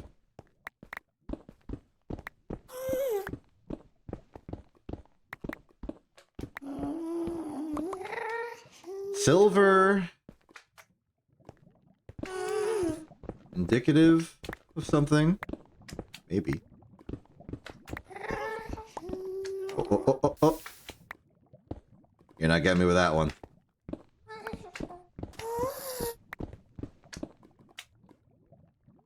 Well, this ain't that vein. Is it this vein? No. How's about this one? Nope. I got some real gar randomly. Nope. Malachite, perhaps. Nuh-uh.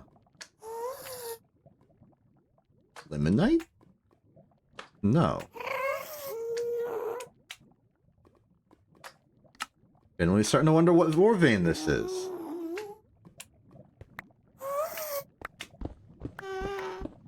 Probably a very vertically oriented one. Ruby! This is the redstone vein? Worth checking.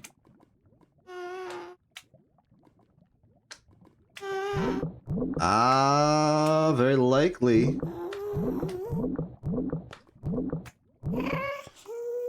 Oh ho ho ho! Redstone abundant. That saves me a bit of checking.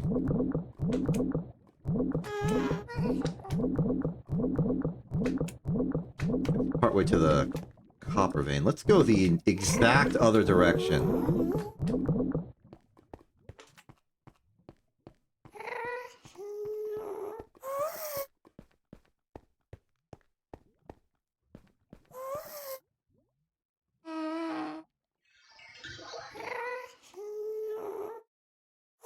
Well, that's just insulting. Okay, here's the plan. We go towards the sulfur vein, because there are a few veins that we haven't discovered there, but are there.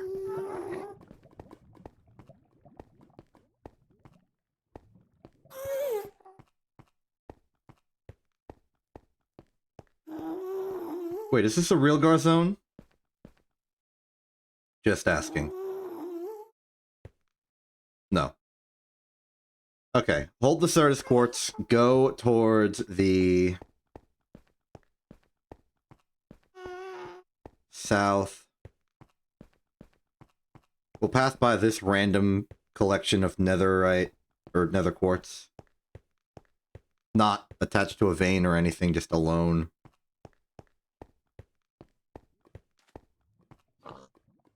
Infernal Hive. Real quick test of some possible options. Ruby?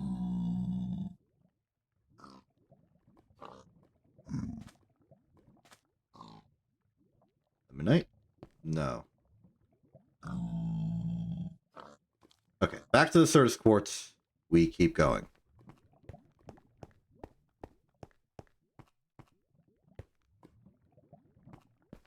Beryllium vein. I remember the beryllium vein. Emerald, thorium. Okay, so this is not the first beryllium vein we've ever found.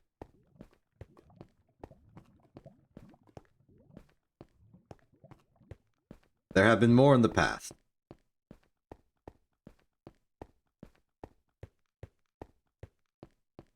Malachite, an element of copper. We head down to the sulfur veins, and that one right between the copper and sulfur, that empty space, I'll try there.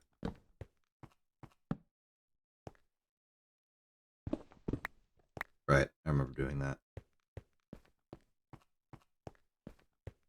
I wanted to keep any hostiles out.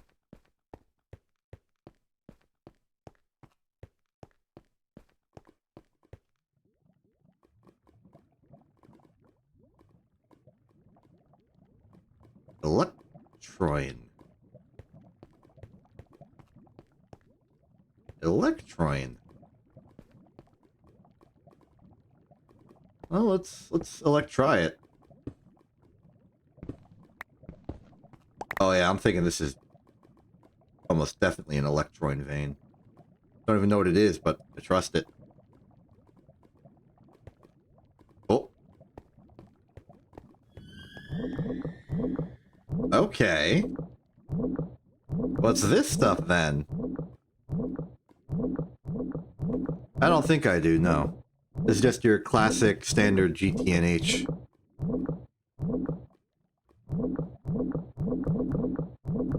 Electroin. Which gives us, I guess this is a dust, considering how much it gives you. Small pile of electroin. We get a blue alloy ingot. Project Red. Project Red Exploration. Project Red Expansion.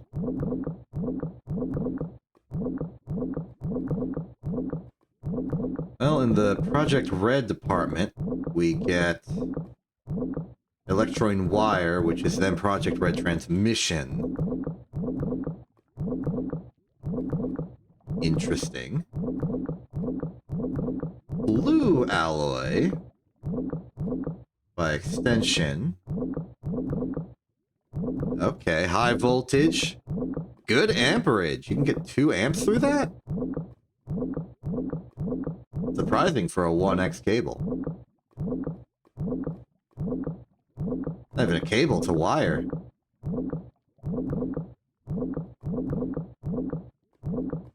Blue alloy plate. Makes a lot of things. Ah, it's a component of some item crafting chips, I see. I want to go back to the blue alloy wire. I want to see what it is in cable form. Okay, so it's your classic... This is your high voltage cable of choice, then.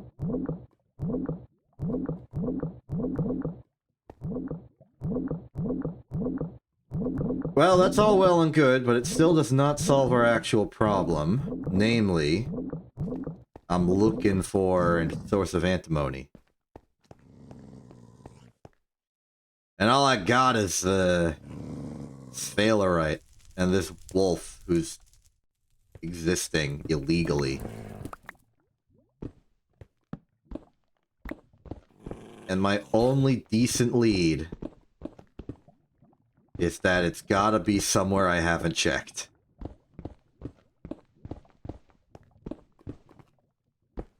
No, you're right. That's not a good lead at all. This is altitude. Altitude is 20.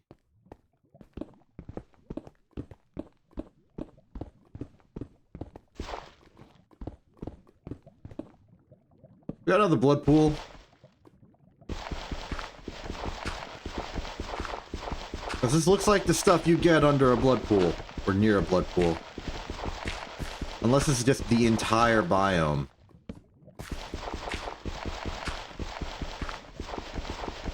Okay, yeah, the biome is registering itself as a visceral heap.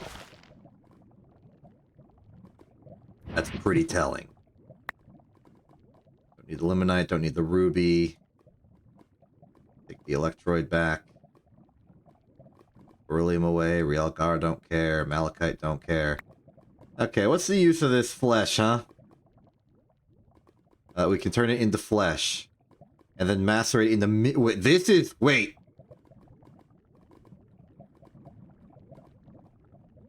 I don't know where I'm getting poison extract, but this is a source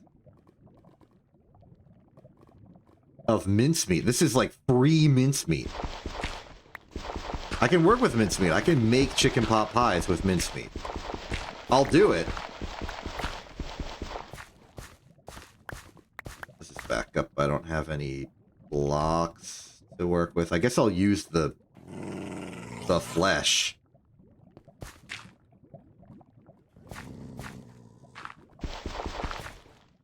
I don't really like being around the flesh, but it'll have to do.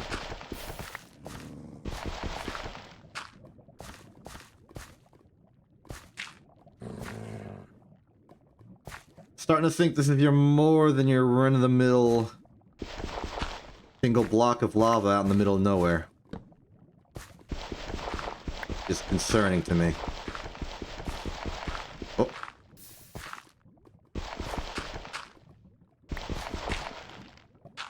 Right. It seems like we are on the very precipice of a lava pool above us. So I'm unfortunately going to be forced to move downwards. One block. And conveniently, that's the end of it. Straight into a blood pool. Destiny's a funny thing. I mean, I guess the visceral heap is going to bleed a little bit. Kind of what the primary activities of visceral heaps.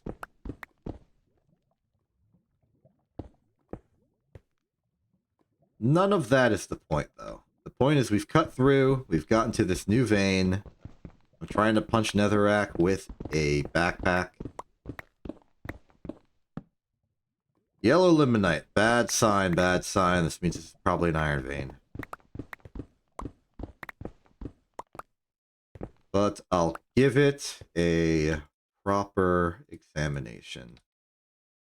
Not the copper we're looking for. Not the Certus quartz we're looking for. Let's get that limonite I had. That's gold. Siderite, there it is. Putting our hopes on you. Yeah, no, okay. This expedition has been a failure. We are no closer to a proper supply of Certus quartz, nor are we any closer to a proper supply of battery material. Well, no, not battery material. Stibnite, copper, and tetrahedrite.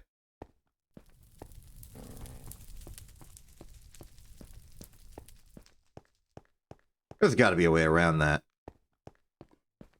Wait a minute, Stibnite? What's the white stuff around here in the sulfur zone? That is sphalerite. Okay. Tragic.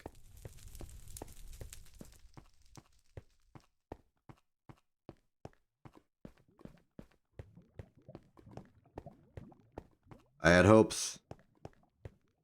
Now I have nopes.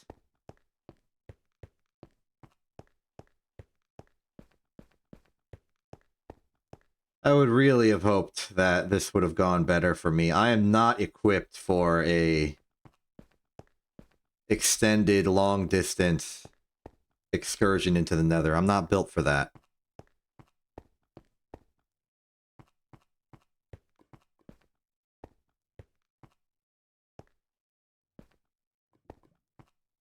And I still don't know what ore vein this is. Maybe I should try and find out. If it's one of the high ones, we could examine it by going up. Right over there.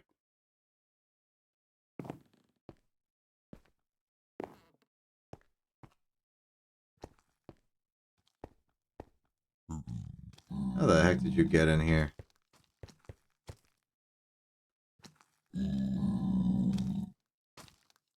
I have no idea. I'm not going to question it. I'm just going to despair.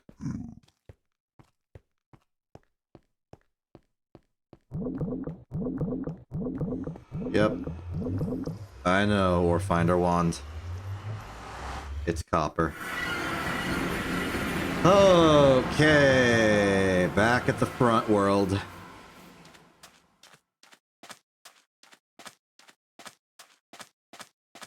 Home to all of those classic things that it had. Oh, I've got a reasonable food source. I've got my farm, which I've used to make a solid supply of sandwiches. Mostly veggie sandwiches, they're my food of choice. Though, obviously, the diminishing returns just means that I need to get some variety in my diet. Let's see, that's full. That's almost full. That's nearly empty.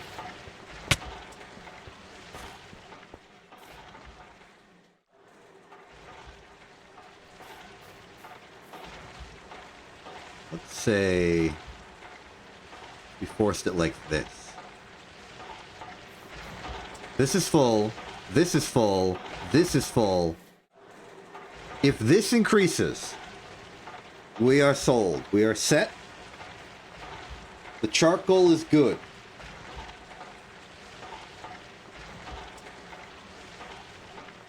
I really hope it fills. Any amount of charcoal in here is going to be mission success. You are right, though. I should probably do a... I should probably do a bit of food prep.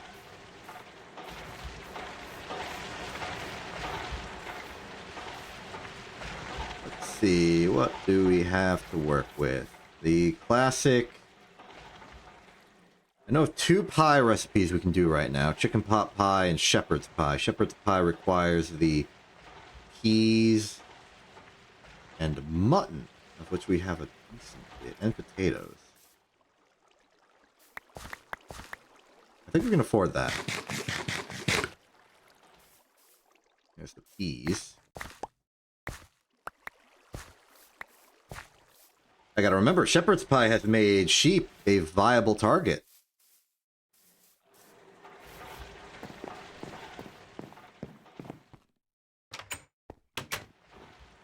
Let's see here. Shepherd's pie. Put it in.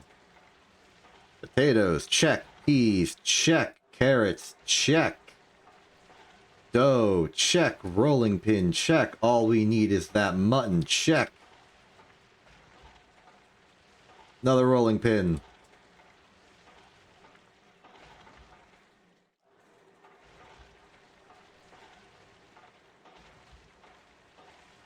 Pretty good.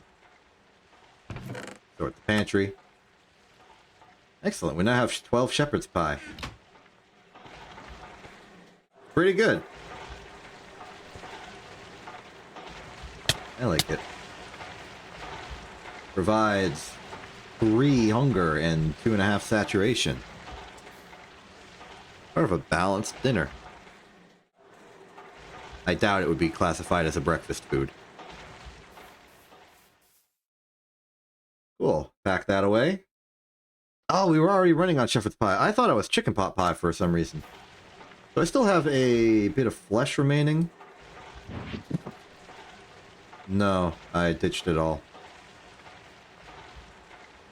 Well, there goes my mincemeat plans.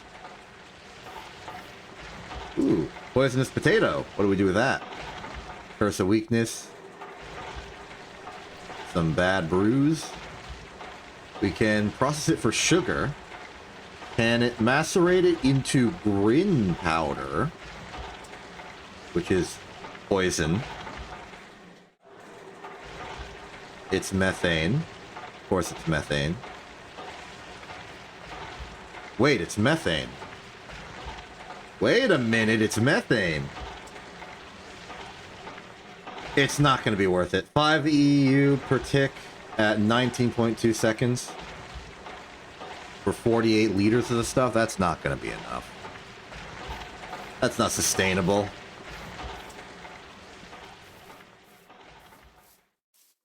Away with E. Who goes there?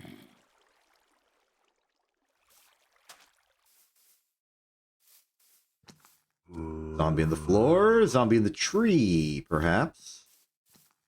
I'm gonna go with zombie in the floor. Yeah, zombie in a cave somewhere. Good stuff.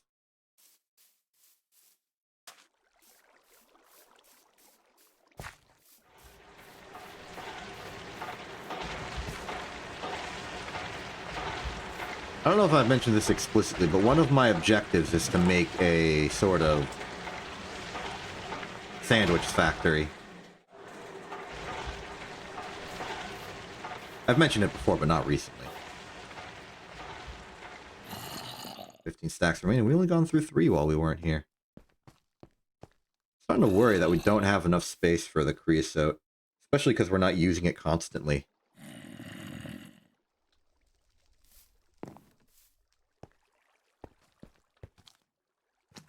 Okay, so... Oh, there you are. I don't know where you were hiding, but you've been found. Hey, free iron. Cool. So, battery line is still stuck behind this problem.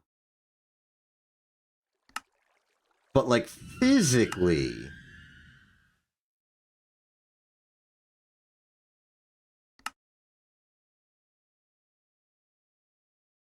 Where do we get tetrahedrite? In tetrahedrite ore. Where do we get tetrahedrite ore? In tetrahedrite vein. It's the only place where it is. Okay. Tetrahedrite, copper, stibnite. Now the stibnite is found in stibnite ore, which is tetrahedrite. Okay, so there's no getting around it. We need to find stibnite and a tetrahedrite vein eventually.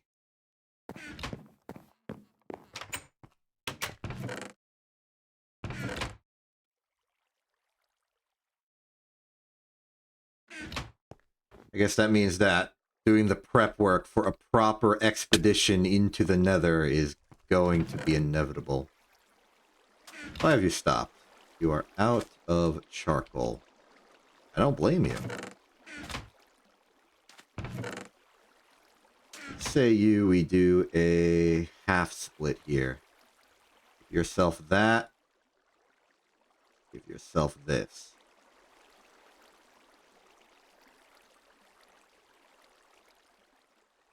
No, it's another 16. Okay, boiler. Success. And these are full. These are full. These are full. This is a victory.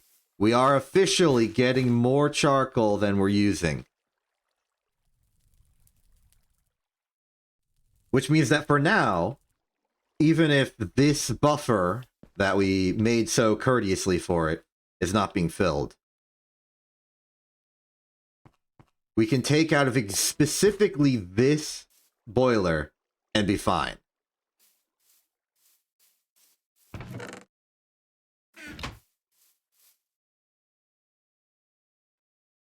Why aren't you... Oh. Right. Take those out. Another stack of copper on the production line. Plenty of more cobalt to go around. Impure electroin. A little bit of copper. Build some nether stuff.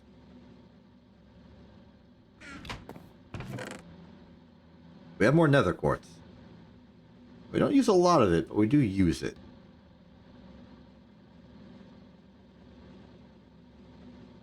Ooh, redstone.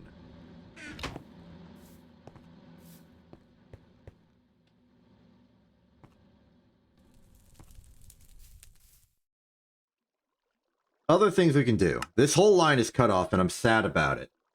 Especially because I want an arc furnace. Eventually. Alternative to macerating stuff back in the dust from making wrought iron, annealed copper and glass in medium voltage. You get ingots and sometimes different materials back from recycling them with a macerator. You have all 4 slots at LV. The recipe uses oxygen and 3 amps of power. Just ignore the plasma one. And no, you can't just send 1 amp of medium voltage. That will blow it up.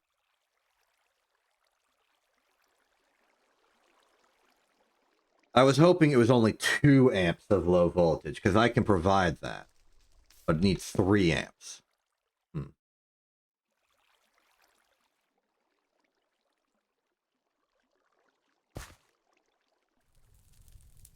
Let me see an example recipe here. Yeah. 30 EUs, but at 3 amps, so 90. It means I would need a third semi-fluid. You know what? Let's get something that is general purpose useful that we just have been ignoring for right now. The electrolyzer.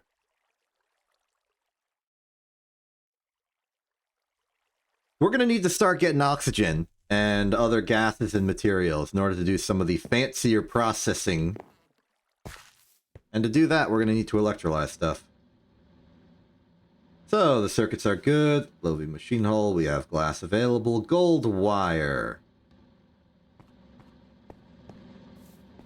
Fortunately, thanks to the Tumbaga quest, we do have some gold around.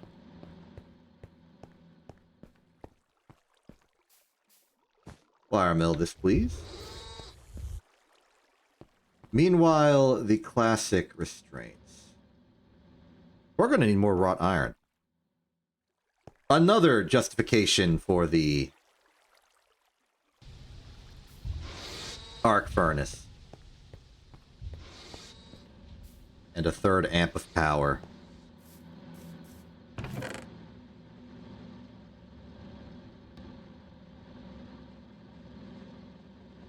I was hoping that maybe some of the Twilight Forest rewards could be a substitute for battery stuff, but no.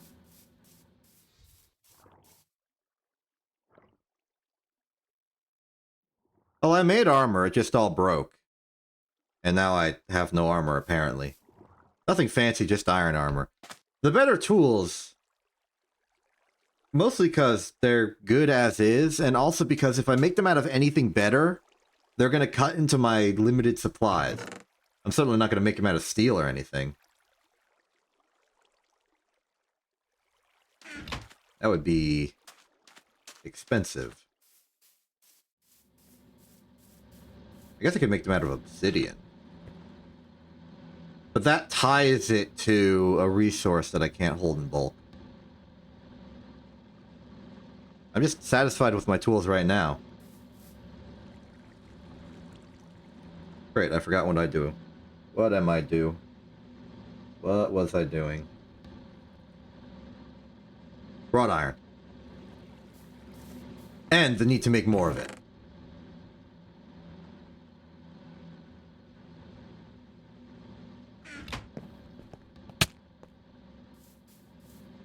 I remembered. I get used to the new path to the machines. Okay, in you go, in you go. Electricity is, well, the wire is good.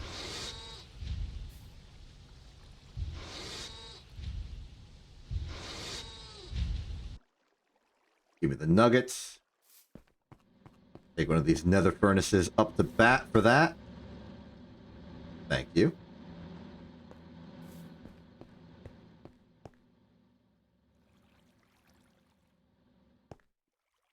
Glasses in here. These two.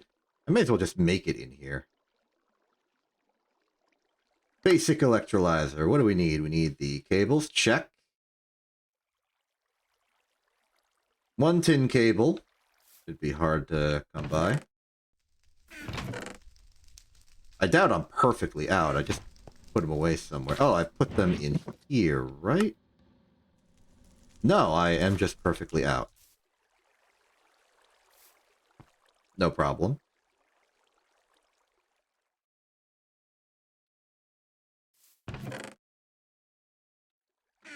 Take those from there, put those in here.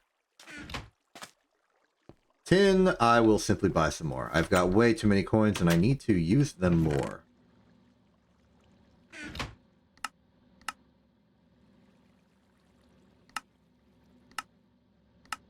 Now that I finally, in Season 3, am getting used to the notion of bulk processing and actual proper mass production, I understand why they're willing to throw away so much tin to me so easily. It's because I need so much of it. Oh, this is where they were. My mistake. Okay. Just the hull.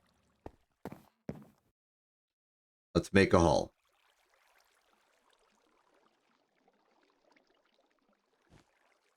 Casing. That there. Wrought iron here. Cable here. That is our hull. Put the hull in. Electrolyzer out. The electrolyzer, I imagine, is going to be fairly expensive. It appears to be 16 EU across... Okay, no, there's a few 30s. I will put it on top of the assembler. Yes. That solves the electrolyzer quest. Which gets us closer to diodes, I suppose. Gallium and arsenic. Sphalerite and zinc are the primary sources of gallium. Sphalerites and sulfur veins.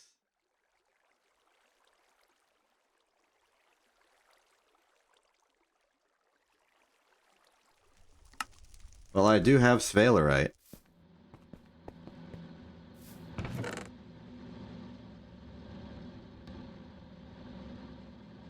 Somewhere. Sphalerite. Not here, not here. Oh, oh, oh, oh, oh. There it is. Yep, zinc sulfur.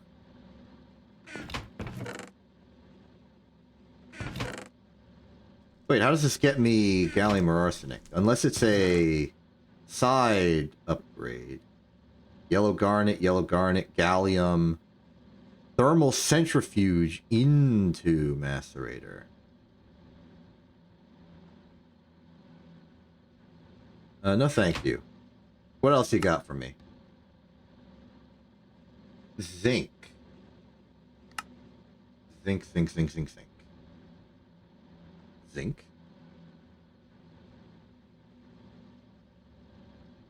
Zinc ore is overworld and nether. We have zinc.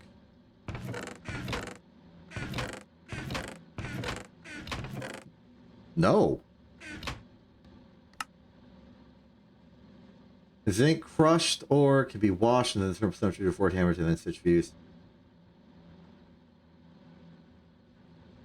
Arsenic from Realgar. Tinker's Construct cobalt ore in the nether and cobaltite ore in the Twilight Forest. ABF also need to level up your pickaxe to Ardite to make an ironwood pickaxe or LV miner to harvest cobalt ore. Gallium with XP bucks in a crafting grid if desperate. Okay. We're gonna hide better sources back here.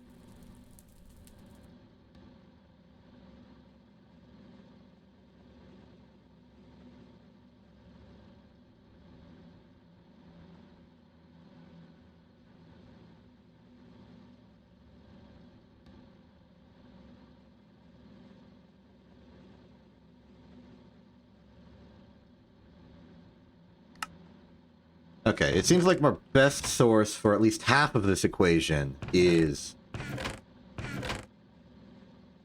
cobaltite. can be electrolyzed out into cobalt, which we want, arsenic, and sulfur.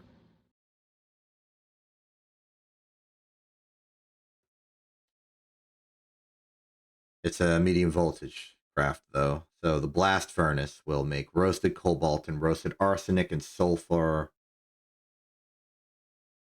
6 seconds is pretty fast, though. It just requires the oxygen.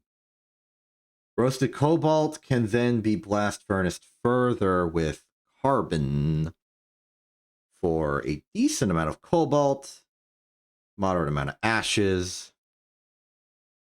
So let me run the numbers here. 1 cobaltite gives roasted cobalt. So 2 cobaltite gives 2 roasted, which gives 3 cobalt. That's actually a great deal. Then roasted arsenic, 2 of it gives carbon dust, which makes 3 arsenic. Which means that for 2 cobaltite, you get 2 sulfur, 3 cobalt, and 3 arsenic. Good deal. Obviously, the cost is the need to include oxygen in the EBF and carbon for the further along recipes. Fortunately, that's what the electrolyzer is for, in part. For the emitter and the sensor, you'll need to get some Certus quartz. Scanning bees. Basic circuit assembler requires an emitter.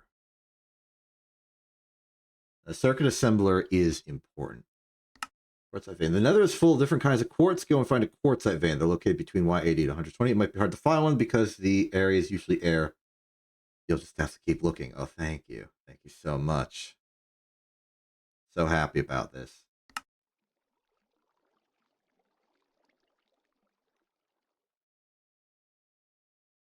Well, to make one emitter, we need 1 Certus quartz. With the 2 Certus quartz we just so happen to have, we can make enough emitters to make a basic circuit assembler. In theory. Not actually, though, because we'll need the good circuit, which requires a whole lot of stuff.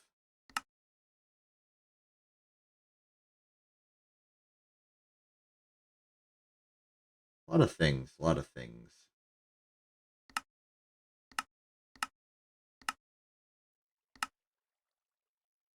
We'll give some more empty cells. We can do some processing now that we have the basics for it.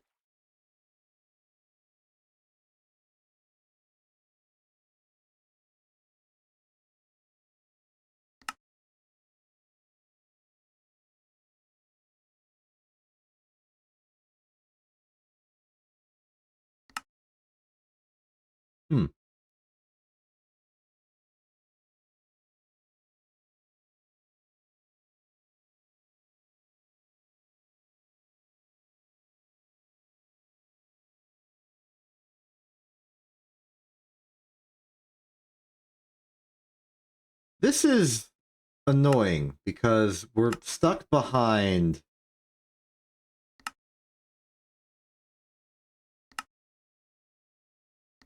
materials that we don't have. Not that we, like, to contrast, the problem at the start of today was that we needed to get more materials from the mines in general. Now the problem is that we need to find the existence of particular ores that we've never seen before. Which stinks.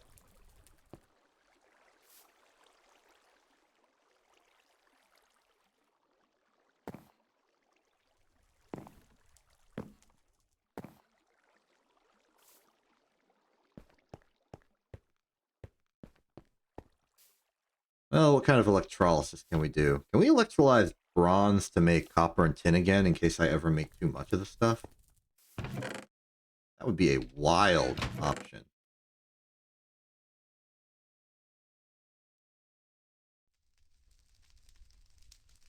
No, but a centrifuge can do that job for me anyway. Okay. Cool. Pyrite can be electrolyzed, I imagine. Yep, 1 to 2. Netherrack can be centrifuged into sulfur, coal, gold and redstone. You know, the coal part of that is interesting, and the redstone part of that, because it means that that's 2/3 of what I need to make redstone alloy, which is the lossless cable. Compelling.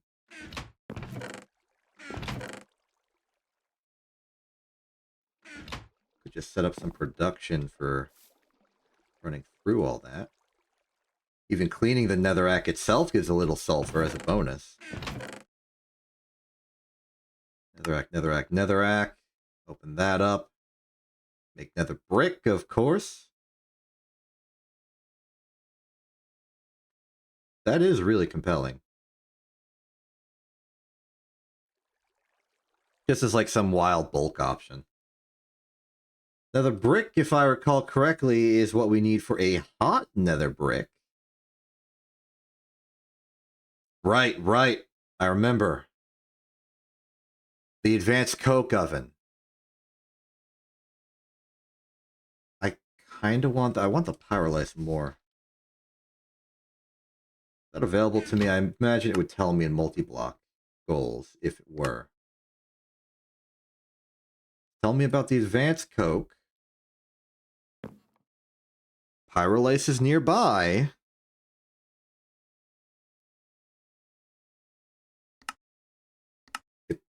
Pyrolysis. Is it over here somewhere? How would I know?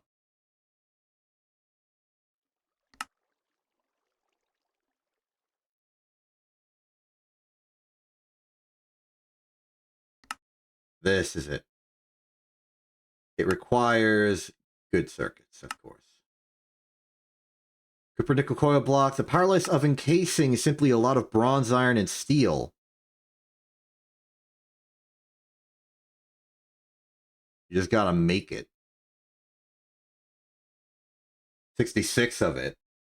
Copper nickel coil blocks is something we already know how to make thanks to the EBF. The pyrolysis oven itself requires medium voltage machines, which we can technically make them. Nothing outside of our abilities right now. It's just sort of the aluminum, the copper cable, which we do. That's just steel rod, aluminum, copper nickel is an alloy we've made before. The only problem for making the pyrolysis oven itself is the circuit, which is probably why it's blocked behind good circuits. Meanwhile,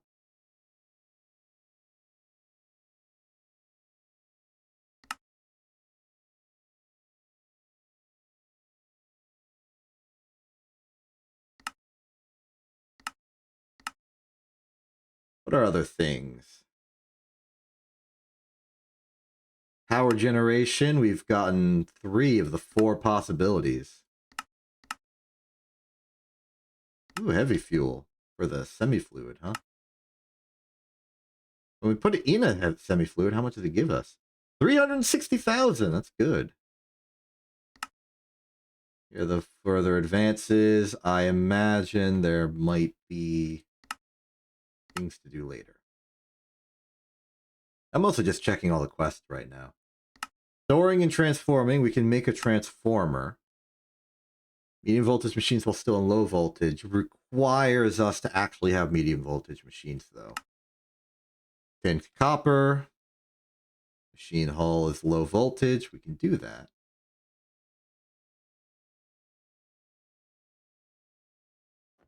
A step-down mode is the default one. In this mode, the large dot is the input. In step-up mode, it's the output. Do not mix it up. LV machines that receive medium voltage power will explode. If the transformer is connected to power or was in the past, then do not change the mode with stuff connected. Better to break and place it again. Get rid of stored power rather than rotate it with the wrench and blow things up. Machines don't blow up if they are given more amps than they can consume. They blow up from higher voltage tiers.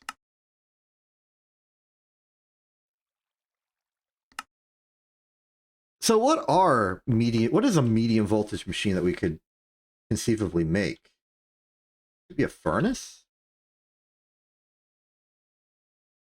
Because I doubt that requires a circuit. It could require a circuit, I don't know.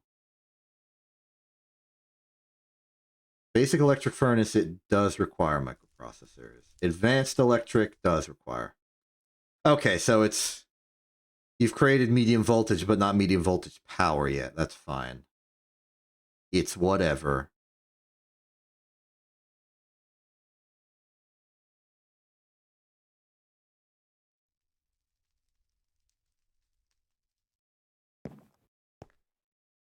Look at everything I have, though. I'm pretty happy with it. Moving on. Other quests. What is our path? We got Novice Thaumaturgy opening up. There are bees. We got AE, which requires quartzite veins. I don't know why it even shows this to us. Automation with pipe.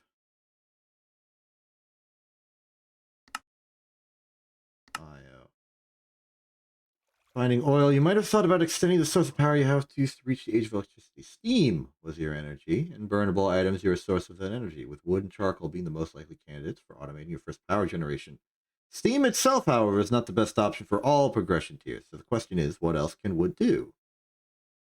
Each tier you reach will challenge you with bigger power needs. Not only do the energy tiers multiply by 4 every time you go up, but also the necessary growth of your setups, with more steps and each one becoming more complicated.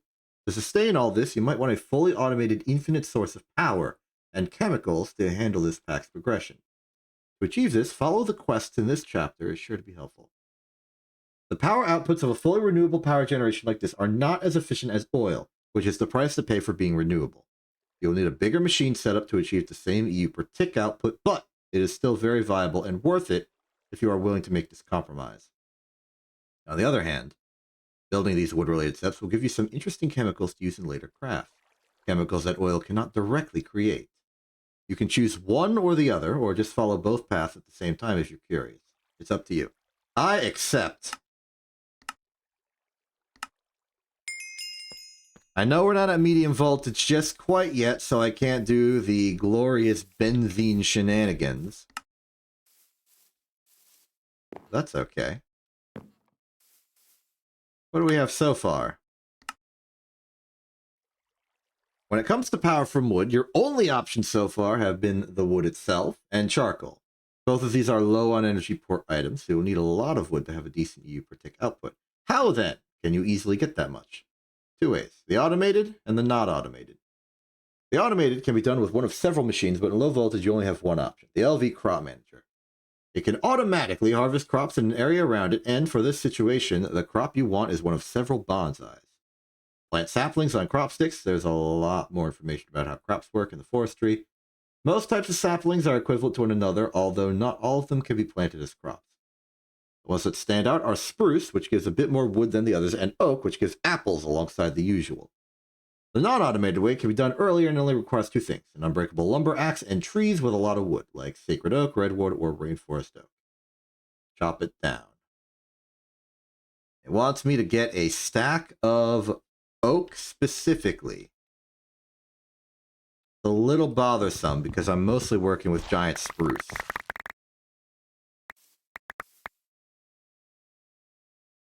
I'm sure I can find some oak around.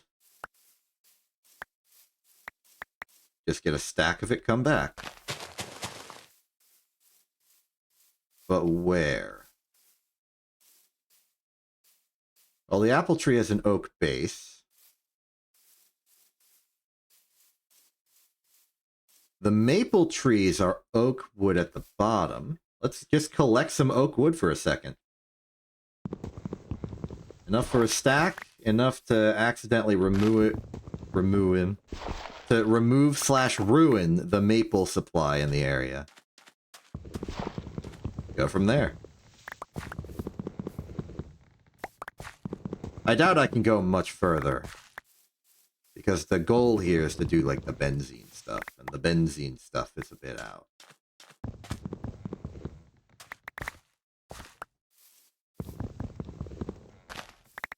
Appreciate Creosote keeping me company along the way, though. Are there any particular advantages to maple trees over regular oak trees? Do they do something different? I don't know. Maybe it's just like a more stylistic oak for different regions.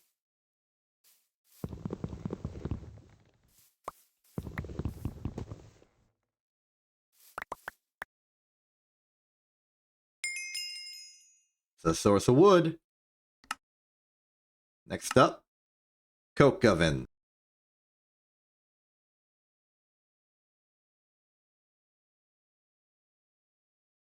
Many different goods you might want to go for. We're going to do metric for your power needs is a setup with 19 coke ovens.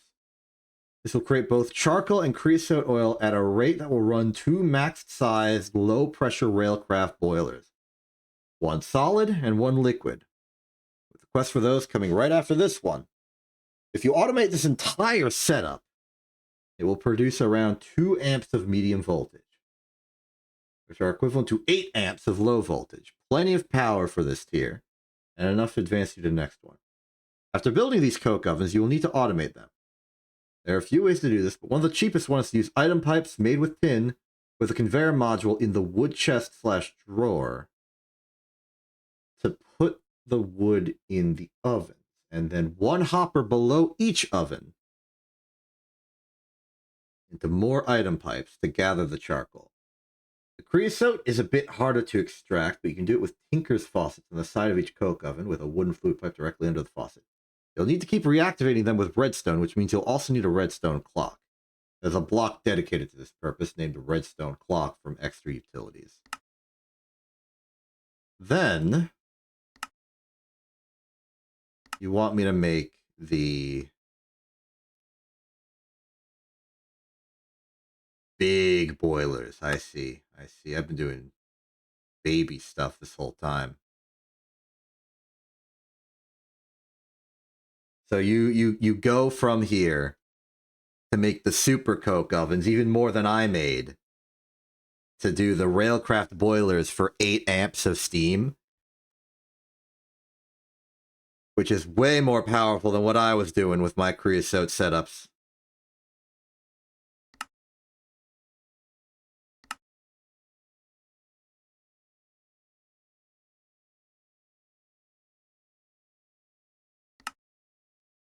Can I just do that without... Nope. Okay, I guess that'll unlock the moment I beat 2 big ovens, which might be never.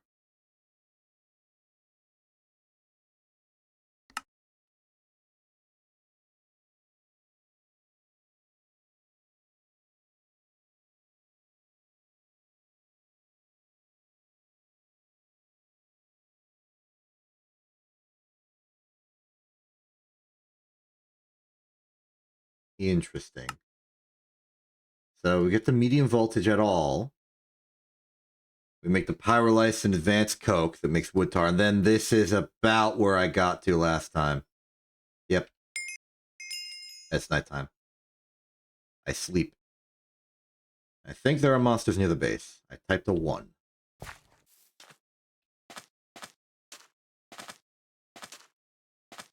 Well, we've successfully deforested a chunk of the area. I think we should go back to our lumberly actions before we forget.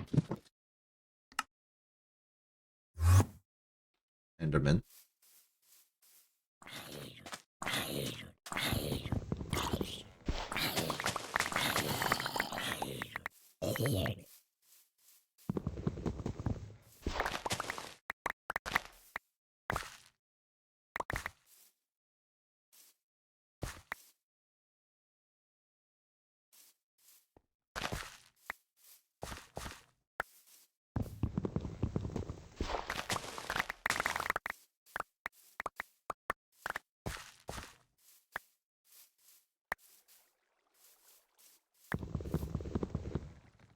Man, and I was proud of the coke oven shenanigans I've done already. I'm not even at the steps before the old benzene stuff. Wild times.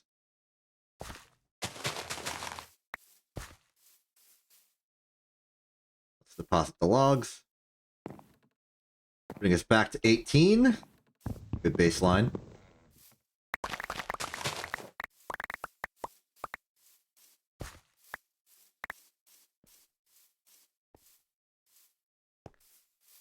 I should find a way to automate like a warning system that tells me, hey, you're running out of logs. Ding, ding, ding, ding, ding. Do something about it.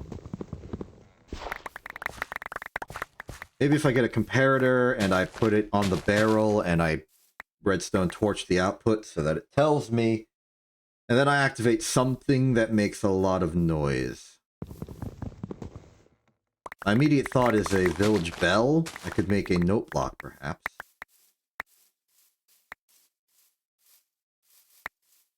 Set it on a separate redstone clock to an AND gate that only activates if both the clock cycle is going and that comparator from earlier clears it.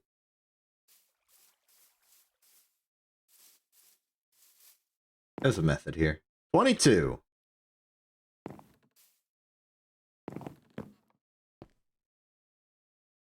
Here's that wrought iron. At the very least, we can compress this.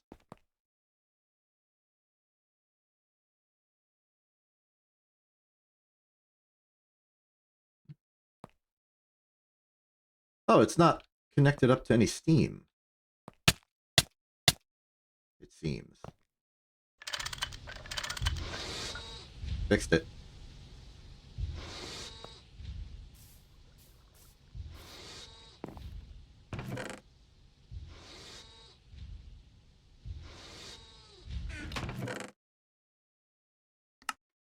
Alright, let's check the inventory. We have approximately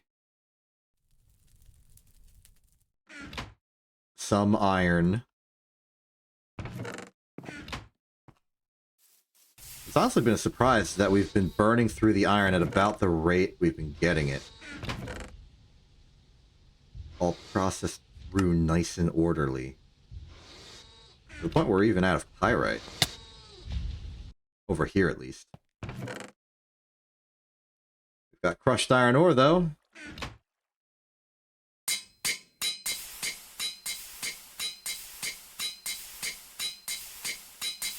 Sit right in there. Will give us the tin.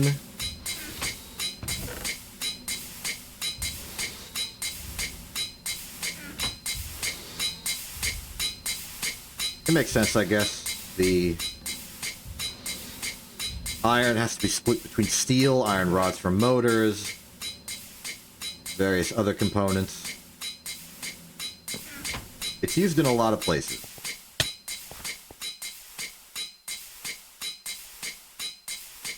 Almost full.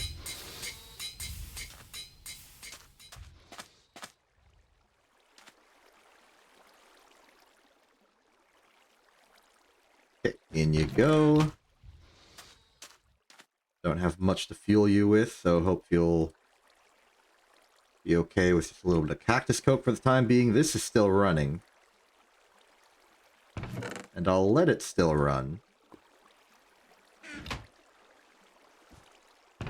With whatever charcoal we still have.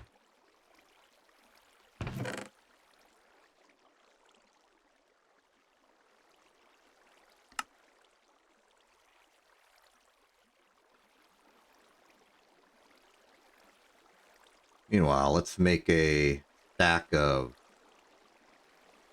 ashes, I suppose.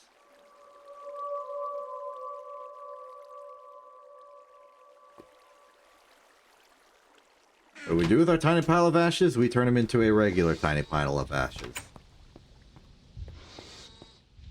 As one would do.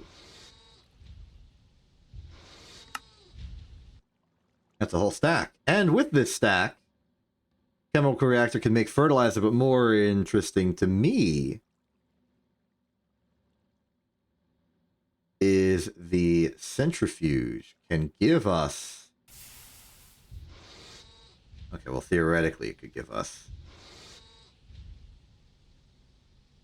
stuff.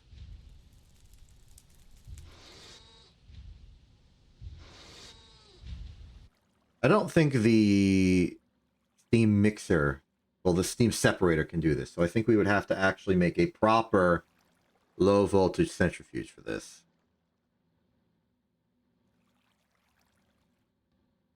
After all, the low voltage centrifuge only has 4 output slots for items. Here they are.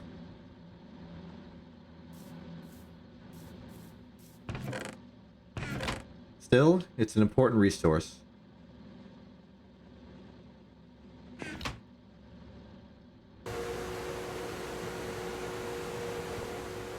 I guess we're making more coke ovens. Seems like maybe my foray into the semi-fluid generators was not the correct thing to do, and I should have just used steam more directly. I don't exactly regret what I've done, because I'm proud of the sort of technological processes and focus that was required of me to get this far.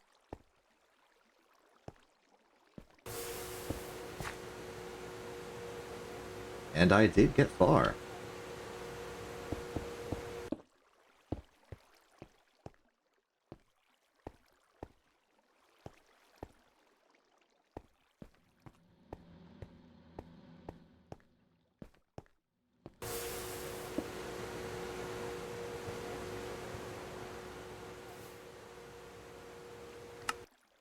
We're definitely getting to that point where the sky is very open and I have no idea which way to go. So I'm not gonna push it too hard right now and just gonna call it there, I think.